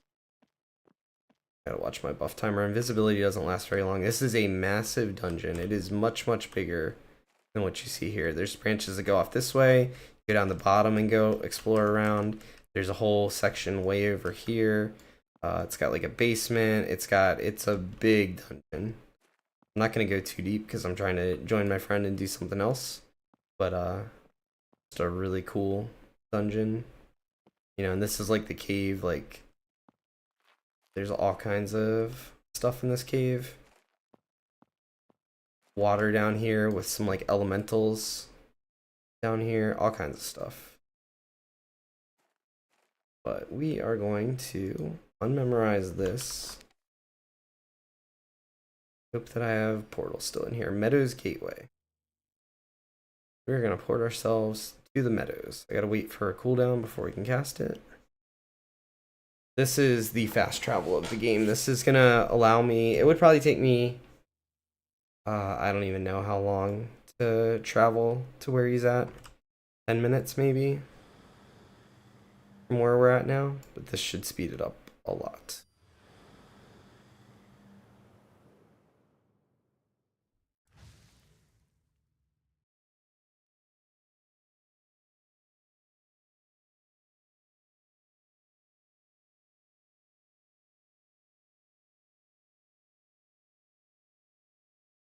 Here we are at the big portal. So wizards can port to these like portal things. Go back to our spell book a second, and we're gonna look for First, let's put on our bar. This is the buff. This is like a night vision buff. Let's see if it makes a big difference. We shouldn't make a huge difference. I can't really tell. Night vision seemed like it used to be a lot harder to get back in the day, but we're a dark elf. Dark elves can probably see better in the dark. What else do we want to put here?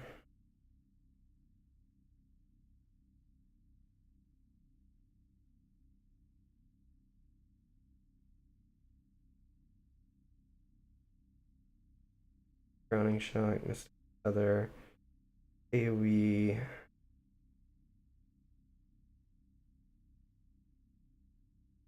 gonna try Burning Flames. I think it was bugged the last time I played, but it probably isn't now.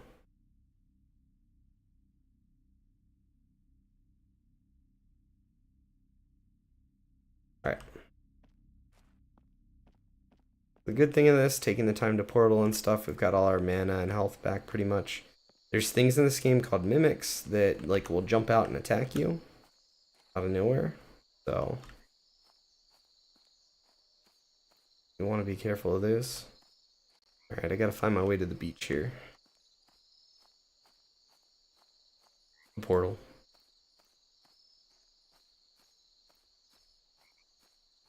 I don't have any bags or anything. I think those got lost on my corpse. I gotta go to town then. I guess I should go do that. Yeah, I'm bound at the Knoll Fort. In what is apparently a very sketchy spot now.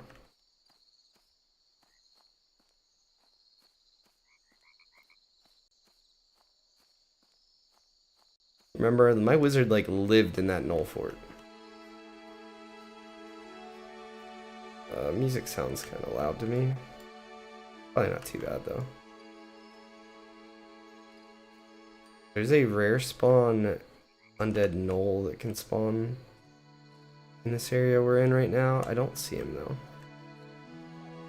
Oh, I shouldn't have ran into that. I know that's aggressive and yet we ran into it anyway.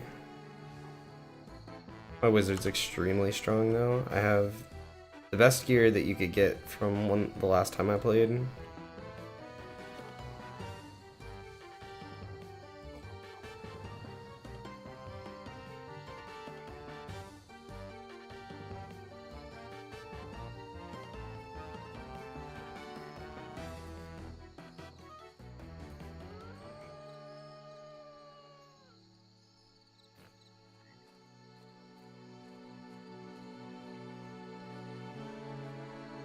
Like most people don't have many pieces of gear with stats on them, like most of my gear has stats. If it was possible at the time to have gear with stats in the slot, I had. I went and did the quest for it.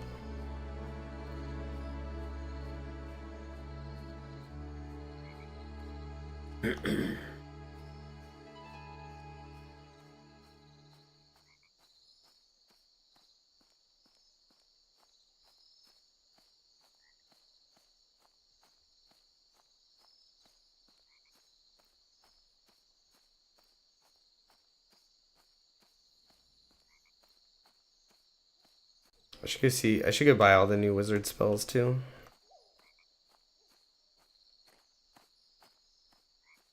I've got like 22 plat on me. That's probably enough to buy everything. I was gonna say, it's probably spread across all my characters.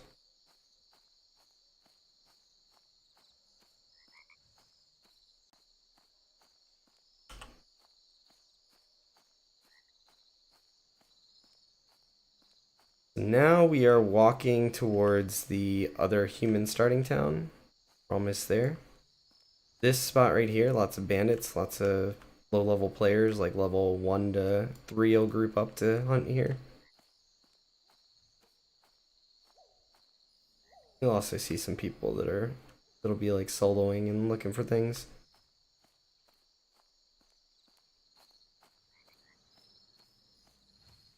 Here is the town in front of us. Definitely gonna be a little laggy here. You see all these corpses. These are all people that are dying.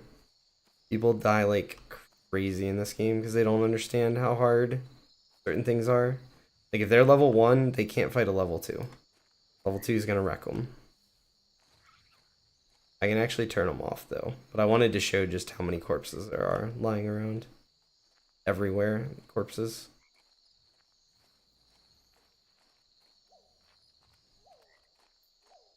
There's even more corpses than there was yesterday.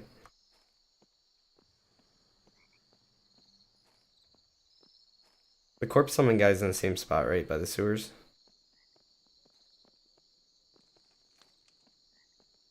Let's do this. Options. On the bottom here.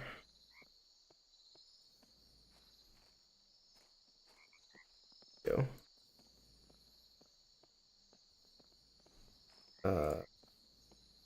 Player corpses, visibility. Let's just do group. Save. That should hide all the corpses that aren't in group. Should lower the lag. This will be a little laggier area anyway, just because there's way more people. I'd say like 70% of the people playing right now are probably within the vicinity of this town. Much bigger town.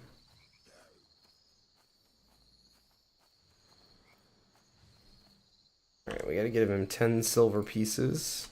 He'll summon our corpse. This is an NPC.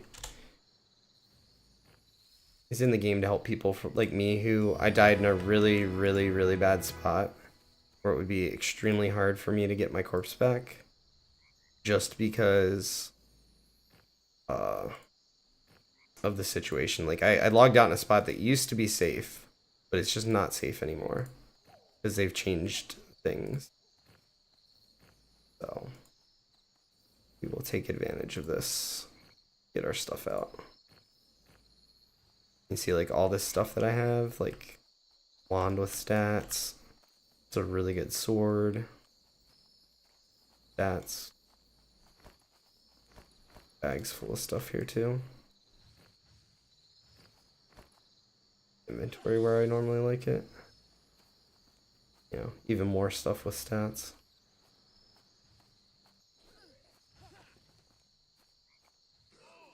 Null hide belt. What am I using instead?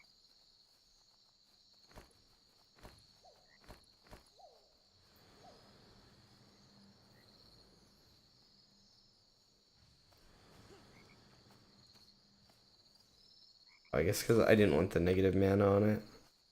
I guess was the logic. The null hide belt thing is still the best belt in the game.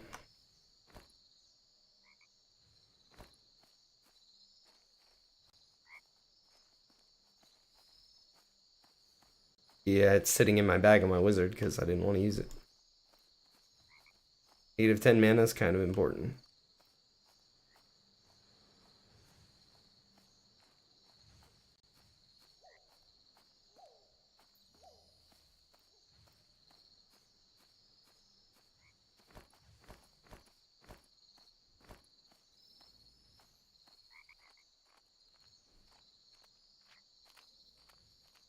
Time worn longsword. Is that the one from the crypt or whatever?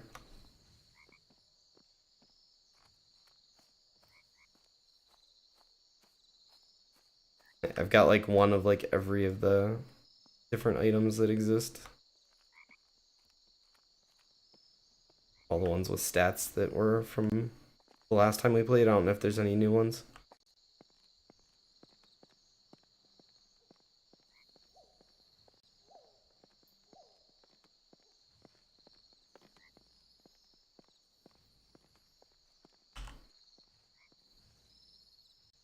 The crook that we have?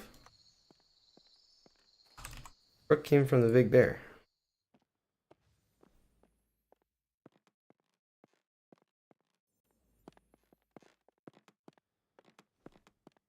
I think my necro could almost solo him. You just gotta kite him.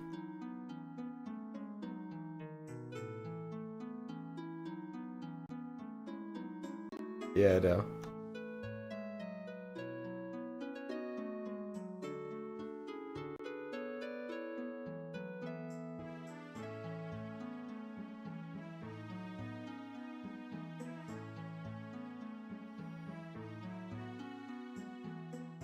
Mana Flux. This is new. Buy. Meadows Portal. We have that.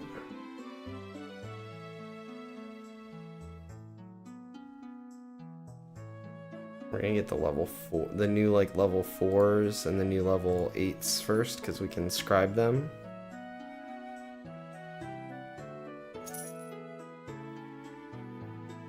Oh wow, this is gonna be more expensive than I thought. There's quite a few spells.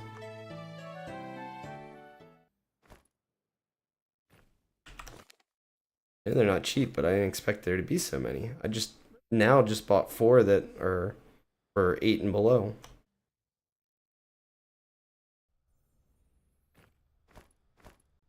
Let's see over here.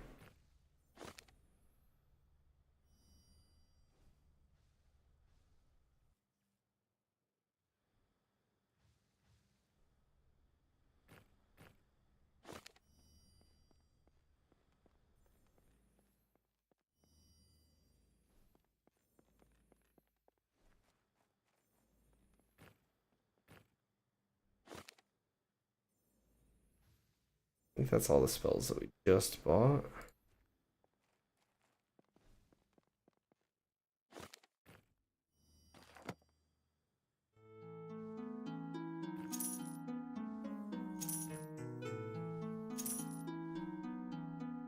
I will hold on to the Iron Rapier. That's actually like a really good sword that comes from the Bandit Fort.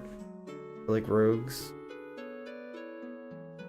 What else we got here?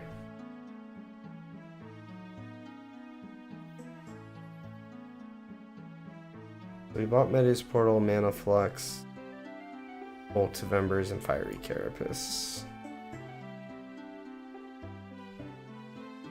Clear Mind. Okay, so this sounds really good.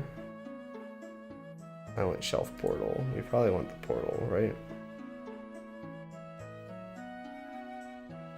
Looks like we can buy like 3, maybe 4. So we gotta pick and choose here.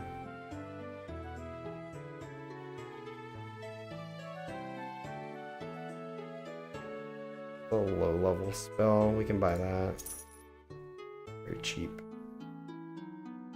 Run yourself in a swell of energy, culminating in an unstable fiery blast that spreads outwards. This is AoE. I think we want AoE. We're buying that one. Okay. We already bought Fiery Carapace. We already bought the Bolt of Embers. It would cause your body to split violently from an shower Gordon Viscera. Damage nearby foes. This is also AoE. And level 8, we'll buy that.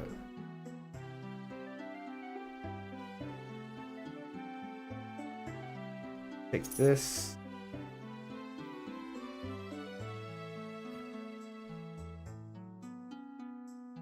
Charged Shock. Another. We gotta choose. We get. Looks like 1 spell out of these 3. I think we take Charged Shock. Take the offensive one. We're just short of being able to afford the portal or the Clear Mind thing. We will have to come back. Let's see if there's anything we can learn from our trainer that's new. Doesn't look like it. At least one of these was level 8.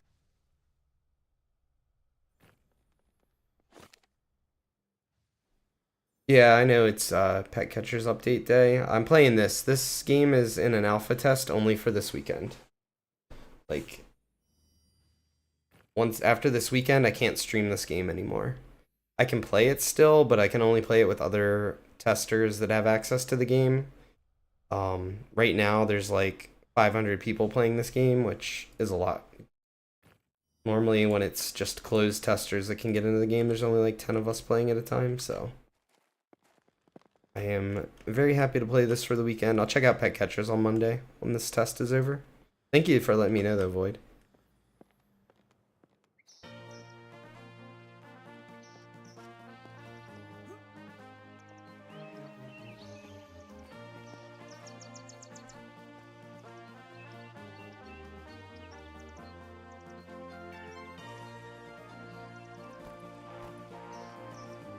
Getting ready to actually adventure out and do some, get a little XP, hopefully.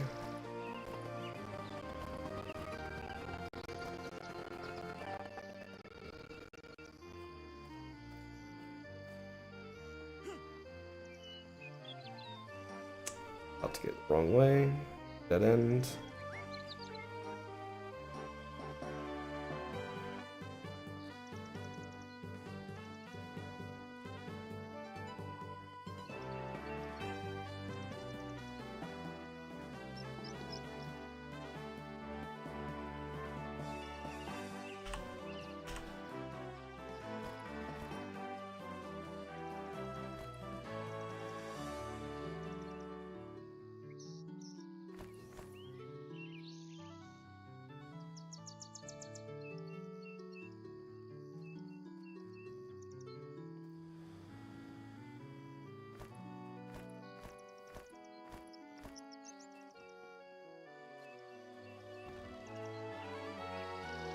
Here it is. I was looking for this.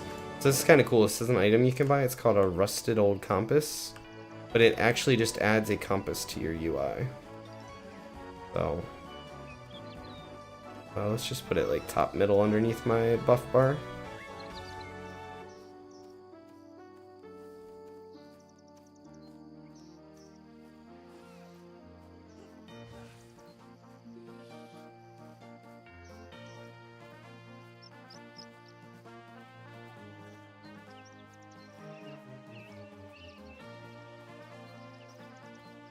I wonder if they ever finished that quest with the darkened orb thing. When I got my corpse back, it's just sitting in my inventory now. It's the only reason I thought about it. My inventory on this character is screwed since I kept like one of every like named drop item.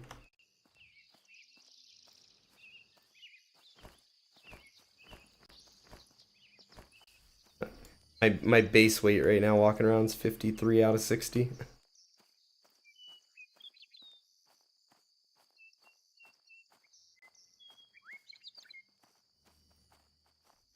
How far up the beach are these crabs?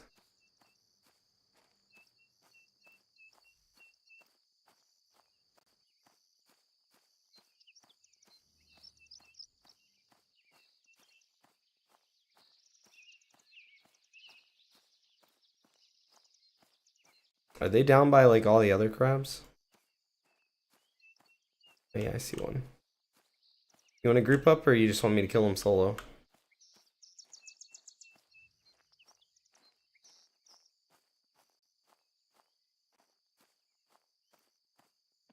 Good talk. So do you want to group up or do you just want to kill him solo?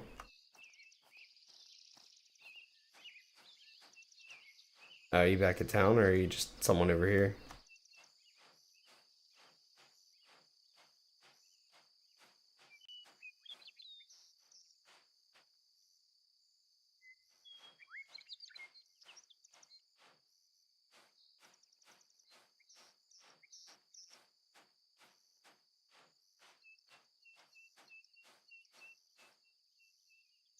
Alright, let's see what new spells we got.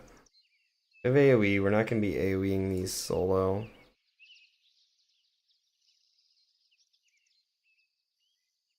I'm assuming that this is probably the upgrade to the other one, so we should put this on our bar instead of that one. Mana Flux like it looks like it should be decent. Question is, what do we put on? Maybe instead of our blade turn for now. I don't think we need blade turn for this. We're just getting XP. Leave everything else kind of how it is. We'll give this a shot. You need a foe with a mark, converting their life into your own mana upon their death. I don't know how long that lasts. It's level 7. Let's start with this one.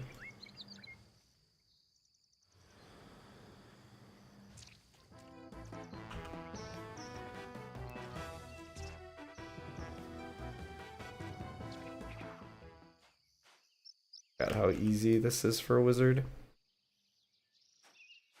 Can you swim? So there is swimming. So it takes, see this little yellow bar? When you swim, it uses your stamina here. And I don't have good swimming on this character because I haven't done a lot of it. There hasn't been a ton of reason to swim yet. If your stamina runs out, you can't swim back to the surface, so you end up drowning. I'm not gonna drown myself on purpose, but yes, you can swim.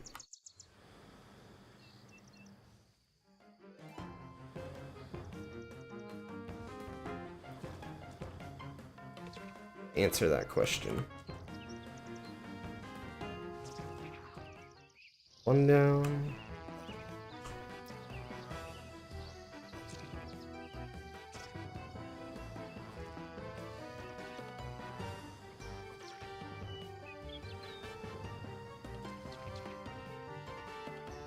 I want to hit it one more time with our staff. Now we'll use this to kill it. Mana back.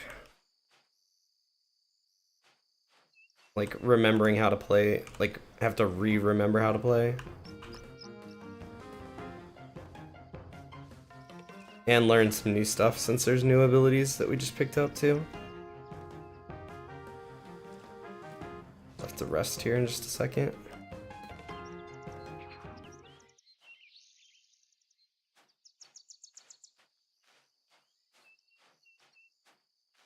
Crabs are social aggro, so these aren't like aggressive to me, but if I fight one crab next to another crab, they'll attack me. Like they'll gang up on me. That was actually really bad. This was a bit aggressive for me to do this. Because now I'm out of mana and we're in a bad spot here.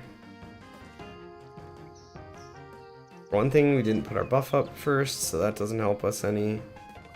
On top of that, we just had resists. So you can get like resists, like instead of doing full damage, it did like low damage. I just gotta hope that our melee is high enough that we win this fight. Ooh, that was close.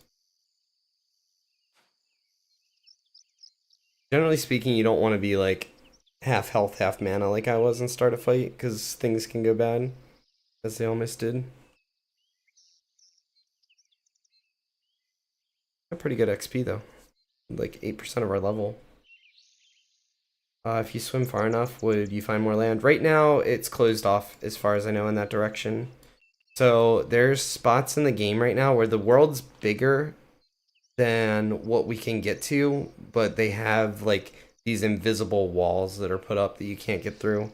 They're not totally invisible, like you can kind of see through them, but they're like, it looks like a yellow net, kind of, and you can't go through it. So I'm not for sure if there's a yellow net out in that direction or not, but there's definitely, I would drown before I got to anything. Even if I had good swimming, I think.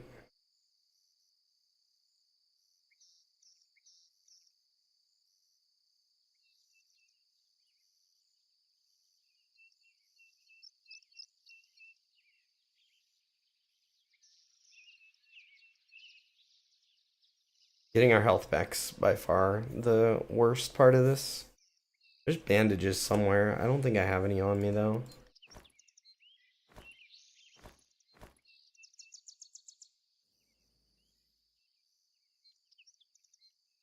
Like a healing potion, but I don't have. I only have 2 charges.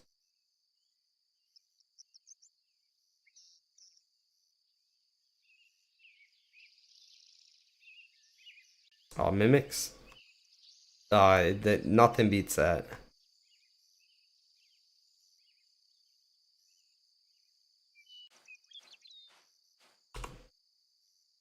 My friend on Discord's talking to me about how he's watching noobs run around fighting mimics, and well, more like running from mimics.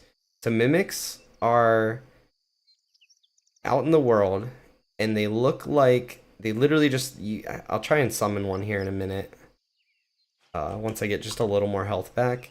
But there's certain spawn points for them out in the world. It looks like they just look like the dirt. You'll just be running along, and like all of a sudden there's a mimic attacking you, and it just like you can't see them. They're disguised. You have no idea it's there, and it's attacking you. And they're like level 4, level 5, something like that. So when you're level 1, level 2, level 3, and you get a mimic on you, it's like a death sentence. So it's just kind of funny to watch all these new players that are accidentally aggroing these mimics, you know, just trying to run around and explore the world, and they're just getting eaten. One of our friends that we played with, he played for 8 hours. He only made it to level 3 because every time he'd try and go out and do something, he'd find a mimic and he'd just die. I always give him a hard time about that. See if I can find a mimic. There's some along this coast. I don't even know for sure if they aggro me. My level. Mimics still aggro you at level 10? Oh, apparently I can't. I just asked my friend. At level 10, I'm too high level. So certain things are aggressive to you, but like if you way over level them, they don't aggro anymore. It's like they know it's a bad idea to fight you, so they don't aggro. So apparently that would be a waste of our time. Let's cast our buff. We're about full mana, but our life is lacking. Fizzled.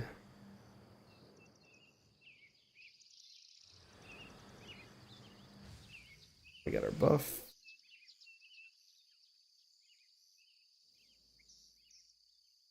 Wizard definitely has a health issue solo. Yeah, my mana's back to full. My health's at 33%. Killed like 10 crabs. Where are harpies?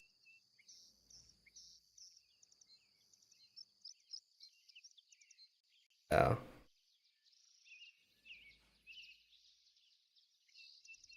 Dang.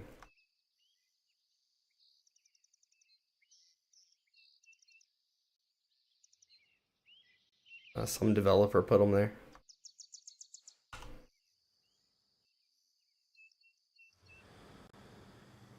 Hopefully don't get social, because I'd be in big trouble if I did.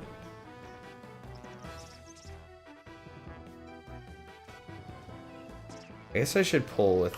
I don't know. I don't know if I'm supposed to pull with the mana thing or not.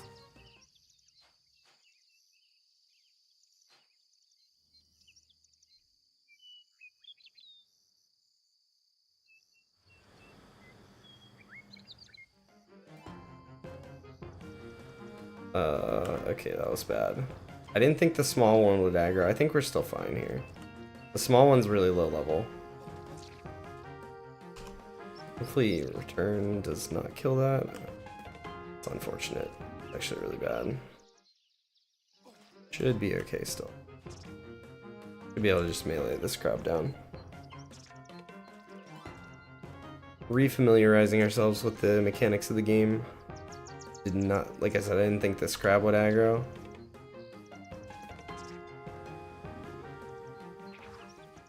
We're chilling.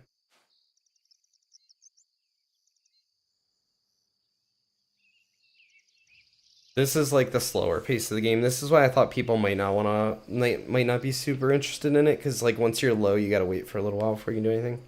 Did I quit pet catchers? No, we're gonna play pet catchers on Monday. I'm playing this game because it's alpha test that's only happening this weekend. So if I want to play this game and stream it for people and just hang out, and like actually play when there's like lots of people playing the game right now, I gotta play this game this weekend. So Friday, Saturday, Sunday we'll play this, and then pet catchers will be there on Monday. This is not a game that's not fully out yet versus pet catchers, which is out all the time. Yeah, someone popped in here and said the new update was happening. I knew it was happening today. They said it was out now. I'm not too worried about it though. Like I said, it'll be there on Monday and it'll continue to be there. Whereas this is only for this weekend. So just prioritizing. How is the new update though? Are you playing it?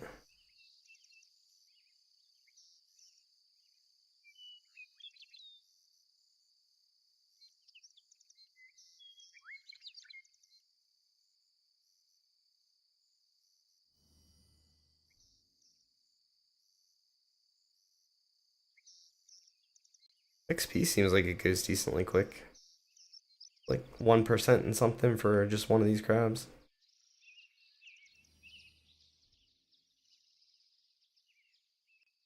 Just dropped like 30 seconds ago. Nice.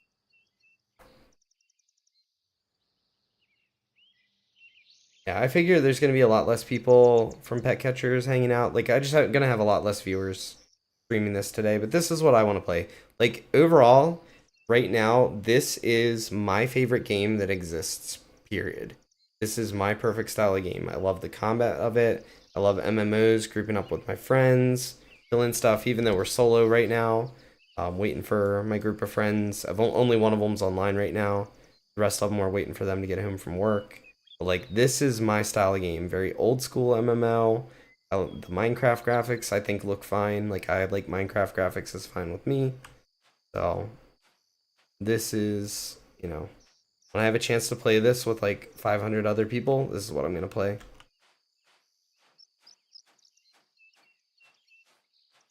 It's like a little bit boring, like being a tester, like being able to play is all fine and good, but when there's no one else to play with, it's definitely more boring.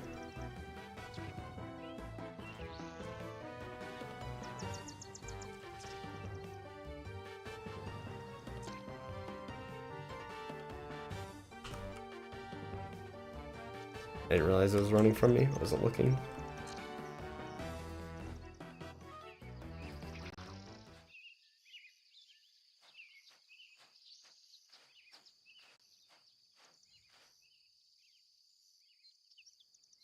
Like a lot of people think this is boring, having this downtime to sit and stuff, but like, I either walk away and go do some stuff IRL, which is perfect for me, or I'll like talk with friends, talk with people in chat. Like if I wasn't streaming, I wasn't just talking to myself out loud, I'd be, reading what people say in chat. Like I could be answering a lot of people's questions and stuff like that. Yeah, there's always something to do. Try Mana Flux first. It seems to have a travel time. I think that's the play. We Mana Flux. This is really greedy, by the way. If I got resists, I'd be in big trouble here. In hindsight. We did not get any resists.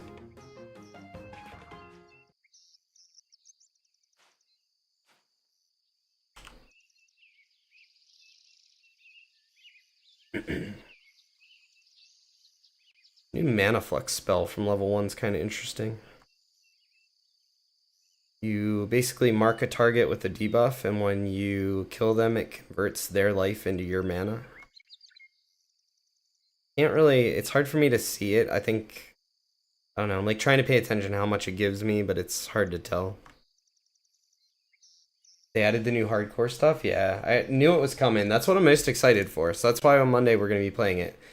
To be totally honest with you, the last, I got really sick. So that's why I wasn't streaming or playing anything for weeks. I got COVID, got really sick, really bad.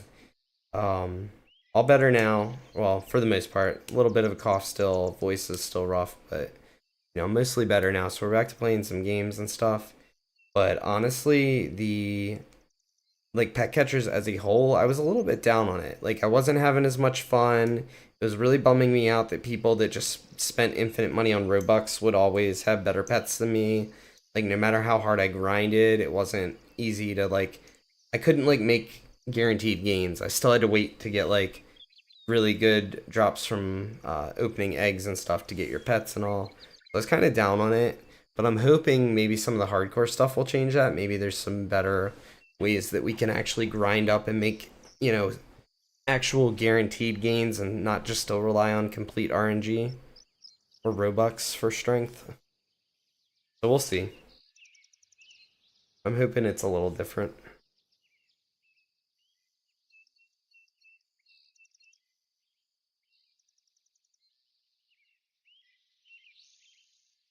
I don't want to put blade turning back on my bar, I think. I also want to know how much explode hits for. Take ice strike off our bar and put explode on. And let's put, where's blade turning at?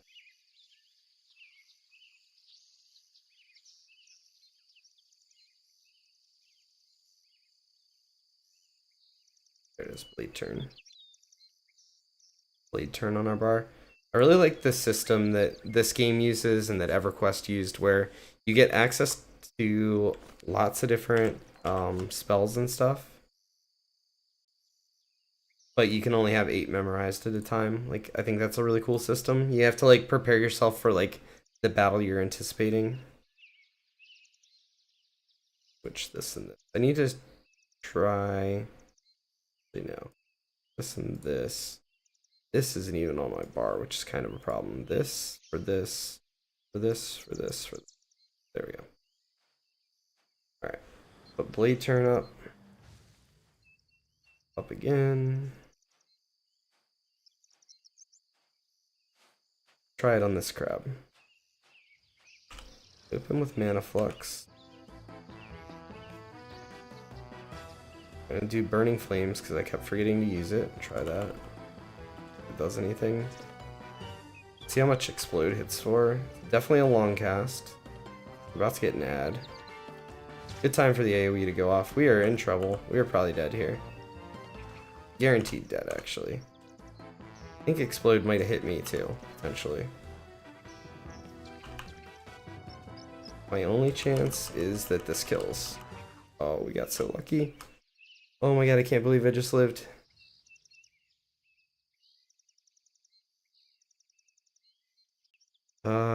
So I feel like the explode AoE spell hits me too. I got 2 crabs, like I got a crab and I got an ad and everything's chilling. And I figured it wouldn't be too bad, it was gonna be a little tight, and I hit the AoE and all of a sudden my health dropped. So either both crabs hit the biggest hits of their life or I also hit myself as well. I thought I was dead. Alright, this is my friend that I was talking to on Discord. If you hear me talking to someone, it's like I'm talking to him on Discord here. Occasionally. He's playing an ogre shaman.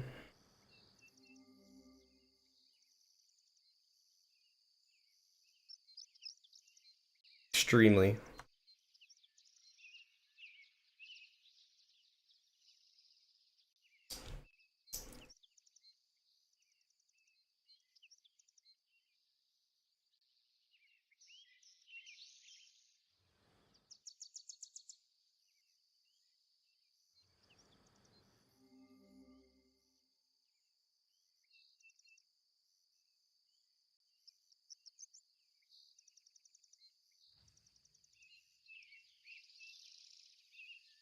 Options, general. There's like a button for it.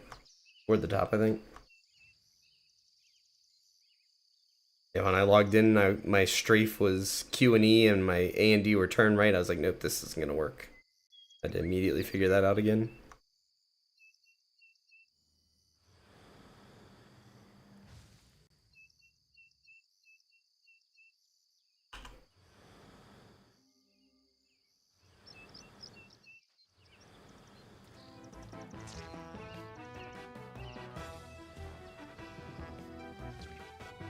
Right there, burning flames actually did something on that one.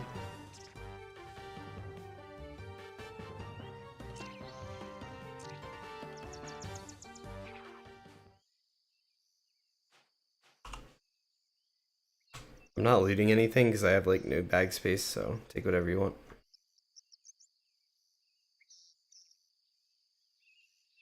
Thought I'd throw that out there.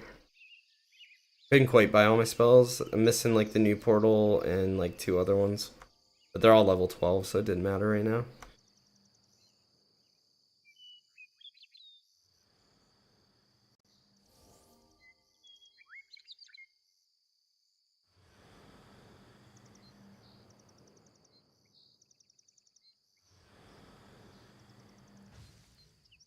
Alright, I gotta test out this AoE explode thing again when I only have 1 crab. To see if it actually, I need to know if it actually does damage to me or if I'm just got unlucky there. I can't even foresee 2 crabs ever hitting me that hard, so it had to have been me, I think.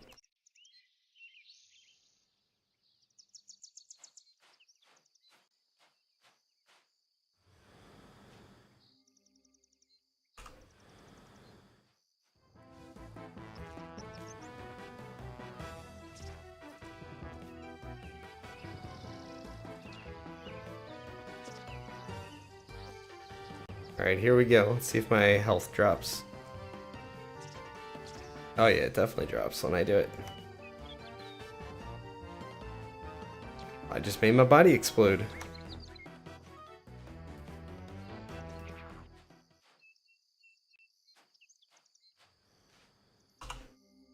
Yeah.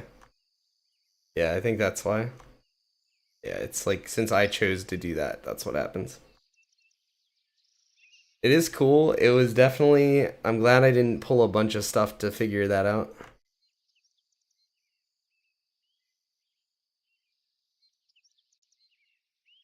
I didn't pay attention how much damage it did. I should look.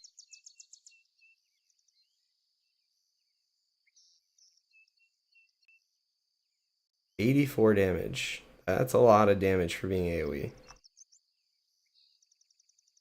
That's not to me though. That looks like it was to the crab. What sword? What are you talking about?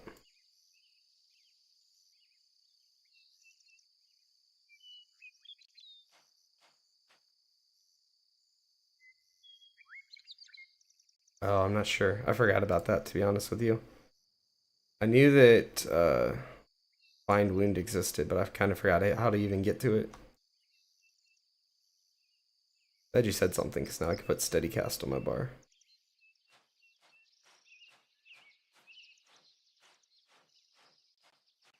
Crabs go. There more over here?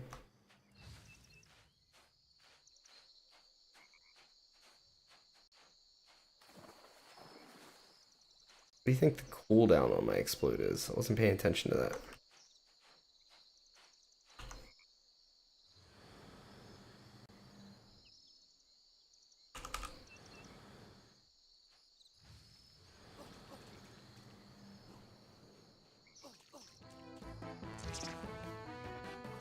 That was a lot of damage. Me as well, though.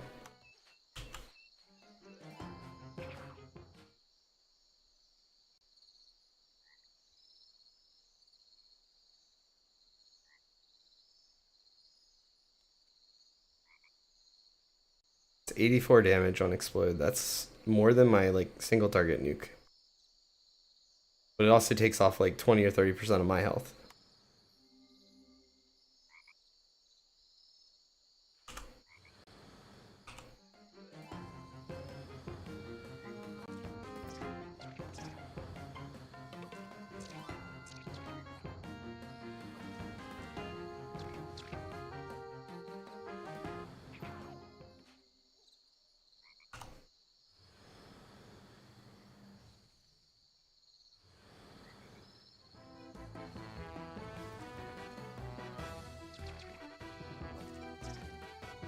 Seems like Burning Flames actually works now. That's cool. It's like a dot.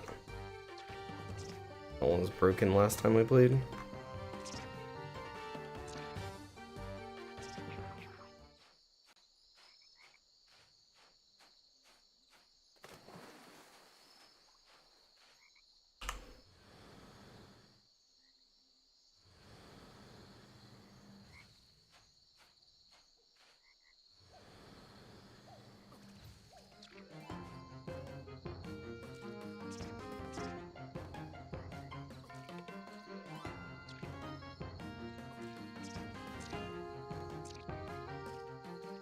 Alright, we want to try and kill this with Return to Ether. We get extra mana back if we kill it with that.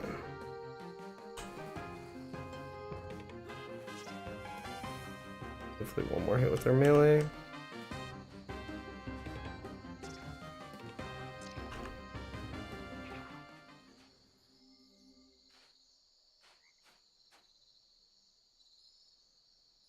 Like 20 mana-ish.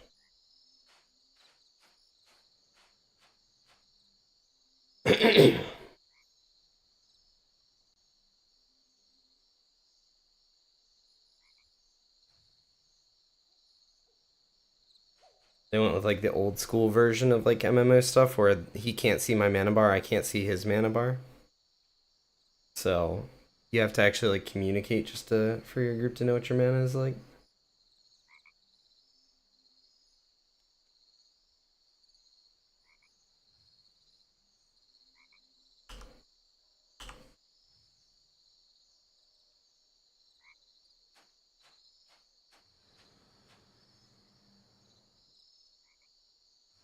I don't think so.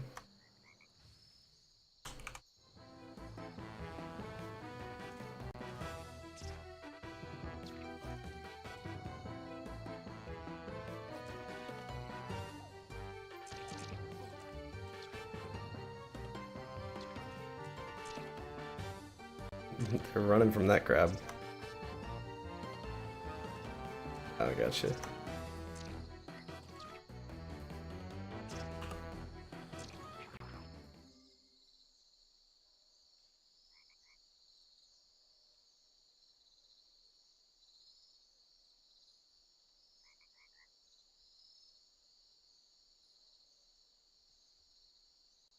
Sounds interesting. Oh.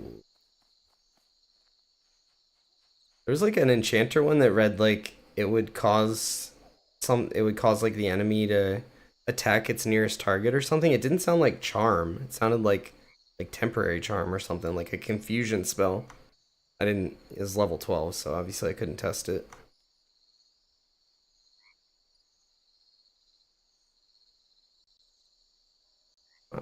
Getting mana back. The one downside of Wizard, they actually regen pretty fast though, and they're pretty efficient. Definitely not like EQ Wizard. Uh, I assuming it's the one they ran over us when I was fighting that other one. Otherwise, it makes no sense.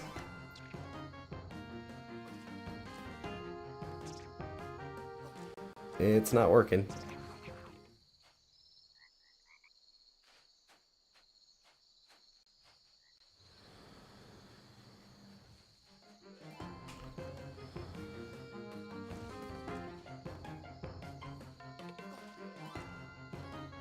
How much damage does like your stuff do? I don't know. You have any damage spells?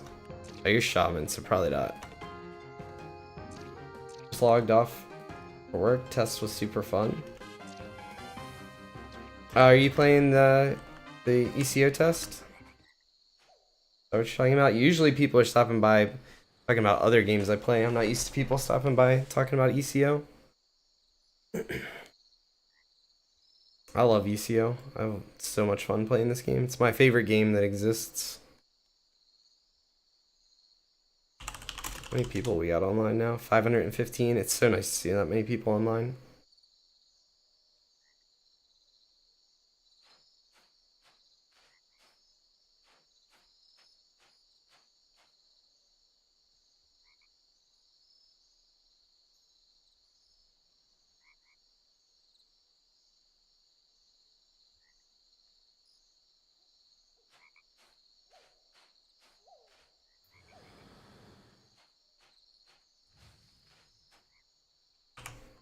Well, I gotta see how long this debuff lasts. And dot and melee it and see if it lasts. The what's it called? This like new mana flux thing. Got your cleric to level 2. Got a few spells and quests knocked out. Nice. Right now we're playing. This is my friend. He's on his level 10 shaman, and I'm on my level 10 wizard right now. I played most of the classes at this point to level 10. So far, Wizard's been my favorite. Yeah, the mana flux did expire. I can't just like use it and like forever before it dies. I have to kill it quickly. And also, I'm just talking to this guy, the guy I'm playing with. I'm talking to him on Discord, but I have Discord muted for stream right now. So. If that's confusing, I apologize. How much mana does your heal take?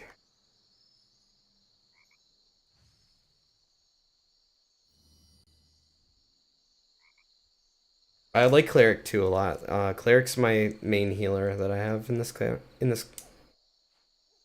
Since we only have 8 character slots, I have to delete characters to try new classes and stuff, but Cleric's the one that I keep at level. Well, I keep on at level 10 because level 15 stuff just opened up a few days ago.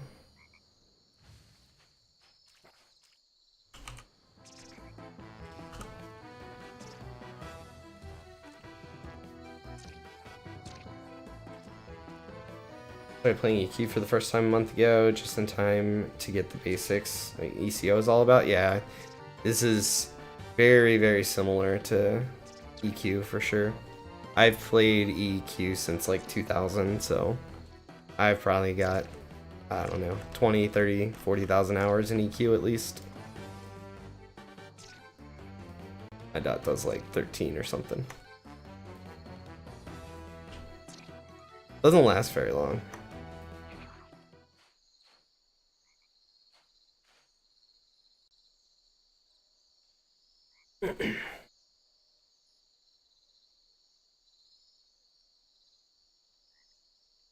But ECO is great. I think it's going to be a while still. You're going to get, they do a couple alpha tests a year and stuff. So it's going to be a while. It's going to take a while, right? Like they've got a small team. They're working on this huge project. They get a lot done for what they're doing, but it's not easy on them, right? And every time they fix something, we find 10 other bugs that, something that breaks and stuff, because that's, how development usually ends up going, right? So, but it's so fun. This is by far the most fun I have playing any game. You want me to pull everything in AoE?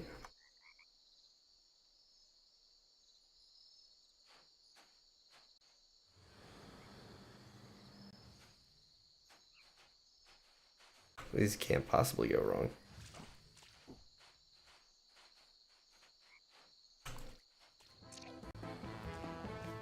I'm trying. I got some resist in there. That's not good. Partial resists. I had Sal. Do I have Sal? If I had Sal, this would be perfect. I'd get a few more seconds, I could AoE again.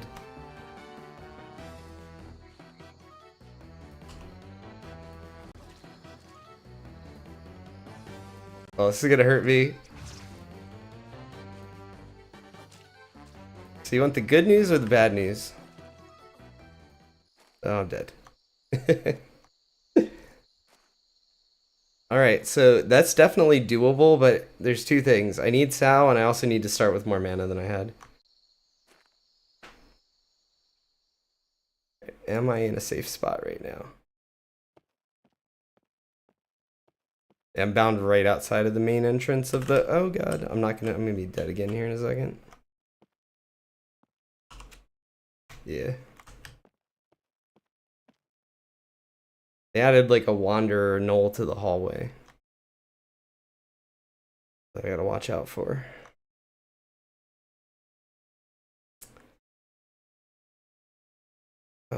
What would you be comfortable paying for ECO? Personally, you go somewhere between 15 and 20 a month. I have no idea. I would just have to shell out whatever it is. I'd have a hard time judging what they should charge, to be honest with you. Sorry if I'm slow to get back to you on that one. we were trying something we probably shouldn't have tried, or at least should have got more stuff, more mana and stuff. I think we'd have been fine if we had prepped for that better. The wizard gets a level 8 nuke that's awesome. It does so much damage AoE, but it also AoEs myself as the wizard. So there's that. We should be able to use that to level up pretty quickly. We can do some pretty gnarly pulls if I have Spirit of Wolf.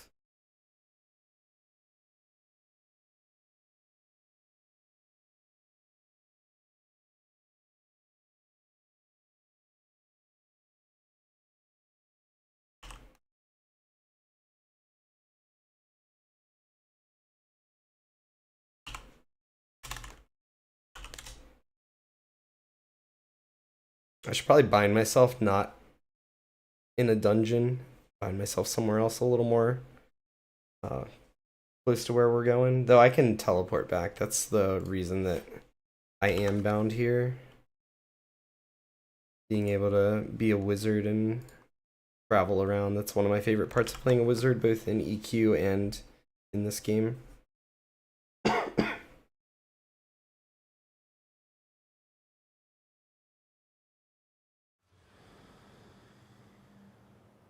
Portal or gateway, teleport ourselves over to the meadows. Do ogres get stun immunity in ECO? So I'll be honest with you, I've been testing the game quite a bit last winter and last fall for them. However, I have not been playing a lot of ECO for some of the more recent updates. Last I know, they finally. So first of all, when they first added races to the game, all of them had like the same stats. So like being a dark elf was the same as being a human versus they all had the same homogenized stats. They have since created different stats. So like the dark elf now has more intelligence, whereas the ogre has more strength. They have different stats now. I don't think there are any. I don't know of the if they've put any racials in. To my knowledge, they haven't things like stun immunity or anything like that. But I'm not 100% positive saying that either. Like I said, I'm a little behind on some of the updates now. Just had other stuff going on. Been playing a lot of. I've actually just been playing a lot of Roblox with my son. That's what my son plays. So.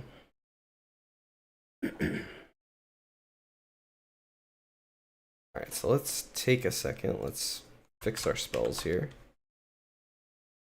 I'm gonna put. I don't know what we want to put on here. Maybe we don't want Mana Flux. Maybe we just want another AoE. Freeze on. I think maybe we just want Frostwave. Let's see how hard Frostwave hits for.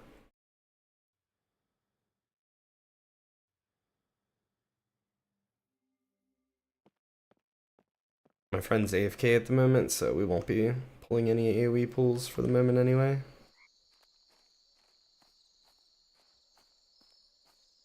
Let's see. If this is south, that's towards town. There's something like southeast here is probably towards the beach. He plays, so on Roblox, he likes to play the simulator games. So like Bee Swarm Simulator it was like the first one that him and I ever played together. Um, stuff like that. Stuff that's grindy in nature, which is good because, you're into playing like EverQuest and ECO and that sort of stuff, you need to be into grinding. But not quite so much like an MMO style game.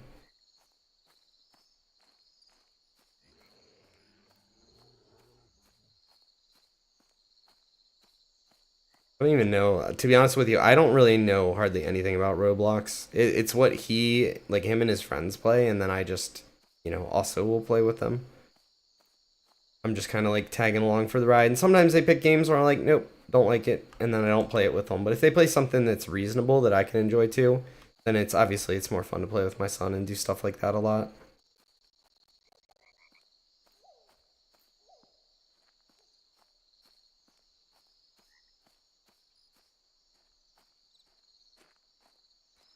I love the fact that there's no map for this game, so you can just get yourself lost really easily. I played a lot, and this little area right here I can sometimes get lost in, but there's a compass that you can get. It's, I don't know why I still have it. I shouldn't technically still have it, because it's on my corpse. It's an item you can carry in your inventory that gives you a compass in your UI. That helps a lot. Played slapboxing minigame, never heard of it, never played it. I don't know, I like Roblox because it's kind of cool. Like I understand the appeal of it for kids, especially like nowadays with this TikTok generation that gets bored of something after 2 seconds. There's like thousands upon thousands upon thousands of Roblox games out there for them to choose from. They're all playing Roblox. They log on the same game together. They get bored of that one after a few hours and they log on something else. Like I think it's not a bad resource for them.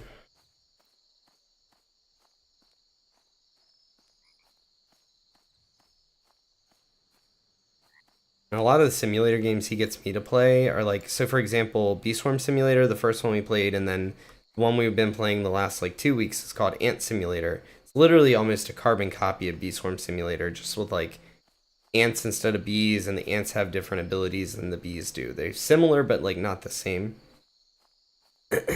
um, so the fun part of those games for me is you build your own like hive out of like different bees. You like mix and match them together. You've got so many bees you can put in your hive, and like some are good at one thing, some are good at the other. So there's like theory crafting involved, right? Like you get to kind of come up with like, okay, what combination of this is going to be best for me? And I think that I have a lot of fun with. So that's why I kind of got into Roblox with him in the first place. I thought that was a lot of fun. Any game I can do that in. All right, where's my corpse at? Find?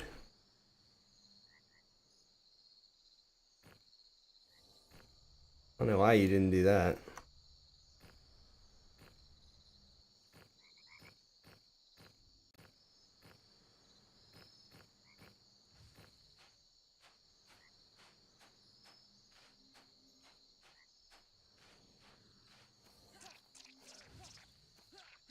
All right, I'm gonna need you to tell this group right here that they need to go so that we can kill all the crabs.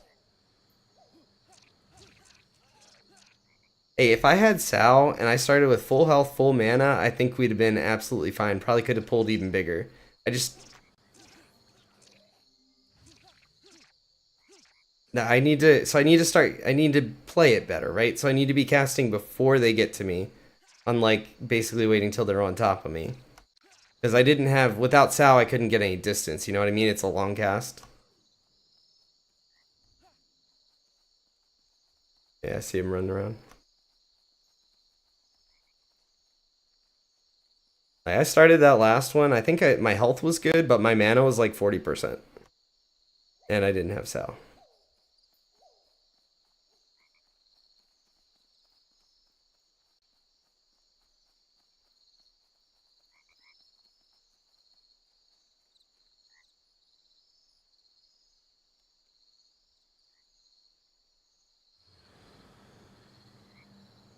Any opinion on what ECO is doing right and wrong so far?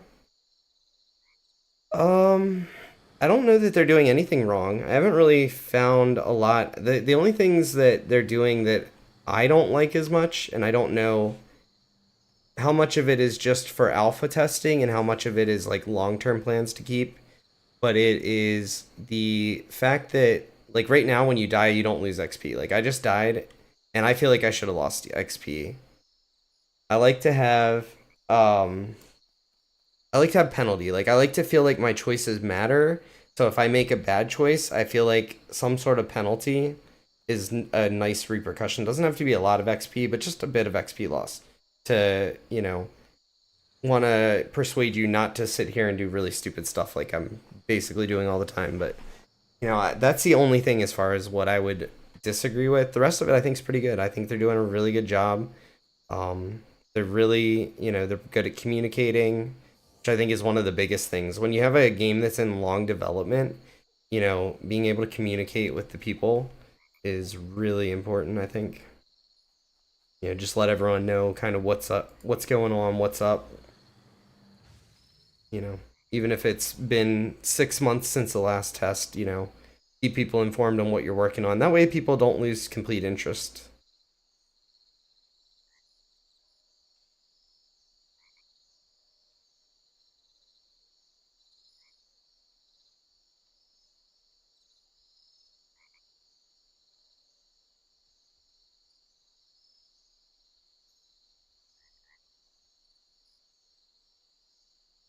I see that. You babysit him, right?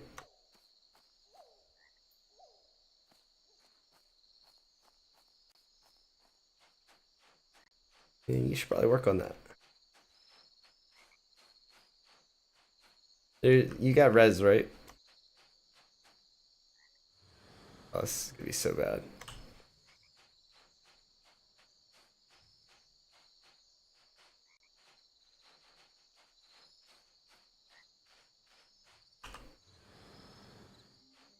What the heck? Why didn't these aggro? Get back here. Holy, it warped on me.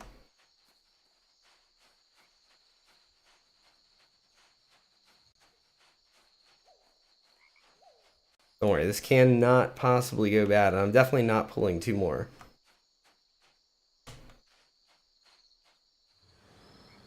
I should have started casting Suitor.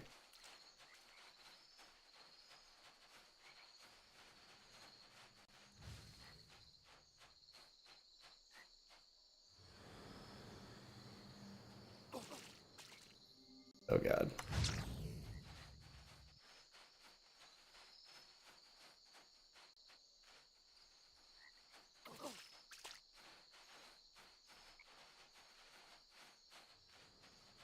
This is a long cooldown.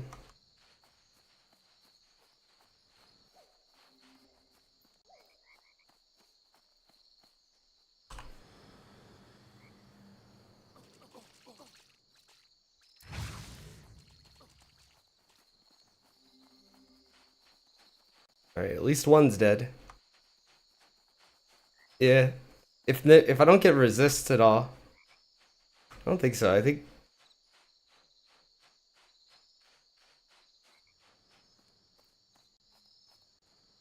one I just targeted is 27%. One more should kill it. You ready?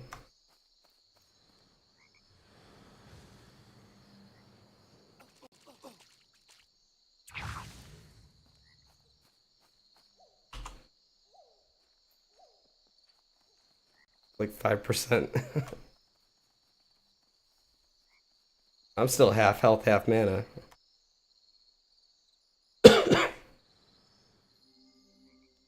Past time. What's the leash range? Is it decently far? Okay, I was keeping them pretty close. I could have got more space to cast. I didn't want to leash them though.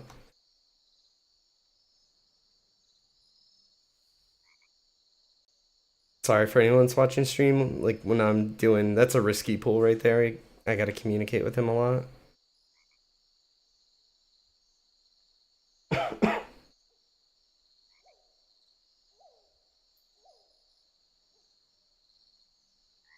I get another AoE too. It sounds like at level 12. Already bought it. I just need to get to 12.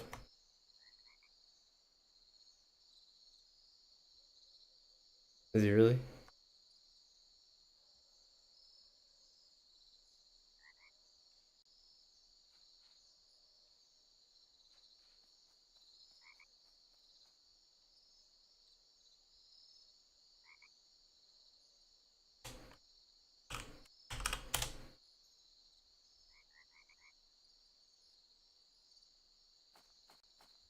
I'll leave for this person. They have to be in the group for it to get the loot off of it, or will it unlock the corpse eventually? Invite this moonshine. We'll kill this sea elemental real quick.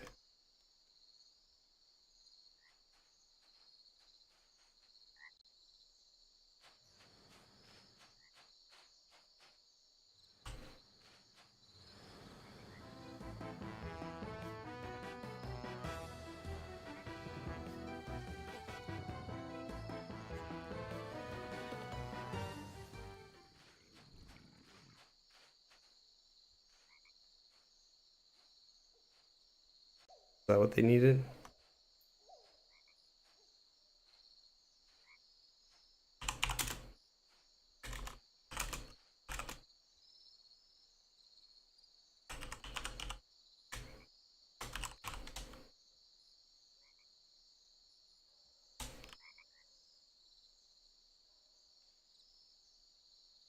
And that's what this game's all about. You know, that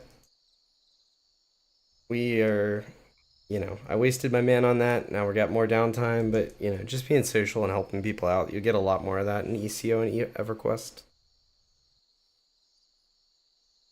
Wasn't good for my mana bar, but still better having helped them. I should have had that mana regen thing back on, but I put my low level AoE on my bar just in case I needed it. And the least useful thing I had was the one that gives me mana back when I kill things, because I can only have it on one target. I'm killing a bunch, that's not that useful.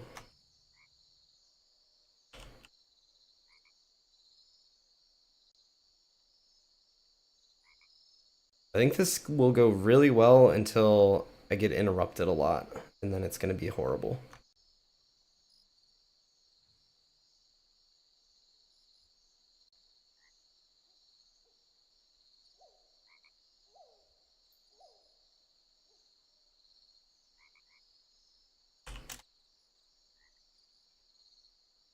I think it'd be cool if class could turn into mobs instead of taming it. That would be interesting. Have like a shape-shifting class or something. Not necessarily like druid shape-shifting from other games, but like a different class that could shape-shift.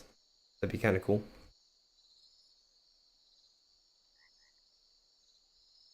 Have you seen a mimic yet? I don't think you were here when we were talking about it earlier, but they exist out in the world. Once you find one, it's crazy. It's not really crazy like what they look like or anything like that. It's just like how they're hidden, and then all of a sudden you've got a mimic on you, and it's like, oh crap. One of our friends that played one of the other ECO tests with us just kept dying to mimics over and over again. I'll be able to pull here in just a minute.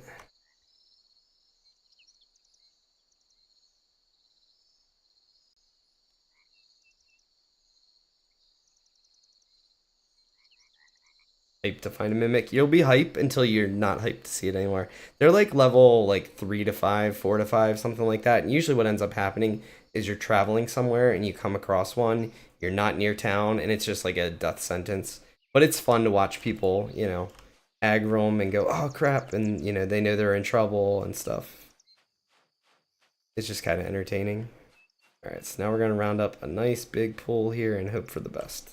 This could go very, very horribly though. We're gonna do that. Do this.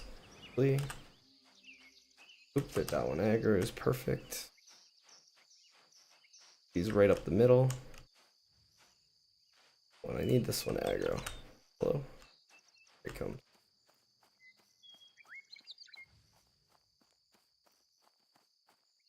Like, where'd my group go? You're not my group.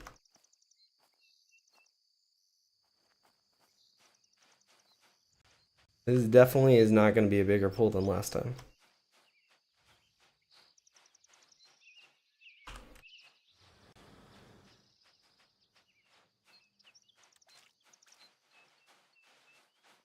Oh good, I used my blade turning already. Alright, this is about as big as it could possibly get.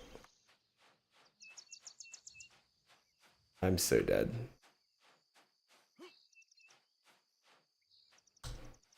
You gotta limit test. This is called limit testing right here. How will we know if I can kill this many if we don't try?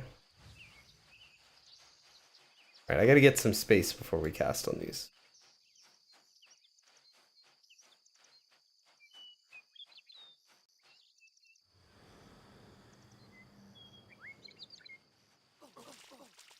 Oh my god, no. I got interrupted. Also, I think one might be coming for you, or at least one or the other. It might have leashed. Yeah, I think that's a leash.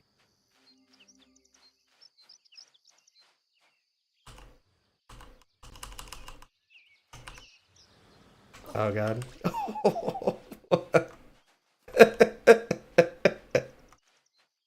It's fine, I'm fine. Definitely got another small one in there, huh? I didn't have the timing was off. Apparently I have to have one of these targeted. I had the one that leash targeted and it wouldn't let me cast for a long time. I got another one leashing. Where's my heal at?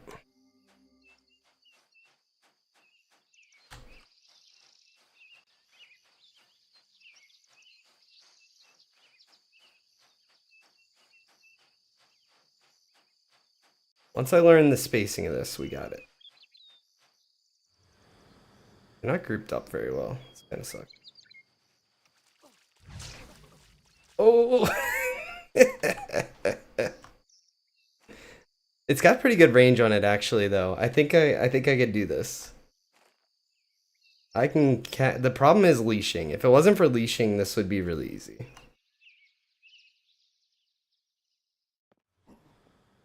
Oh, hey, there's someone here at the Null Fort. The Ida peoples.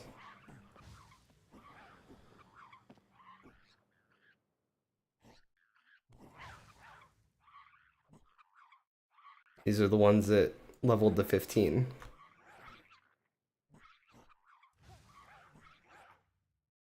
So genuinely excited for an old school MMO you can play from the start as an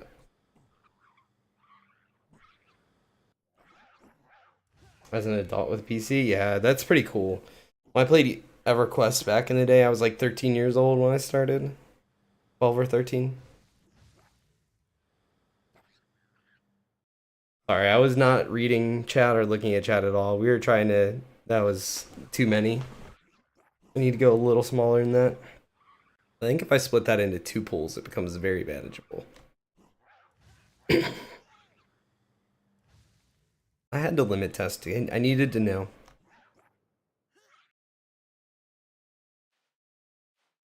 Alright, so we got a res. We gave shamans and druids res now, so we get a res from him.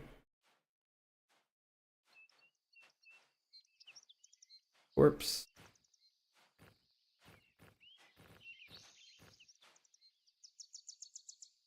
Oh, we are slow.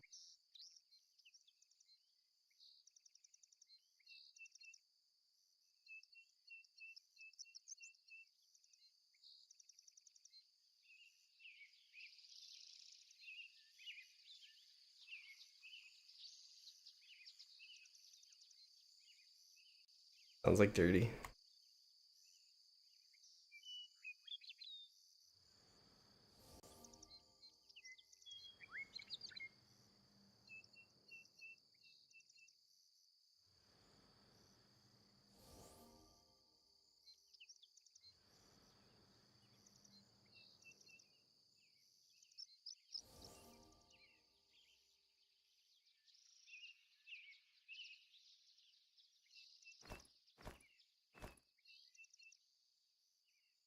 Wonder if I want my Nullhide belt on for this. I don't think 10 mana is going to be the make or break between whether I have enough mana to kill him if I start pretty high on mana, but it will be the difference between 10 HP maybe.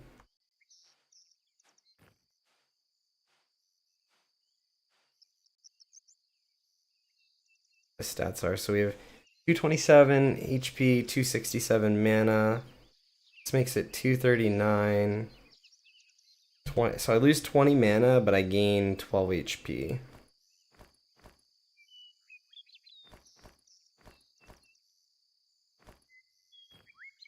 Let me try it. I lose 20 mana, but I gain 12 HP. That could be the difference between me starting to walk slow or not. I have plenty of mana. It takes me about half my mana to do the pull. Like half my mana for 3 casts.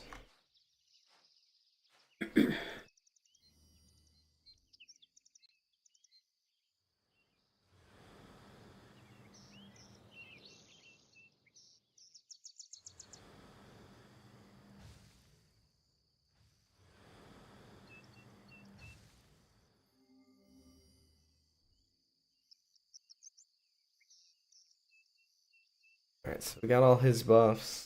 Let's see what he gives us. Gives us hardiness. This gives us wisdom and intelligence, which is nice. The belt we put on takes away some wisdom and intelligence, so counteracts that. This is our run speed, and then we've got my 2 buffs. This one gives us some hardiness, and this one is just absorbs 1 singular melee attack. Definitely good though.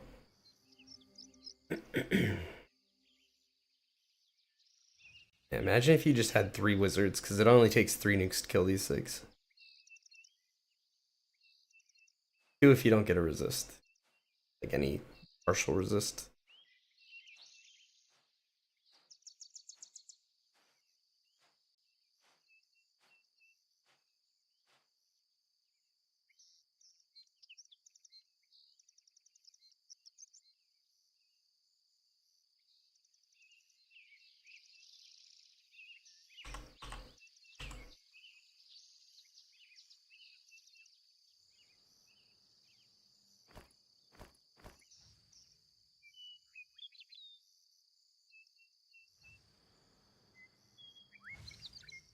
Got like my tanky and HP rings on, that's good. I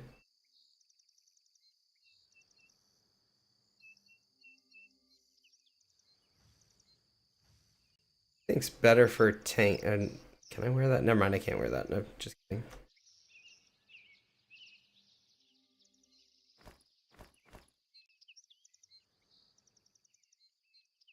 They ever add anything that the Nolish Brew does?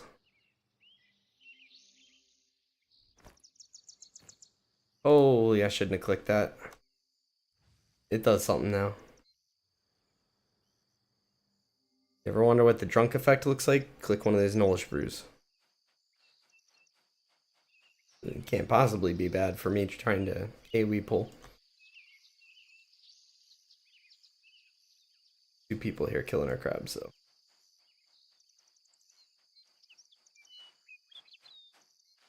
Oh my god, this is terrible.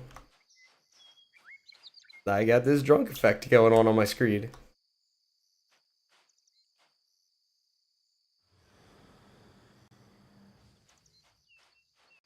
See if we can do this while drunk. It'll end up being a little bigger than I want it to be even, but it'll be okay. This isn't ham. This is like mini ham.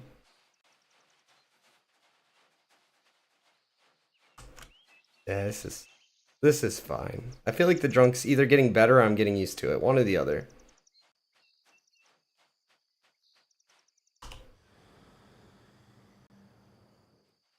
Oh, don't worry, I fizzled. Great.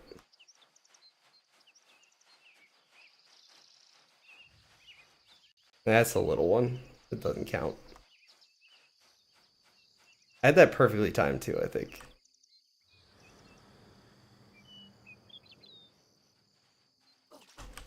Oh, gee.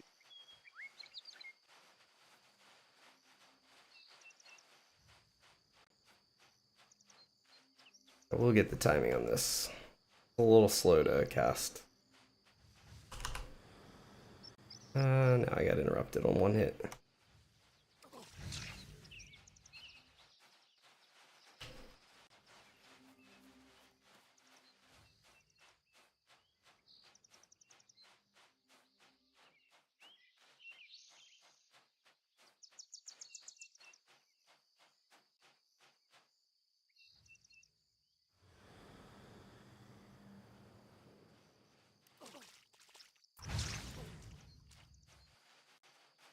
May or may not have found one more just to add in there.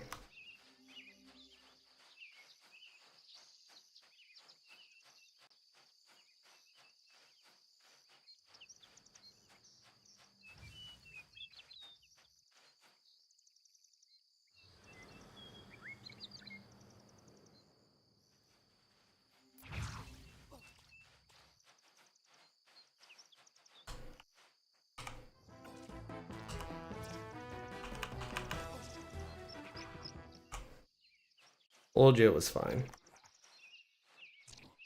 Had to learn the range that I need to go. Basically, you kite in one direction until the cooldown's almost up.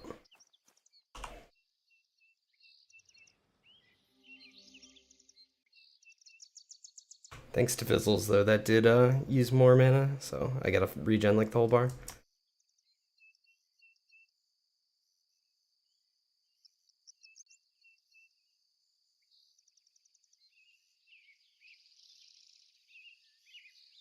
We get it down to a science, though. It's like 5% every respawn, however long it takes me to regen my whole mana bar. I don't know if I wasn't paying attention, but I feel like... Oh, okay. I think it was like 5.3 for me for that.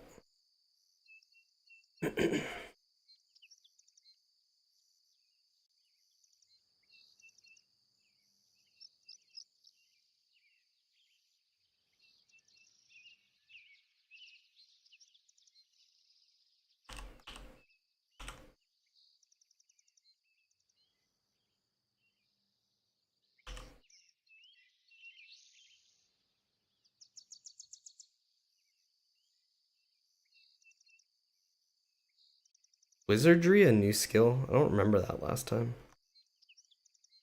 Oh, okay. I don't think they had class skills when I did the test last time.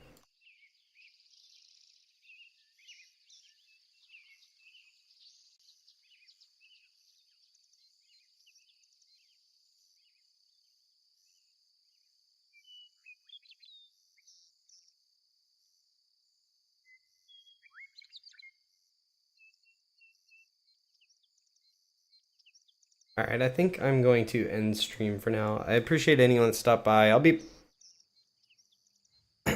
back to Roblox again on Monday. I'll be streaming this periodically over the weekend, maybe. I'm not really sure how much But like I said, I appreciate anyone that stopped by.